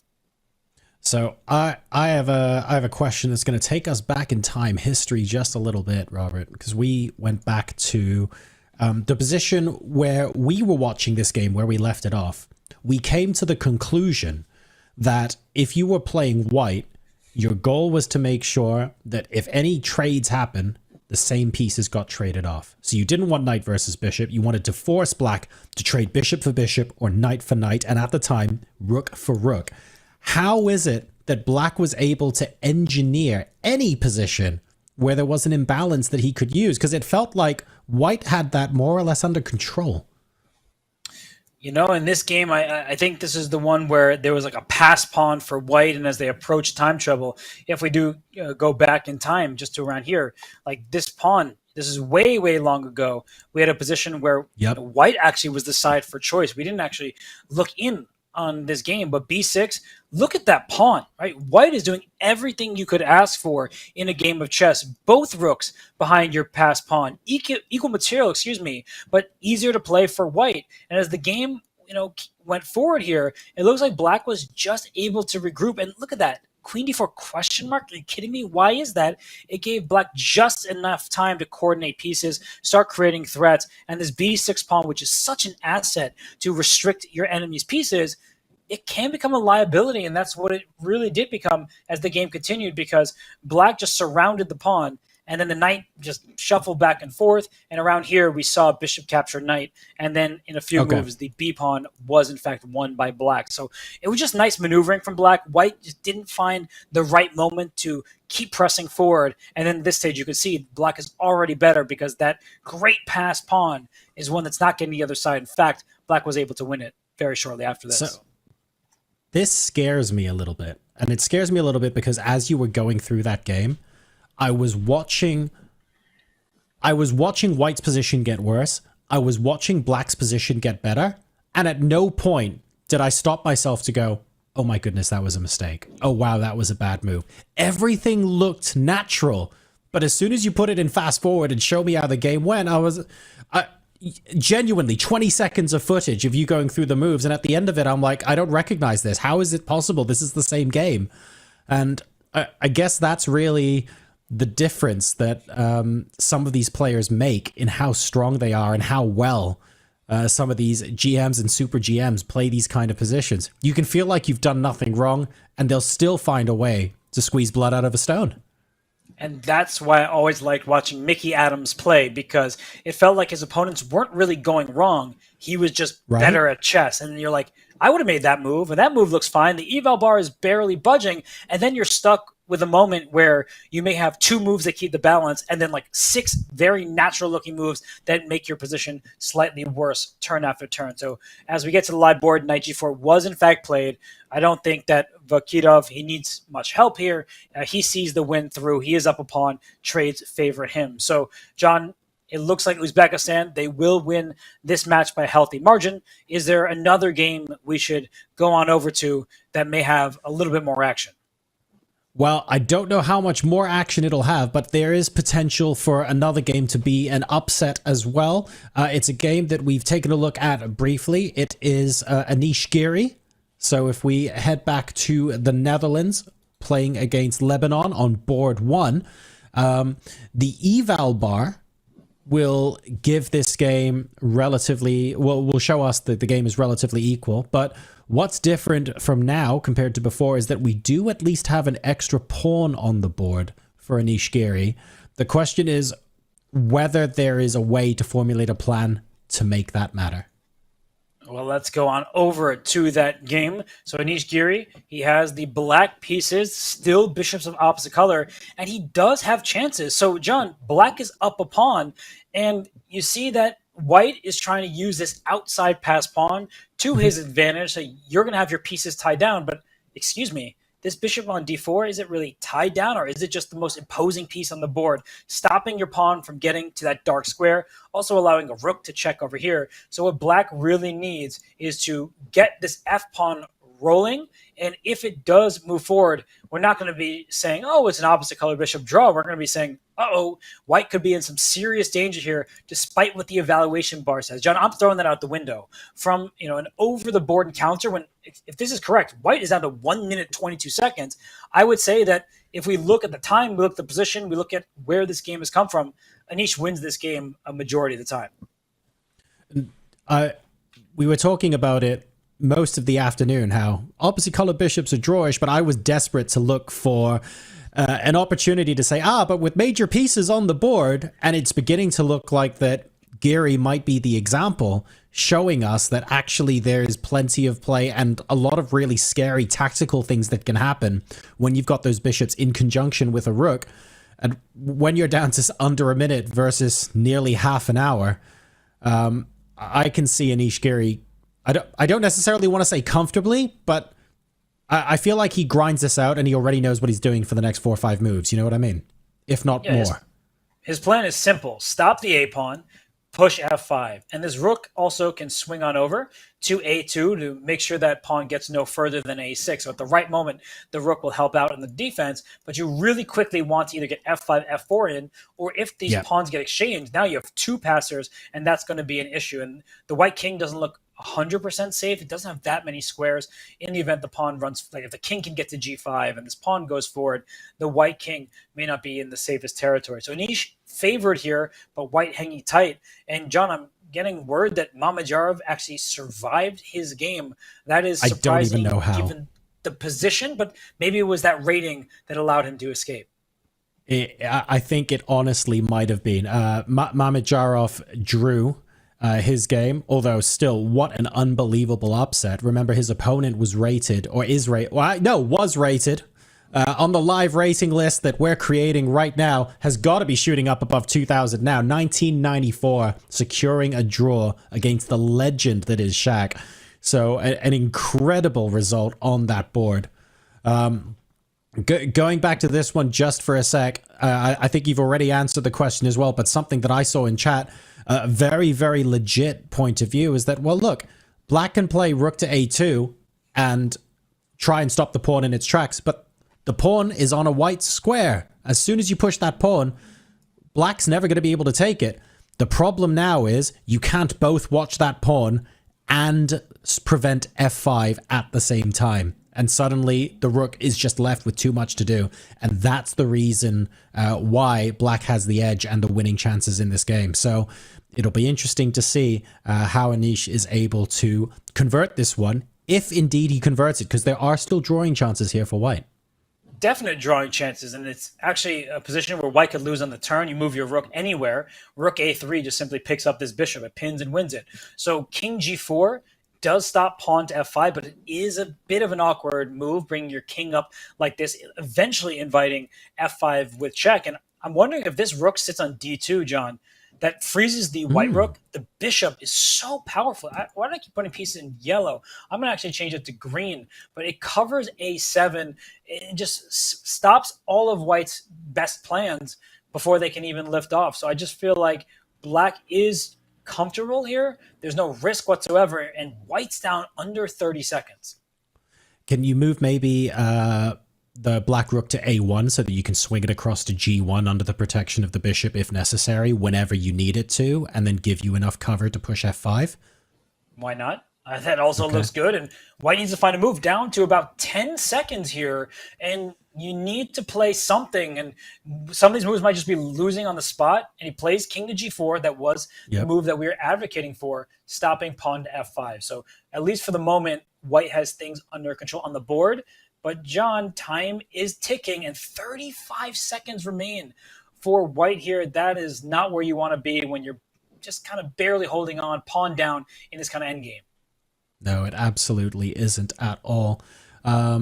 We can maybe quickly flick over to another game that's looking like it's going to be decisive relatively soon, and that would be MVL's game.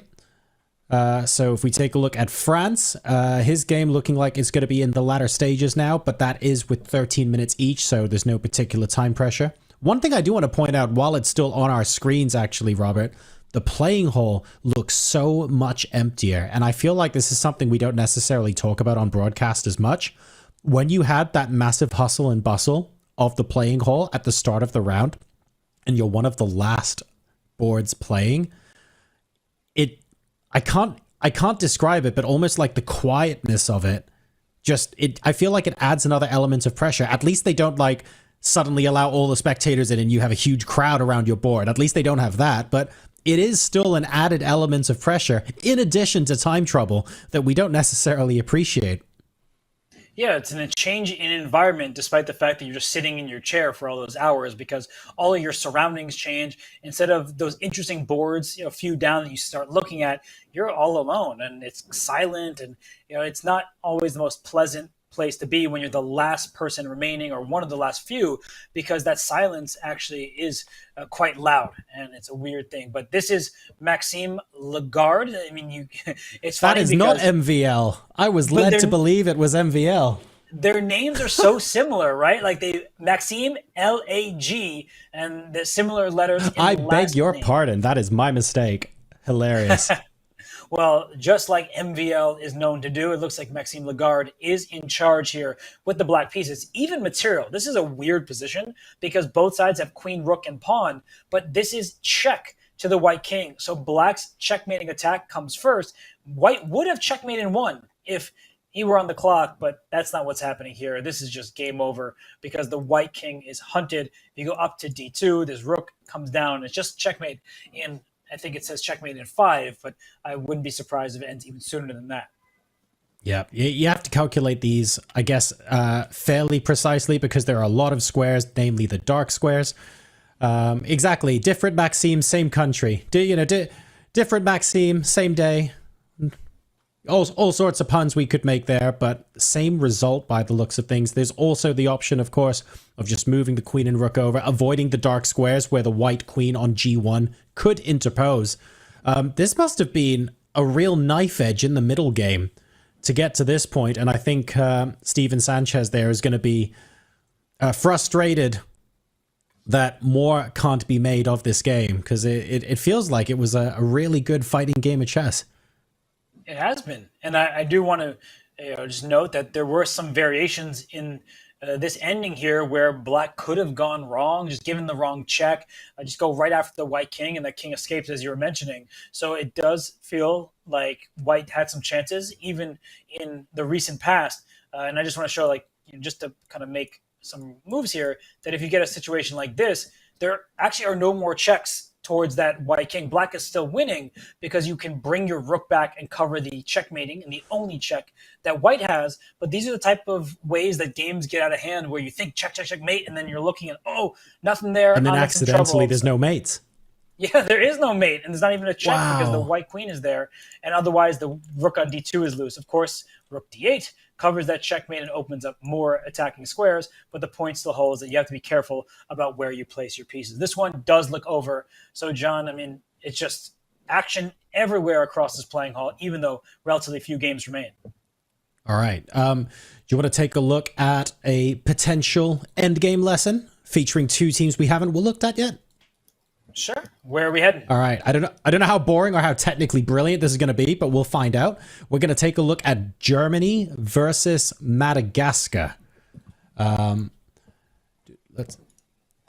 I think have a really cool looking flag, actually. I'm used to seeing stripes, and I'm used to seeing stripes both ways, just not together.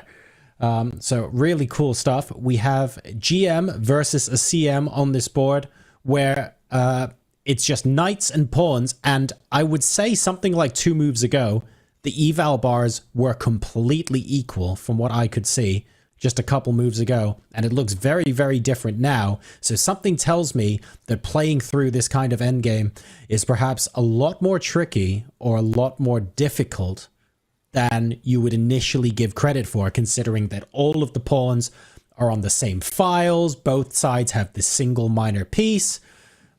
This looks like one of those ones that can catch you off guard if you're not careful.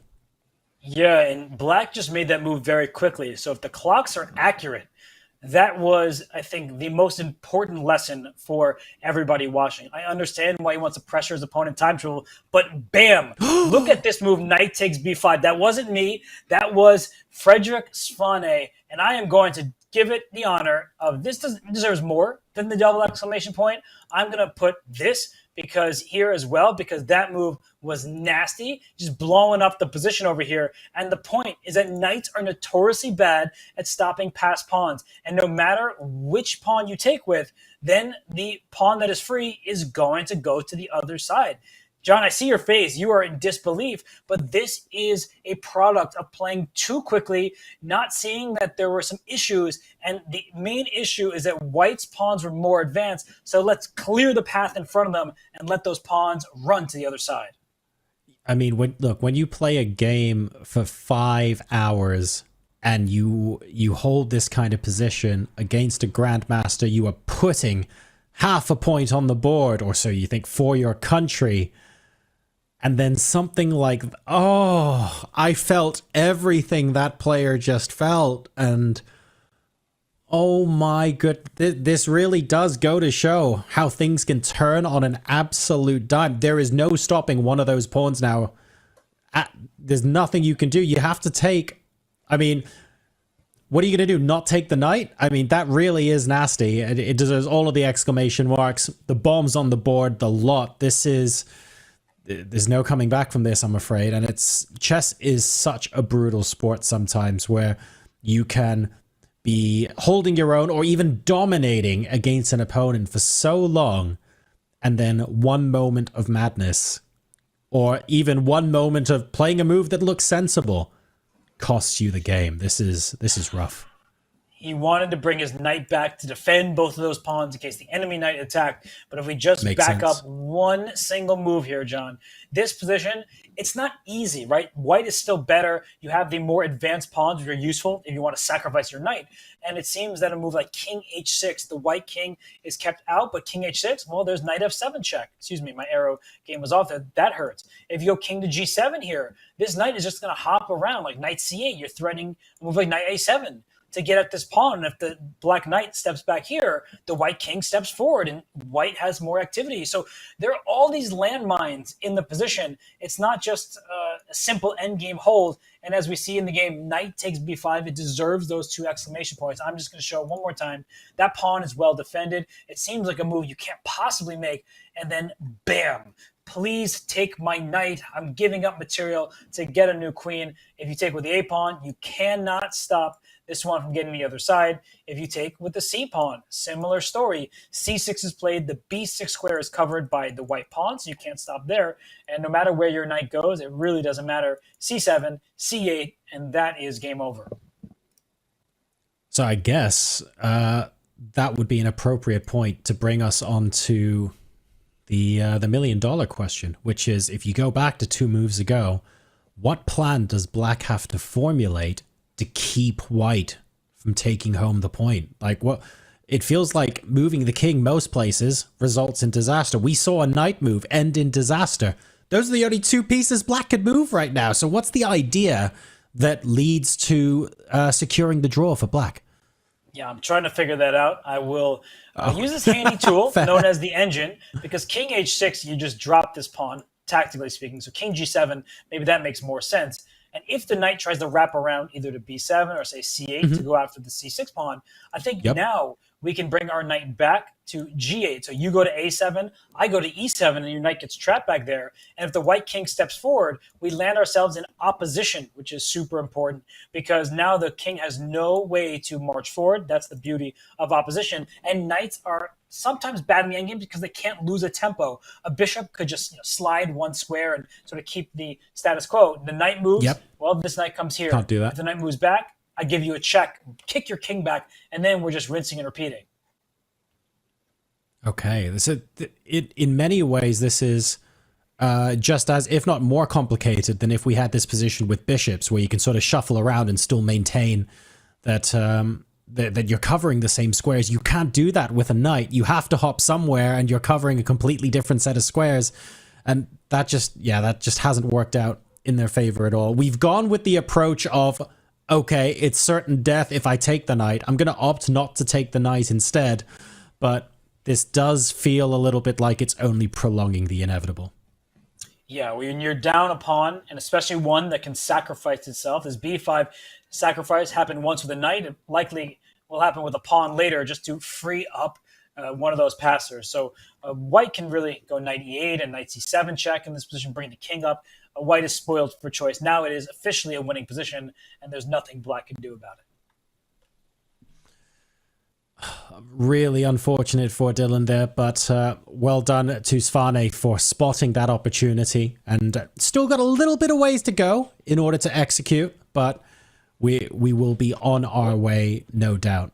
And, John, sorry that arrow pointing up. Wait, is that an only move? That's not your arrow. No, that wasn't my arrow. It was an only move. So just when it looked like white could do whatever he wanted, knight e8 apparently the only move, but it was found. It was very natural. You are trying to give this check and go after the pawn and then allow your king to march forward. So I guess black plays king e7. You play knight to c7, threatening the pawn, and then black has to play knight to b8. And then maybe white brings the king in. after that. You know what's funny? Quest- Is it looks like the knight is trapped on c7, but later it can go to a8 and wrap around back to b6. So yeah, I think that's the winning plan, right? Knight b8 here for black protects the pawn, and then king g4, you want to walk in, king d7, oh, my knight's trapped, this is a problem, and then you remember that the knight can jump back here and hop right around to b6, and the king is marching forward, so this is what allows white to win this game, and just a situation like this where the knight comes around, the black knight's actually trapped, right? You can go here, but I trade, and now you're in a lost king and pawn endgame because the white king steals another. All right, so that was delightful. Really nice bit of endgame analysis there between two teams that we haven't actually seen on the broadcast until this point. So that was cool. We're going to go back now to a game that we did actually take a look at earlier. There is still plenty of life left in the position, and things are spicing up just a little bit. This would be Lebanon, Netherlands, board 3. We've got Erwin Lamy taking on Adib Arkaban. We have seen this position before, but even though we have light squared bishops for both sides, one pair of knights for both sides, and 5 pawns for both sides, this position is looking a heck of a lot spicier than it was the last time we checked it out.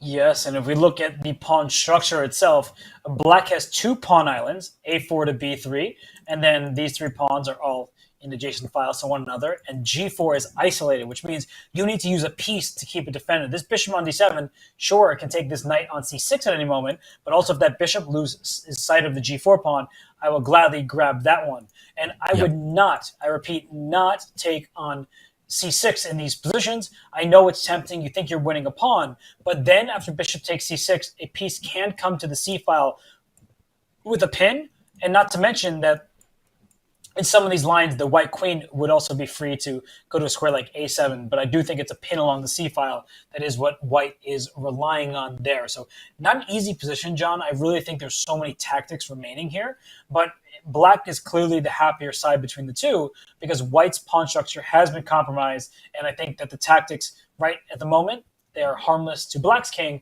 and white's king is the one that may be in trouble later. That is really interesting indeed, because one of the first things I was looking at in this position, especially if you can find a way to secure your pawns on the other side of the board, maybe with like bishop f3 and just holding the fort. What happens if black just takes the knight and then tries to win a pawn and dominate the c file? That is something that I would very naturally look at, and I'd find it really difficult not to play, if I'm being perfectly honest. Well, you're correct. I mean, it is tempting to just try to get in your turtle shell, protect everything, but now c6 is able to be captured, and I just want to show that a move ago, bishop takes c6, very tempting. As I mentioned, queen c3, it's a pin, and you would like to try to get a pass pawn of your own, and knight takes e4 would seem like a problem, except there's another pin going in this direction, bishop d3. Wow. There's a pin on the c file, now the knight is pinned, and white is no worse. As you can see, the evaluation were actually staying in the center. I thought maybe white could even claim an advantage, but I guess black has a way out. So, John, the point is that black doesn't want to just get greedy, doesn't want to capture right away, and in the game we do see the knight drop back to a5, but now it's time to go after the g4 pawn, also the c2 square. That's a square that queen would love to jump into. That's a pawn I would like to win. And that knight on a5, John, that is not doing you any favors. Knights in the rim, they are dim often, and here maybe the lights are dimming on white's upset chances.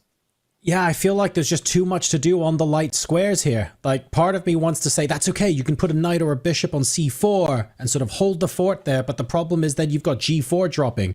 There's no way for the queen to go to h3 with check to interpose, to bring an additional piece in, because the knight's covering that square. You literally can't do that.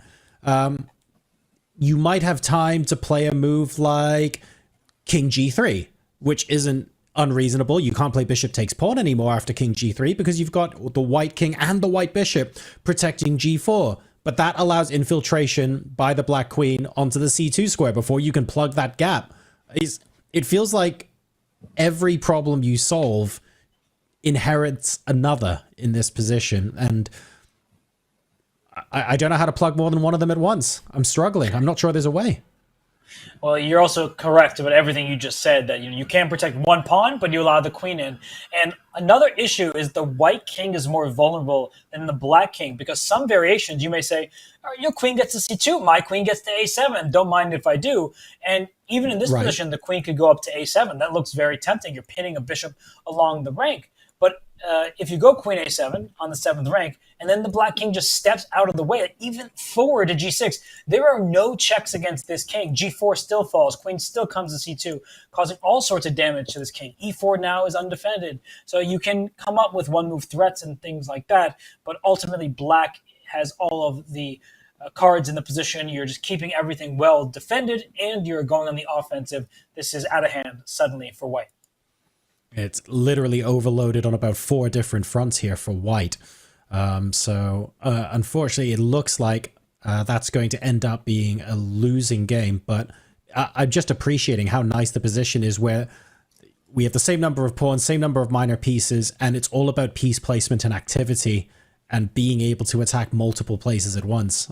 Black's doing a tremendous job here of trying to convert. We've got another endgame. A potential instructive endgame here. We're going to head over to the women's section, where we're going to take a look at board number 3 of Malta versus Greece.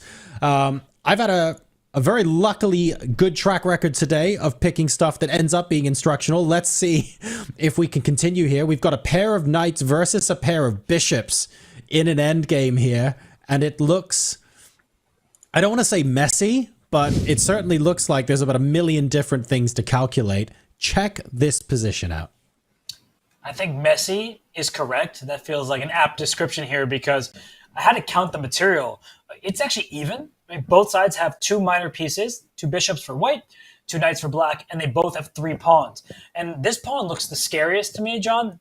It is 2 squares away from promotion, and there's not a piece in front of it. Whereas the h6 pawn, which is white's best pawn, that is blockaded by a knight, and we just saw them with bishop c3. So that stops the pawn from moving forward, but it does lose connection with the h6 pawn. But I guess the point is, if king takes h6, there could be, instead of bishop dropping back, bishop going forward, kick that knight out of here, and then say, you took my pass pawn, now I'll take yours. This, I don't even know where to begin here. I felt like, initially I thought bishop c3 was forced, because otherwise I was worried there was absolutely no way to stop the pass pawn from becoming a queen. But of course, you could have allowed the pawn to go to b2 and then bring the light squared bishop back to a2. So I guess that was an alternative. But trying to figure out where all of the knights can hop to gets really scary, because if black ever ends up having a knight on c3, protecting the queening square and attacking the light squares on a2 and b1, you'd be pretty toast as well. So not wanting that to happen in the first place and preventing it from ever becoming a reality, I guess, is one of the reasons behind bishop c3. But like you say, that then eliminates the white pawn on the 6th rank. That can't be an easy pill to swallow.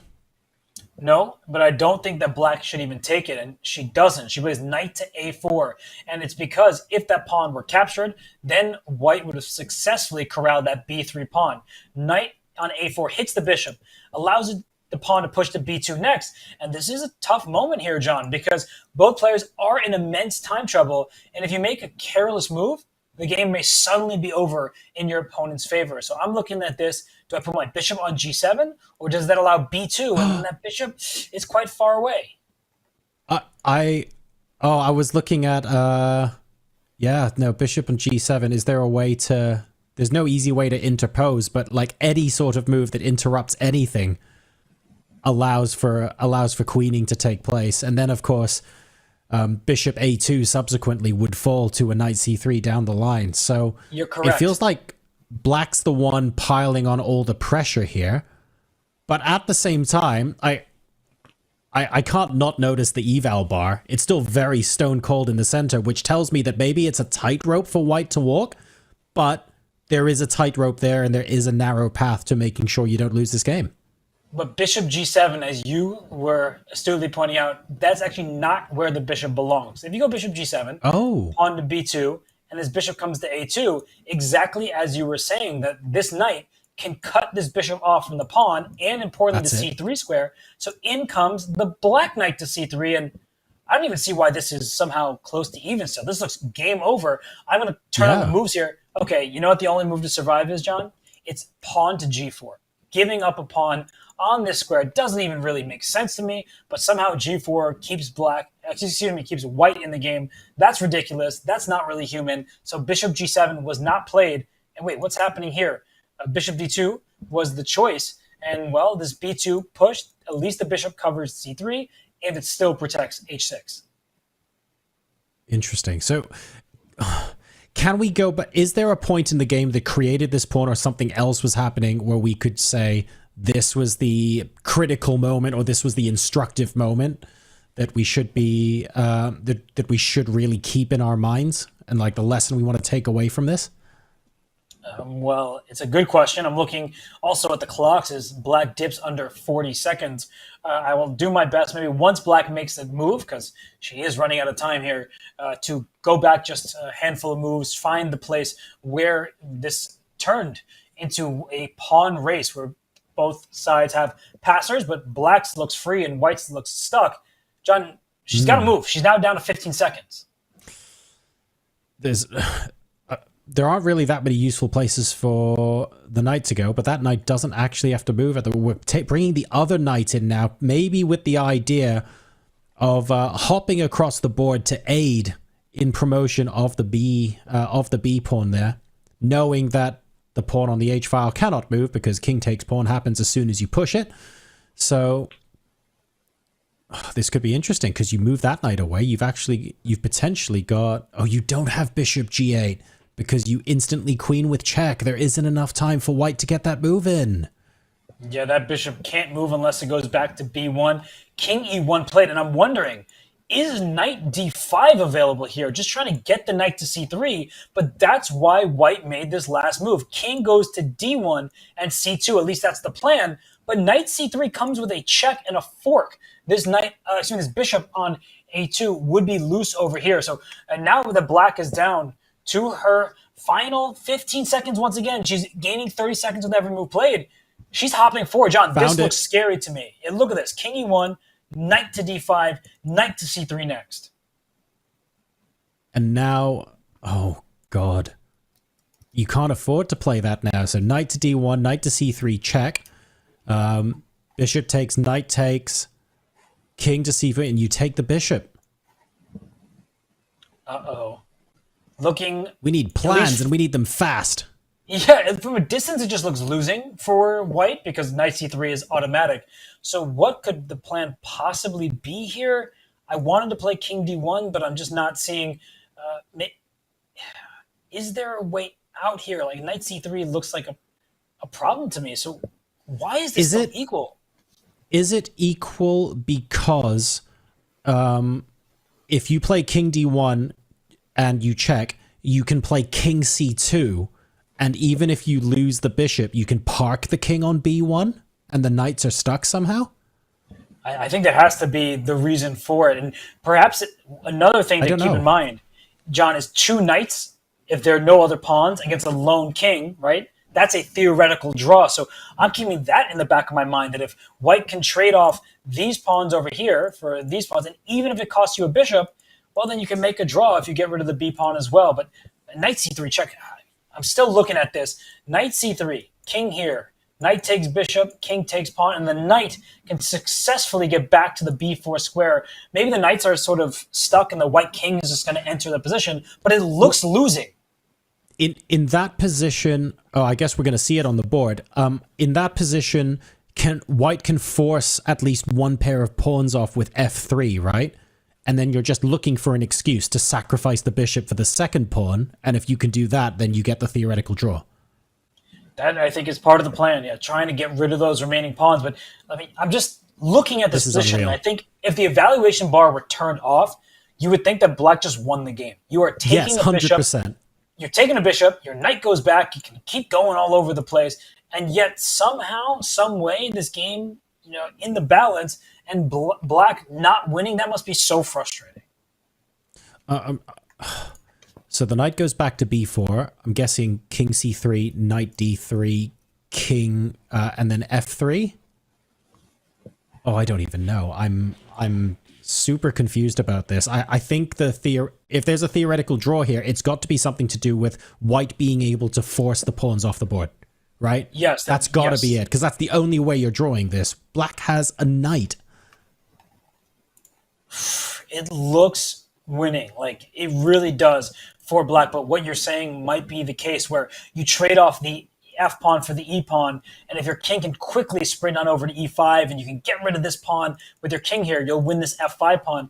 But with both players in time trouble, I know white is making these moves quickly, John, but it does look like, maybe only one decision will allow white to secure the half point. The line I'm seeing at the moment is if black, and that's assuming black plays knight d3, but if black plays knight d3, white can play f3, forcing at least one pair of pawns off the board, because you can't push e3, otherwise king takes knight. And then once, it's actually being played out on the board. And I think after f3, your king can mop up that pawn because the black king needs to take time out of his day to capture the pawn on h6 first before coming back, and therefore it's a draw. That checks out, but I was thinking after f3, I'm going to take it because you can't take the knight, as then my pawn continues capturing your pieces and gets to the other side. So takes, pawn takes here, and then this knight moves somewhere. But I guess this white king, it's just going to go up to e5. But I'm going to be honest. Like, let me just put these moves on the board just for a second. Let's say go knight e1. And this is winning. Yeah, king here, king takes here, and just king back. I'm up a knight, and my pawn remains on the board. So I think the game actually is already lost. So yes, this is what we're seeing here. Back here, king d1 was in fact, king e1, was a losing move. The engine just taking some time to catch up here. Sometimes there is a depth issue and things of that nature, but this is winning for black. I knew I wasn't going completely crazy just yet, but this is winning for black. You can okay, that makes a lot more sense.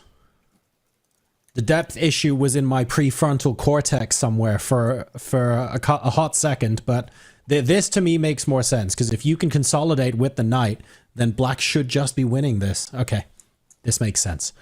Wow, what a ridiculous end, considering we had the same number of pawns, a pair of knights each. Yeah, this was the knights versus bishop was a lot of fun. I thoroughly enjoyed this, and I felt like it could have gone either way. Yeah, it was fun, I guess, in particular for the player with the black pieces. But that knight hopping and knight d5, knight c3, it just goes to show that white's pass pawn wasn't strong enough. It couldn't go anywhere. It was blockaded at first, and then the black king was more active than the white king. So it's too late now, unfortunately. So this will not be an upset. That's good news for the Greek fans, as they are going to score victory on this board. All right, very well played there. Greece will be able to pick up the point. And you can see the playing hall here is very much thinning out. Only a couple of games left to go now. Most of the points have already been on the board, so looking like just the final couple of games left to go. So we're going to go briefly now. I say briefly, we have a live interview. Mike Klein is actually here with Jordan's board number one, Ahmad Al-Khatib. Thank you so much for joining us live, Mike, and thank you for your patience as we went through that final bit of analysis. Over to you.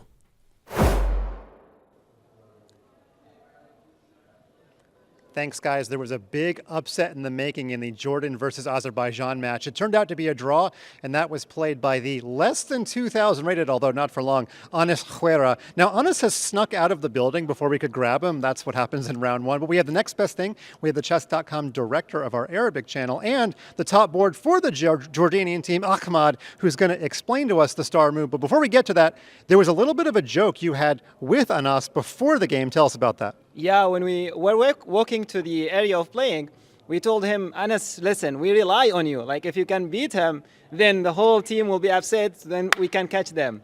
But unfortunately, fortunately, he made a draw, but unfortunately, we failed him. Well, he was up in exchange, and I think that the world's going to get to know about him. And let's separate a little bit here. We have this fancy board behind us. We're going to take a look at the star move by Anis Khouera. Now, Mehmed Yarov has just played rook on a to d8, thinking he's getting good pressure against the center pawns. We call that the snow plow in chess, kid. But, Ahmad, what move did Shach miss? It's here a very strong move, actually, which is knight to d5. using a tactical of overloaded piece, because now in this position the knight cannot be taken. If you take the knight, then this double rook will be suddenly activated, e takes d5, and now in this position the queen is very overloaded. You cannot keep the protection of the knight and you cannot keep the protection of the rook, so technically you're losing here as black. So instead of taking the knight, Shahryar, I do believe, moved his knight away, like knight h5, but he missed this fork, protecting with the bishop, knight to e7, and in this position he won simply the exchange without any compensation. Yeah, and the knight does a great job guarding those pawns as well. So what a star move, knight to d5. It got an exchange, and it very nearly got a win for the upstart Jordanian team. Now, he's only 1900 or so, but what would you say his true playing strength is? I played him many times, actually, and I just maybe managed to beat him once because he's very, very fighter. Like, whenever there's a tactical idea or something, he just catch it right away. And you can't, maybe you can beat him, but you can never beat him easily. Okay, maybe we'll hear more about him in the future, inshallah. And thank you for your time, Ahmad. You're welcome. Thank you. You hear that? 1900, and maybe I can beat him, but only there is hope for people like us yet. And that interview made me so unbelievably happy. Absolutely wonderful stuff. Thank you, Ahmad, and thank you, Mike, for that. We're going to now be returning to a couple of games we took a look at before. Anish Giri's game still grinding out, but looking like it's becoming more and more difficult for black to make progress with this extra pawn. Yeah, it's one of these situations where for Anish Giri, you've done all you can. You now have a pass pawn. It's protected by another pawn, but you really wish you could undouble your pawns in the center. Even a move like d6 to d5, John, giving away a pawn to free another passer, that would be ideal. The rook gives a check. The white king will snake back. I'm still looking at the clock, though. You know, Anish, he's such a strong player. He's had a bit of a rough patch, but I think even he, despite the rating drop that he's had, we'll see checkmate in 1 if the king goes back to f3. A very natural move, by the way, stepping in front of a passed pawn. Don't forget about this bishop covering the length of diagonal. That's dirty. I'm calling it now. That's just dirty. I missed that at first glance. That would have been such an easy mistake to make. And more importantly, like we've said for some of the other games here, not only is that an easy mistake to make under normal circumstances, that's an extremely easy mistake to make once you've been sat at a chessboard for the last 5 hours, right? So this is ridiculous that tactics like this are still available. With the major pieces on the board, you never know what'll happen. But I guess if you're white here, and you are determined to simply make a draw, you shuffle the king on those light squares perhaps, or maybe on the 4th rank, and then you just keep your rook on a2 or something like that, and say, look, there's really not much else you can do here. I guess at some opportune moment, maybe black can try f3, but I feel like that's the only possible throw of the dice. Well, rook g3 check would be step 1, and I would even consider rook e3 to go after this pawn on e4. So I'm looking at this, and the clock is telling a large part of the story. And as you were calling for it, at some point f3 is, of course, is what you want, but you can't have your rook on g3 and play f3 at the same time because the white king will be in contact. And one more thing to note, John, is that the rook check, if the king slides up to h4, there might be a pin along the 2nd rank, which will allow f3 to be played next. And the big question is, if these bishops are traded one for the other, black should be winning there. So that's what you need to keep in mind. Store that in the memory bank, that a trade of bishops, say if I go after the white bishop, and we see actually a losing move there from white, king h2 allows this rook e3 move. You're scooping up the pawn. I don't know why king h4 would have been that much better, but either way, that it seems that now Anish is firmly in control, and he is grabbing another pawn, freeing a second passer. How is it possible that opposite colored bishop endgames are this dangerous? Like, I remember what I said earlier, but I didn't think it was quite this sharp. Like, watch out, there's mate in 1 over here, there's a losing move here, there's a losing move there. This is brutal. This is straight up brutal. Chess can be like that. In some positions, you say, oh, this material, yeah, easy draw, let's pack it up and go home. But then you look at the specifics in the endgame. Remember, this pawn, John, was on f7. That Yep. looks like nothing. But now with the pawn on f4, we see how advantageous it is to black. Rook e3 now, it actually freezes the rook on b2 because you would like to play rook b7. This drops a bishop with check. That, of course, is losing. Picking up the second pawn is not going to feel particularly good for white. And as you mentioned, f3 will become available in the near future. So I think white can play on a little bit. There is still room for error that black can make an inaccurate decision and suddenly white can stop those pawns from marching forward. That is the beauty of opposite colored bishops. That even if you say drop this pawn, if the king is here and the bishop is on f3 and the rook gets to e2, something like that, right? We can stop black from making progress, but it's only going to be for a little bit. I think black eventually will power through. What's interesting from where that pawn was as well is that when it was on f7, maybe I'm guilty of having like the wrong idea in my head. I always thought that pawn on f7 needs to go to f5 because the goal is to get white to take that pawn and undouble his pawns on the e-file. Now, because that hasn't happened and f4 has been pushed, I guess in the back of my mind I was going, oh no, the doubled pawns on the e-file are still there. We haven't accomplished what we set out to do with the f7, f5 pawn push. Actually, this might be drawish, and I don't think I could have been more wrong. No, I mean, it's such a natural mindset to get into. And I think that in some of these endgames, because of the nature of opposite colored bishops, that if white could put the king on g2 and bishop on f3, you may even give up your past a6 pawn, seemingly the pride and joy of your position, just to blockade on the light squares. A dark square bishop cannot help kick out a bishop on the light squares. But bishop g4 here, if this rook could get to c6 on the next turn, you see that arrow that doesn't look very normal because the rook can't move like that. Maybe you would have some chances here, but if the rook takes e4, if rook b7 is played, the bishop moves out the way, somewhere like e3. The rook can always slide behind the passed pawn, and it's stopped. Okay. Oof, just about saving grace there. But that's all you need, right? You just need the one move to slide behind the passed pawn and make sure that it doesn't end up being a race. And, well, I guess we're seeing this play out on the board now, but unfortunately, as the position gets simpler and simpler, it's beginning to look more and more advantageous for black. And I think it's only a matter of time now before Giri is able to convert the full point here, especially when they're now down to only increment on white side. It's unfortunate what hard work has been achieved here, but unfortunately it will go for naught, or so it would seem. You know, we sometimes have that consolation of, you know, you did great, you went down to the wire, but in an event like this, you just want the result. And for the Netherlands, I think Anish Giri, you know, he has had a really rough stretch. He lost that match to Hans Niemann, then he played in the Singfield Cup. That didn't go very well. He lost a number of games, including the final round, to Fabiano Caruana, and here he's doing everything correctly with the black pieces. Rook a4, yes, you may drop this e6 pawn, but you have a second e pawn, then the f pawn can go, and I feel like that is going to end the game in black's favor.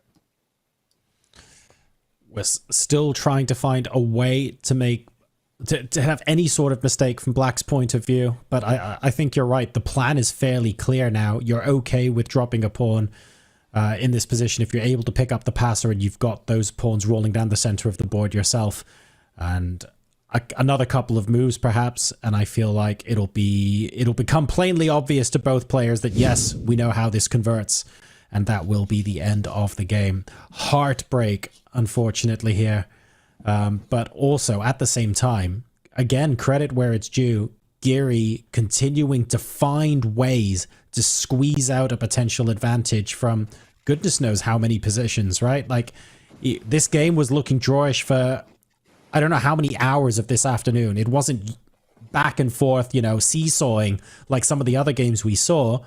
This is very much squeezing something out of nothing, and that's what the top players in the world are able to do, and that's what Giri's been able to do on this occasion. And you see his opponent, sleeves rolled up, still giving his all. He wants to take that half point off of Anish Giri. And while objectively the position is winning, there definitely is an opportunity for black to make a mistake. I would think that the move e4 is quite natural here, but I wouldn't be surprised if that's not the correct move. That maybe you just start with king g5, trying to force white to take on e6 with the bishop, and then the f-pawn gets to go to f3, right? e4 is so tempting, John. It's a pass pawn. Why not push them, together, allow these pawns next to each other. But e4 does allow the rook to take this pawn with check, and then maybe those pawns are not going as quickly as you'd like. Yes, because you then you can effectively push on a7 and to distract the black rook and then play rook takes e4. So you're right. The order in which these things happen is a lot more important than we perhaps initially realize. And that's exactly why Amro's continuing to try and find ways at the board of obfuscating what needs to happen next. And there's also a reason why Anish doesn't look super comfortable. He's laid back. Yep, that's fine. I know what my next 5 moves is. That is not what his body language is telling us at all in this position. He realizes that I'm winning, but this is still far from won, if that makes sense. And he's still got work to do. So credit to Anish for continuing to follow through with this. Even if this is the dying embers of the game, it's still so complicated. And it makes perfect sense that the famous saying goes, the hardest game to win is a one game. Like, you still have to give it your all until the final move is made, whether that ends in checkmate or a resignation. And we see that his opponent is not giving up. This player here from Lebanon just not going to give up without a tremendous fight. And so credit to all players in the playing hall. They are just giving every ounce of energy that remains for their teammates, for their country. And here for Anish Giri, he does have a winning opportunity, and he may still win even with a slight inaccuracy here. But I do think bringing the king forward first, just to get that bishop out the way so that this f-pawn can march forward. The closer it gets to the other side, the quicker it becomes a queen. The way I sometimes explain this to people when they say, oh, it looks like this side is clearly winning. I say to them, especially if they don't normally watch chess or follow chess, I say chess is, when you compare it to normal sport, probably the closest to tennis. So one-on-one, everything is on you. It's a game of knowns. And I think there was a very famous match, I want to say in the French Open or something, I could be wrong, but in 2012, where Rafael Nadal was down 2 sets and down a break in the 3rd set and was about to lose everything. And he found a way to come back and win from there. And chess is so similar, where you could have mate in 2 or even mate in 1 on the board. And if there is a path forward for you to win in pretty much all circumstances where play is still possible. And if you don't force your opponent to keep playing and to take those chances and to be as precise as you humanly can be, one mistake lets you back into the game.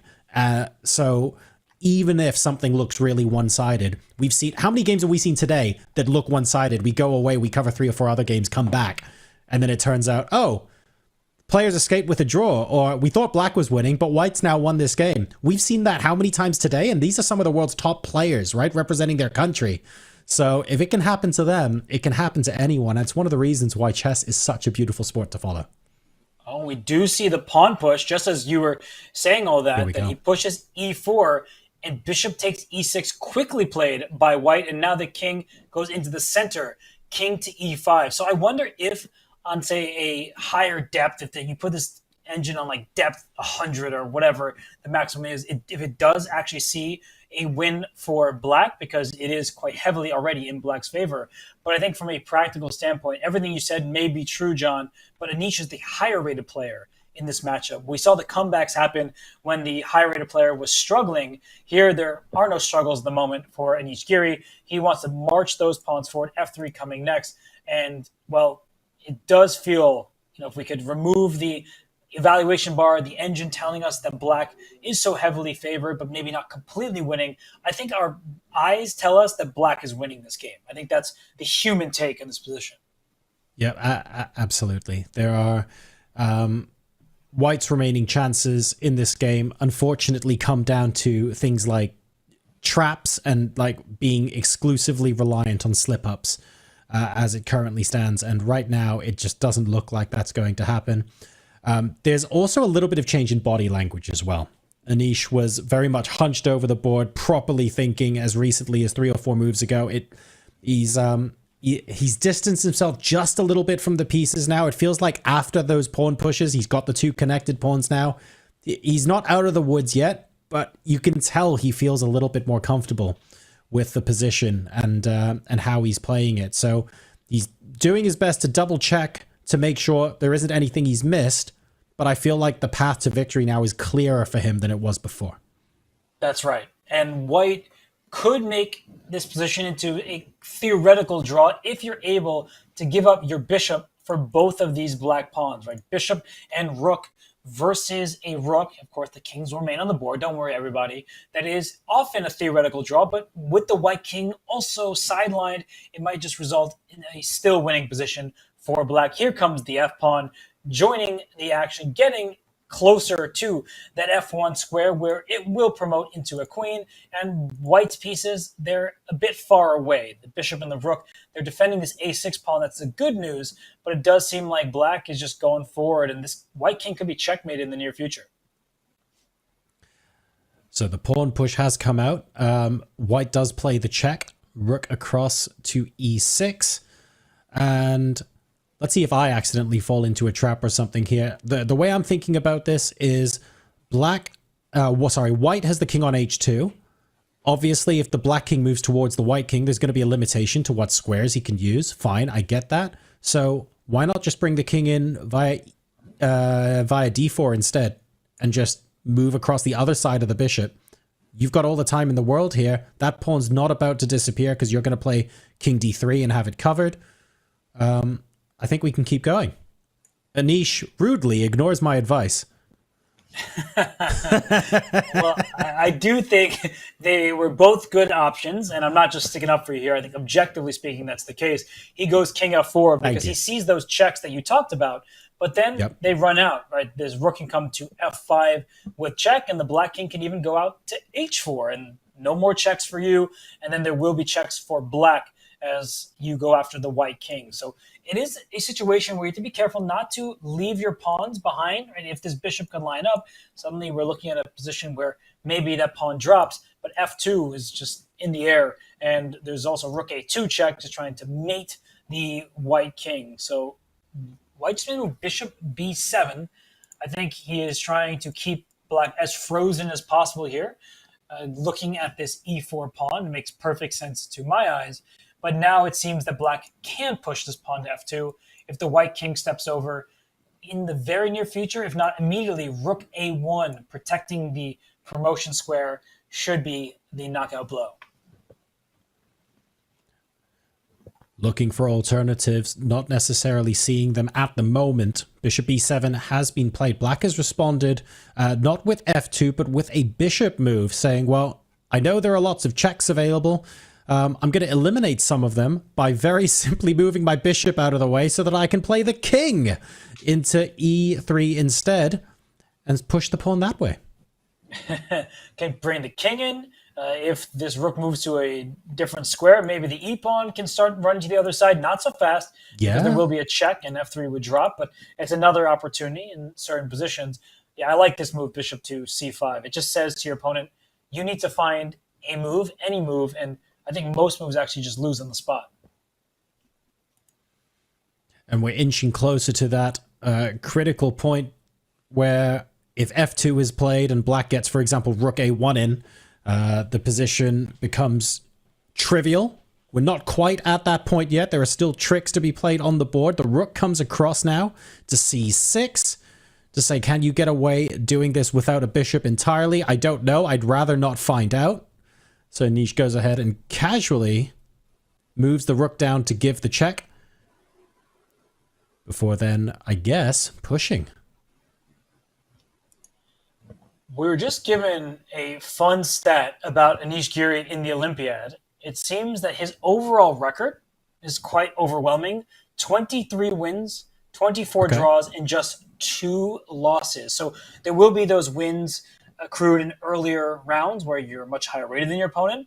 But of course, that includes the later rounds when you're playing grandmasters of high stature. So for Anish Giri, only 2 losses overall in his 7 Olympiads. That is quite a feat.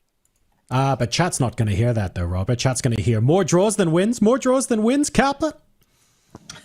Well, let's talk about this game. Not If he gonna happen wins this here. game, it's going to be an even number of wins and draws. So That's no true. longer can they make that claim. That is very true, and obviously if he's then able to win the next round as well, that'll take him to more wins than draws, but let's not get ahead of ourselves. There's, the king's moved out of the way, and now I even wonder if you can underline your the point by leaving the bishop on prise and just playing f2 here. You definitely can do that because the promotion is stronger than just losing That's the a fun bishop. move. And it comes with check. So I like that move, pawn pushing. And I am looking this up because it was just mentioned. I'm grateful for the stats being whispered in my ear to talk about Anish's just 2 losses. If I'm not mistaken, his only losses were in the 2012 Olympiad. So he has not lost in the Olympiad for over a decade. Wow. That's ridiculous. That's actually ridiculous. How could you be in what? He hasn't lost in at least the last 6 of these competitions. Absolutely mad.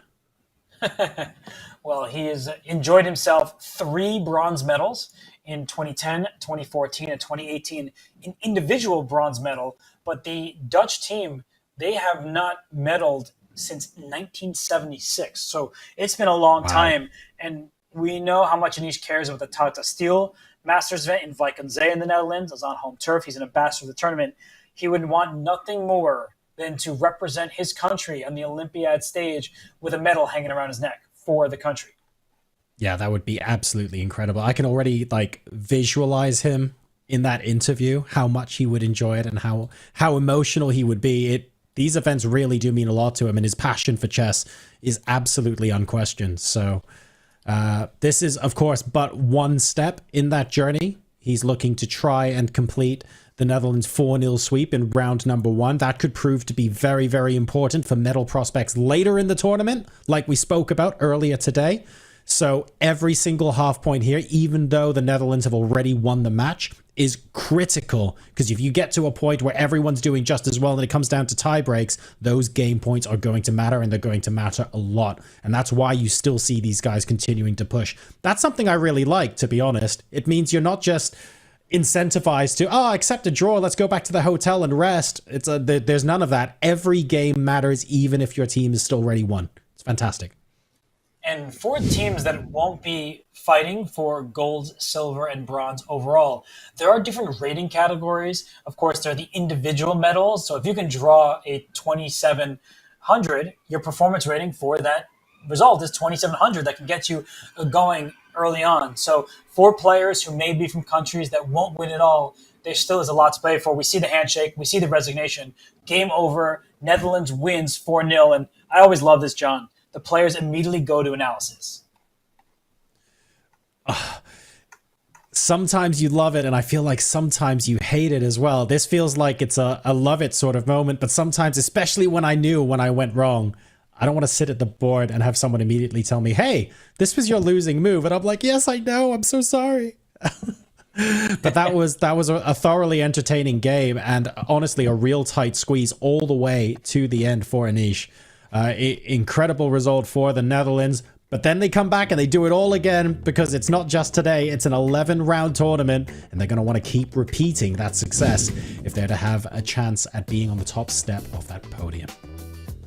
What a result we saw from the Netherlands. And, you may think a 4-0 sweep. Of course that's going to happen, but we already witnessed other superstars suffer half-point drawbacks, and it could have been worse for plenty of others. John, we saw throughout the round that some of these teams may be low-rated on paper, but they have every bit of fight to give, and they're clawing for some points.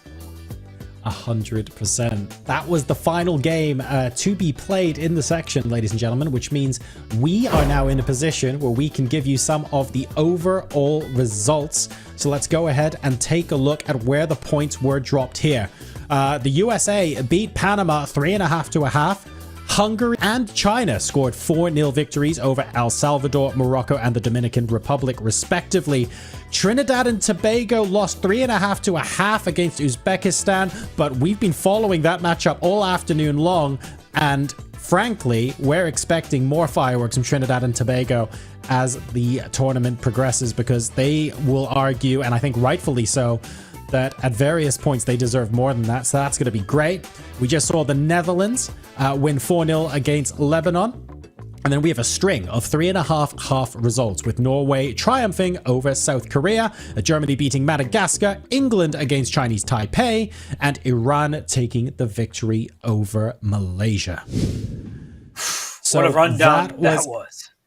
That was quite... And remember, there's like 193 teams. We're not going to go through every single screen, because we'll be here for another 45 minutes if we did that, but you can definitely check up all of the results online and see where your team's placed. Obviously, there's just going to be a string of 1 and 0s with a couple of draws this round, but it's going to get more and more spicy as the tournament progresses. And some of those draws that were obtained were with huge rating discrepancies. But for example, Chinese Taipei, they put Raymond Song, Grandmaster Raymond Song, on the second board, and he drew against David Howell. So that was a Grandmaster, 2,500 plus, drawing another Grandmaster. That is a normal result. But some of these other results are completely unexpected. Ariantari saved that half point, but he outrated his opponent by about 400 rating points. So in the early going here, we see that the better teams, they win their matches, but it's not just clear-cut domination. Some of these lower-rated squads, they're here, they're proving that they belong here, each of these players in the team. And I think the team of the round, if we want to call them that, Trinidad and Tobago, they only, 100%, air quotes, scored half a point, John. But come on, like the way that they played, they deserved much more, it seemed. They really did. I'm going to be on the lookout for them throughout the rest of the tournament. They've certainly won themselves another fan in me. I trust a lot of people at home will be rooting for them in chat as well. Let's take a look at some of the results of the women's section of the Olympiad. 181 teams duking it out here as well. A similar pattern to the results here. Jamaica scoring half a point against India, so that's going to be big for them. Very well played. Hungary beating Puerto Rico, Georgia over the United Arab Emirates, Poland beating Panama, and China beating South Africa. And then on the right side of our screen, as we go down to board 10, we had 3.5 to Ukraine over Kyrgyzstan, 4-0 to Azerbaijan, the USA, Germany, and Spain over Nicaragua, Jordan, Andorra, and Botswana, respectively. So some very entertaining and fighting chess there, but when the dust settles, the team scores, at least here in round 1, are relatively on par with what we would have expected. We can expect that as the tournament goes on, though, that's going to be a lot more difficult to predict. Well, and I just want to give a shout out, because you ran through those scores, that Rihanna Brown from Jamaica drew against Vantika Agrawal from India. So India, the rating favorites entering the tournament, they just saw one of their players draw a player 400 plus points. I think 450 points lower rated. Massive. So upsets are happening all over the place. I think that actually allows these highly rated international masters and grandmasters to feel a little bit better, because it's not just like you're the only one in the entire playing hall who lost some rating points and didn't get the expected result. You can just go point over to Shakhriyar Mamajara and be like, that guy drew a 1900 when he's, or a 2000 when he's 2700 plus. And that's not to discredit the 2000 rated player, because he played better than Mamajara did. If you don't look at the number on the piece of paper, if you just play the moves ahead of you, you might actually think that Mamajara's opponent was the 2700. The game ended in a draw. Mamajarov should be very thankful to even get a half point there. So the point is, everybody, that when you look at these matchups, sure, these stronger teams will likely win over the cross the 4 boards, but in individual matchups, don't be surprised at all when somebody 500 points, 700 points lower rated, they rise to the occasion. They say, this is the Olympiad from Budapest, Hungary. I am going to make my mark on the tournament. If I go down the history books with the biggest upset of that Olympiad, yeah, more power to me. I'm ready to make my mark. So many of these players out for blood from the get-go, and we saw some fantastic results, exactly like you said, Robert, and we're going to get more of that over the coming days as well. So what you watched today was simply round number 1 of an 11-round tournament. We will be back tomorrow as well, and indeed the day after that, would you believe, and a couple more to follow too.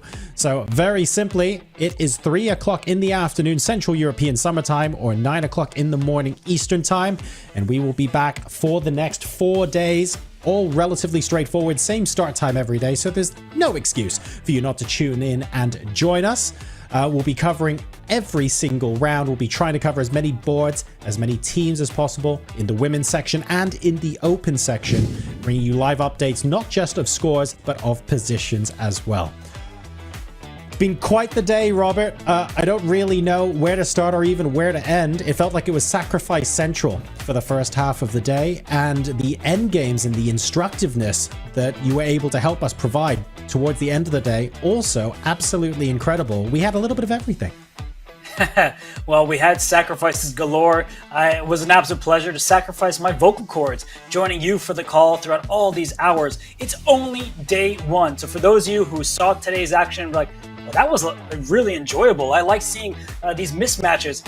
It's just the first round. We have 10 more rounds to go. For some teams, they're already looking within saying, do we need to do a lineup change? Is something wrong with our players? They jet lagged, they need a rest already. For others, you see them flex their muscles and say, we are here for these medals. Our team, it's a collective. We've got that chemistry, and don't be surprised to see us on the podium, even if we are not one of the highest ranking teams by rating. Will they pull in Armenia like Armenia did in 2022 and Uzbekistan from 2 years ago? So it remains to be seen who will rise to the top. But I think, John, everyone in the audience is a winner because the Olympiad, it's really one of the best events in the world of chess. It 100% is, and we are only just getting started as well. A huge thank you to everyone watching today. Thank you very much, Robert, for joining me on the call, and a big thank you to everyone in the back end who are able to help us make this production possible. We're only just getting warmed up though. We're just getting started. This was round number 1 of 11. So 9 o'clock in the morning Eastern time, 3 o'clock in the afternoon Central European summertime. We will see you right here tomorrow for more of the same. Take care, have a good night, and we'll see you then.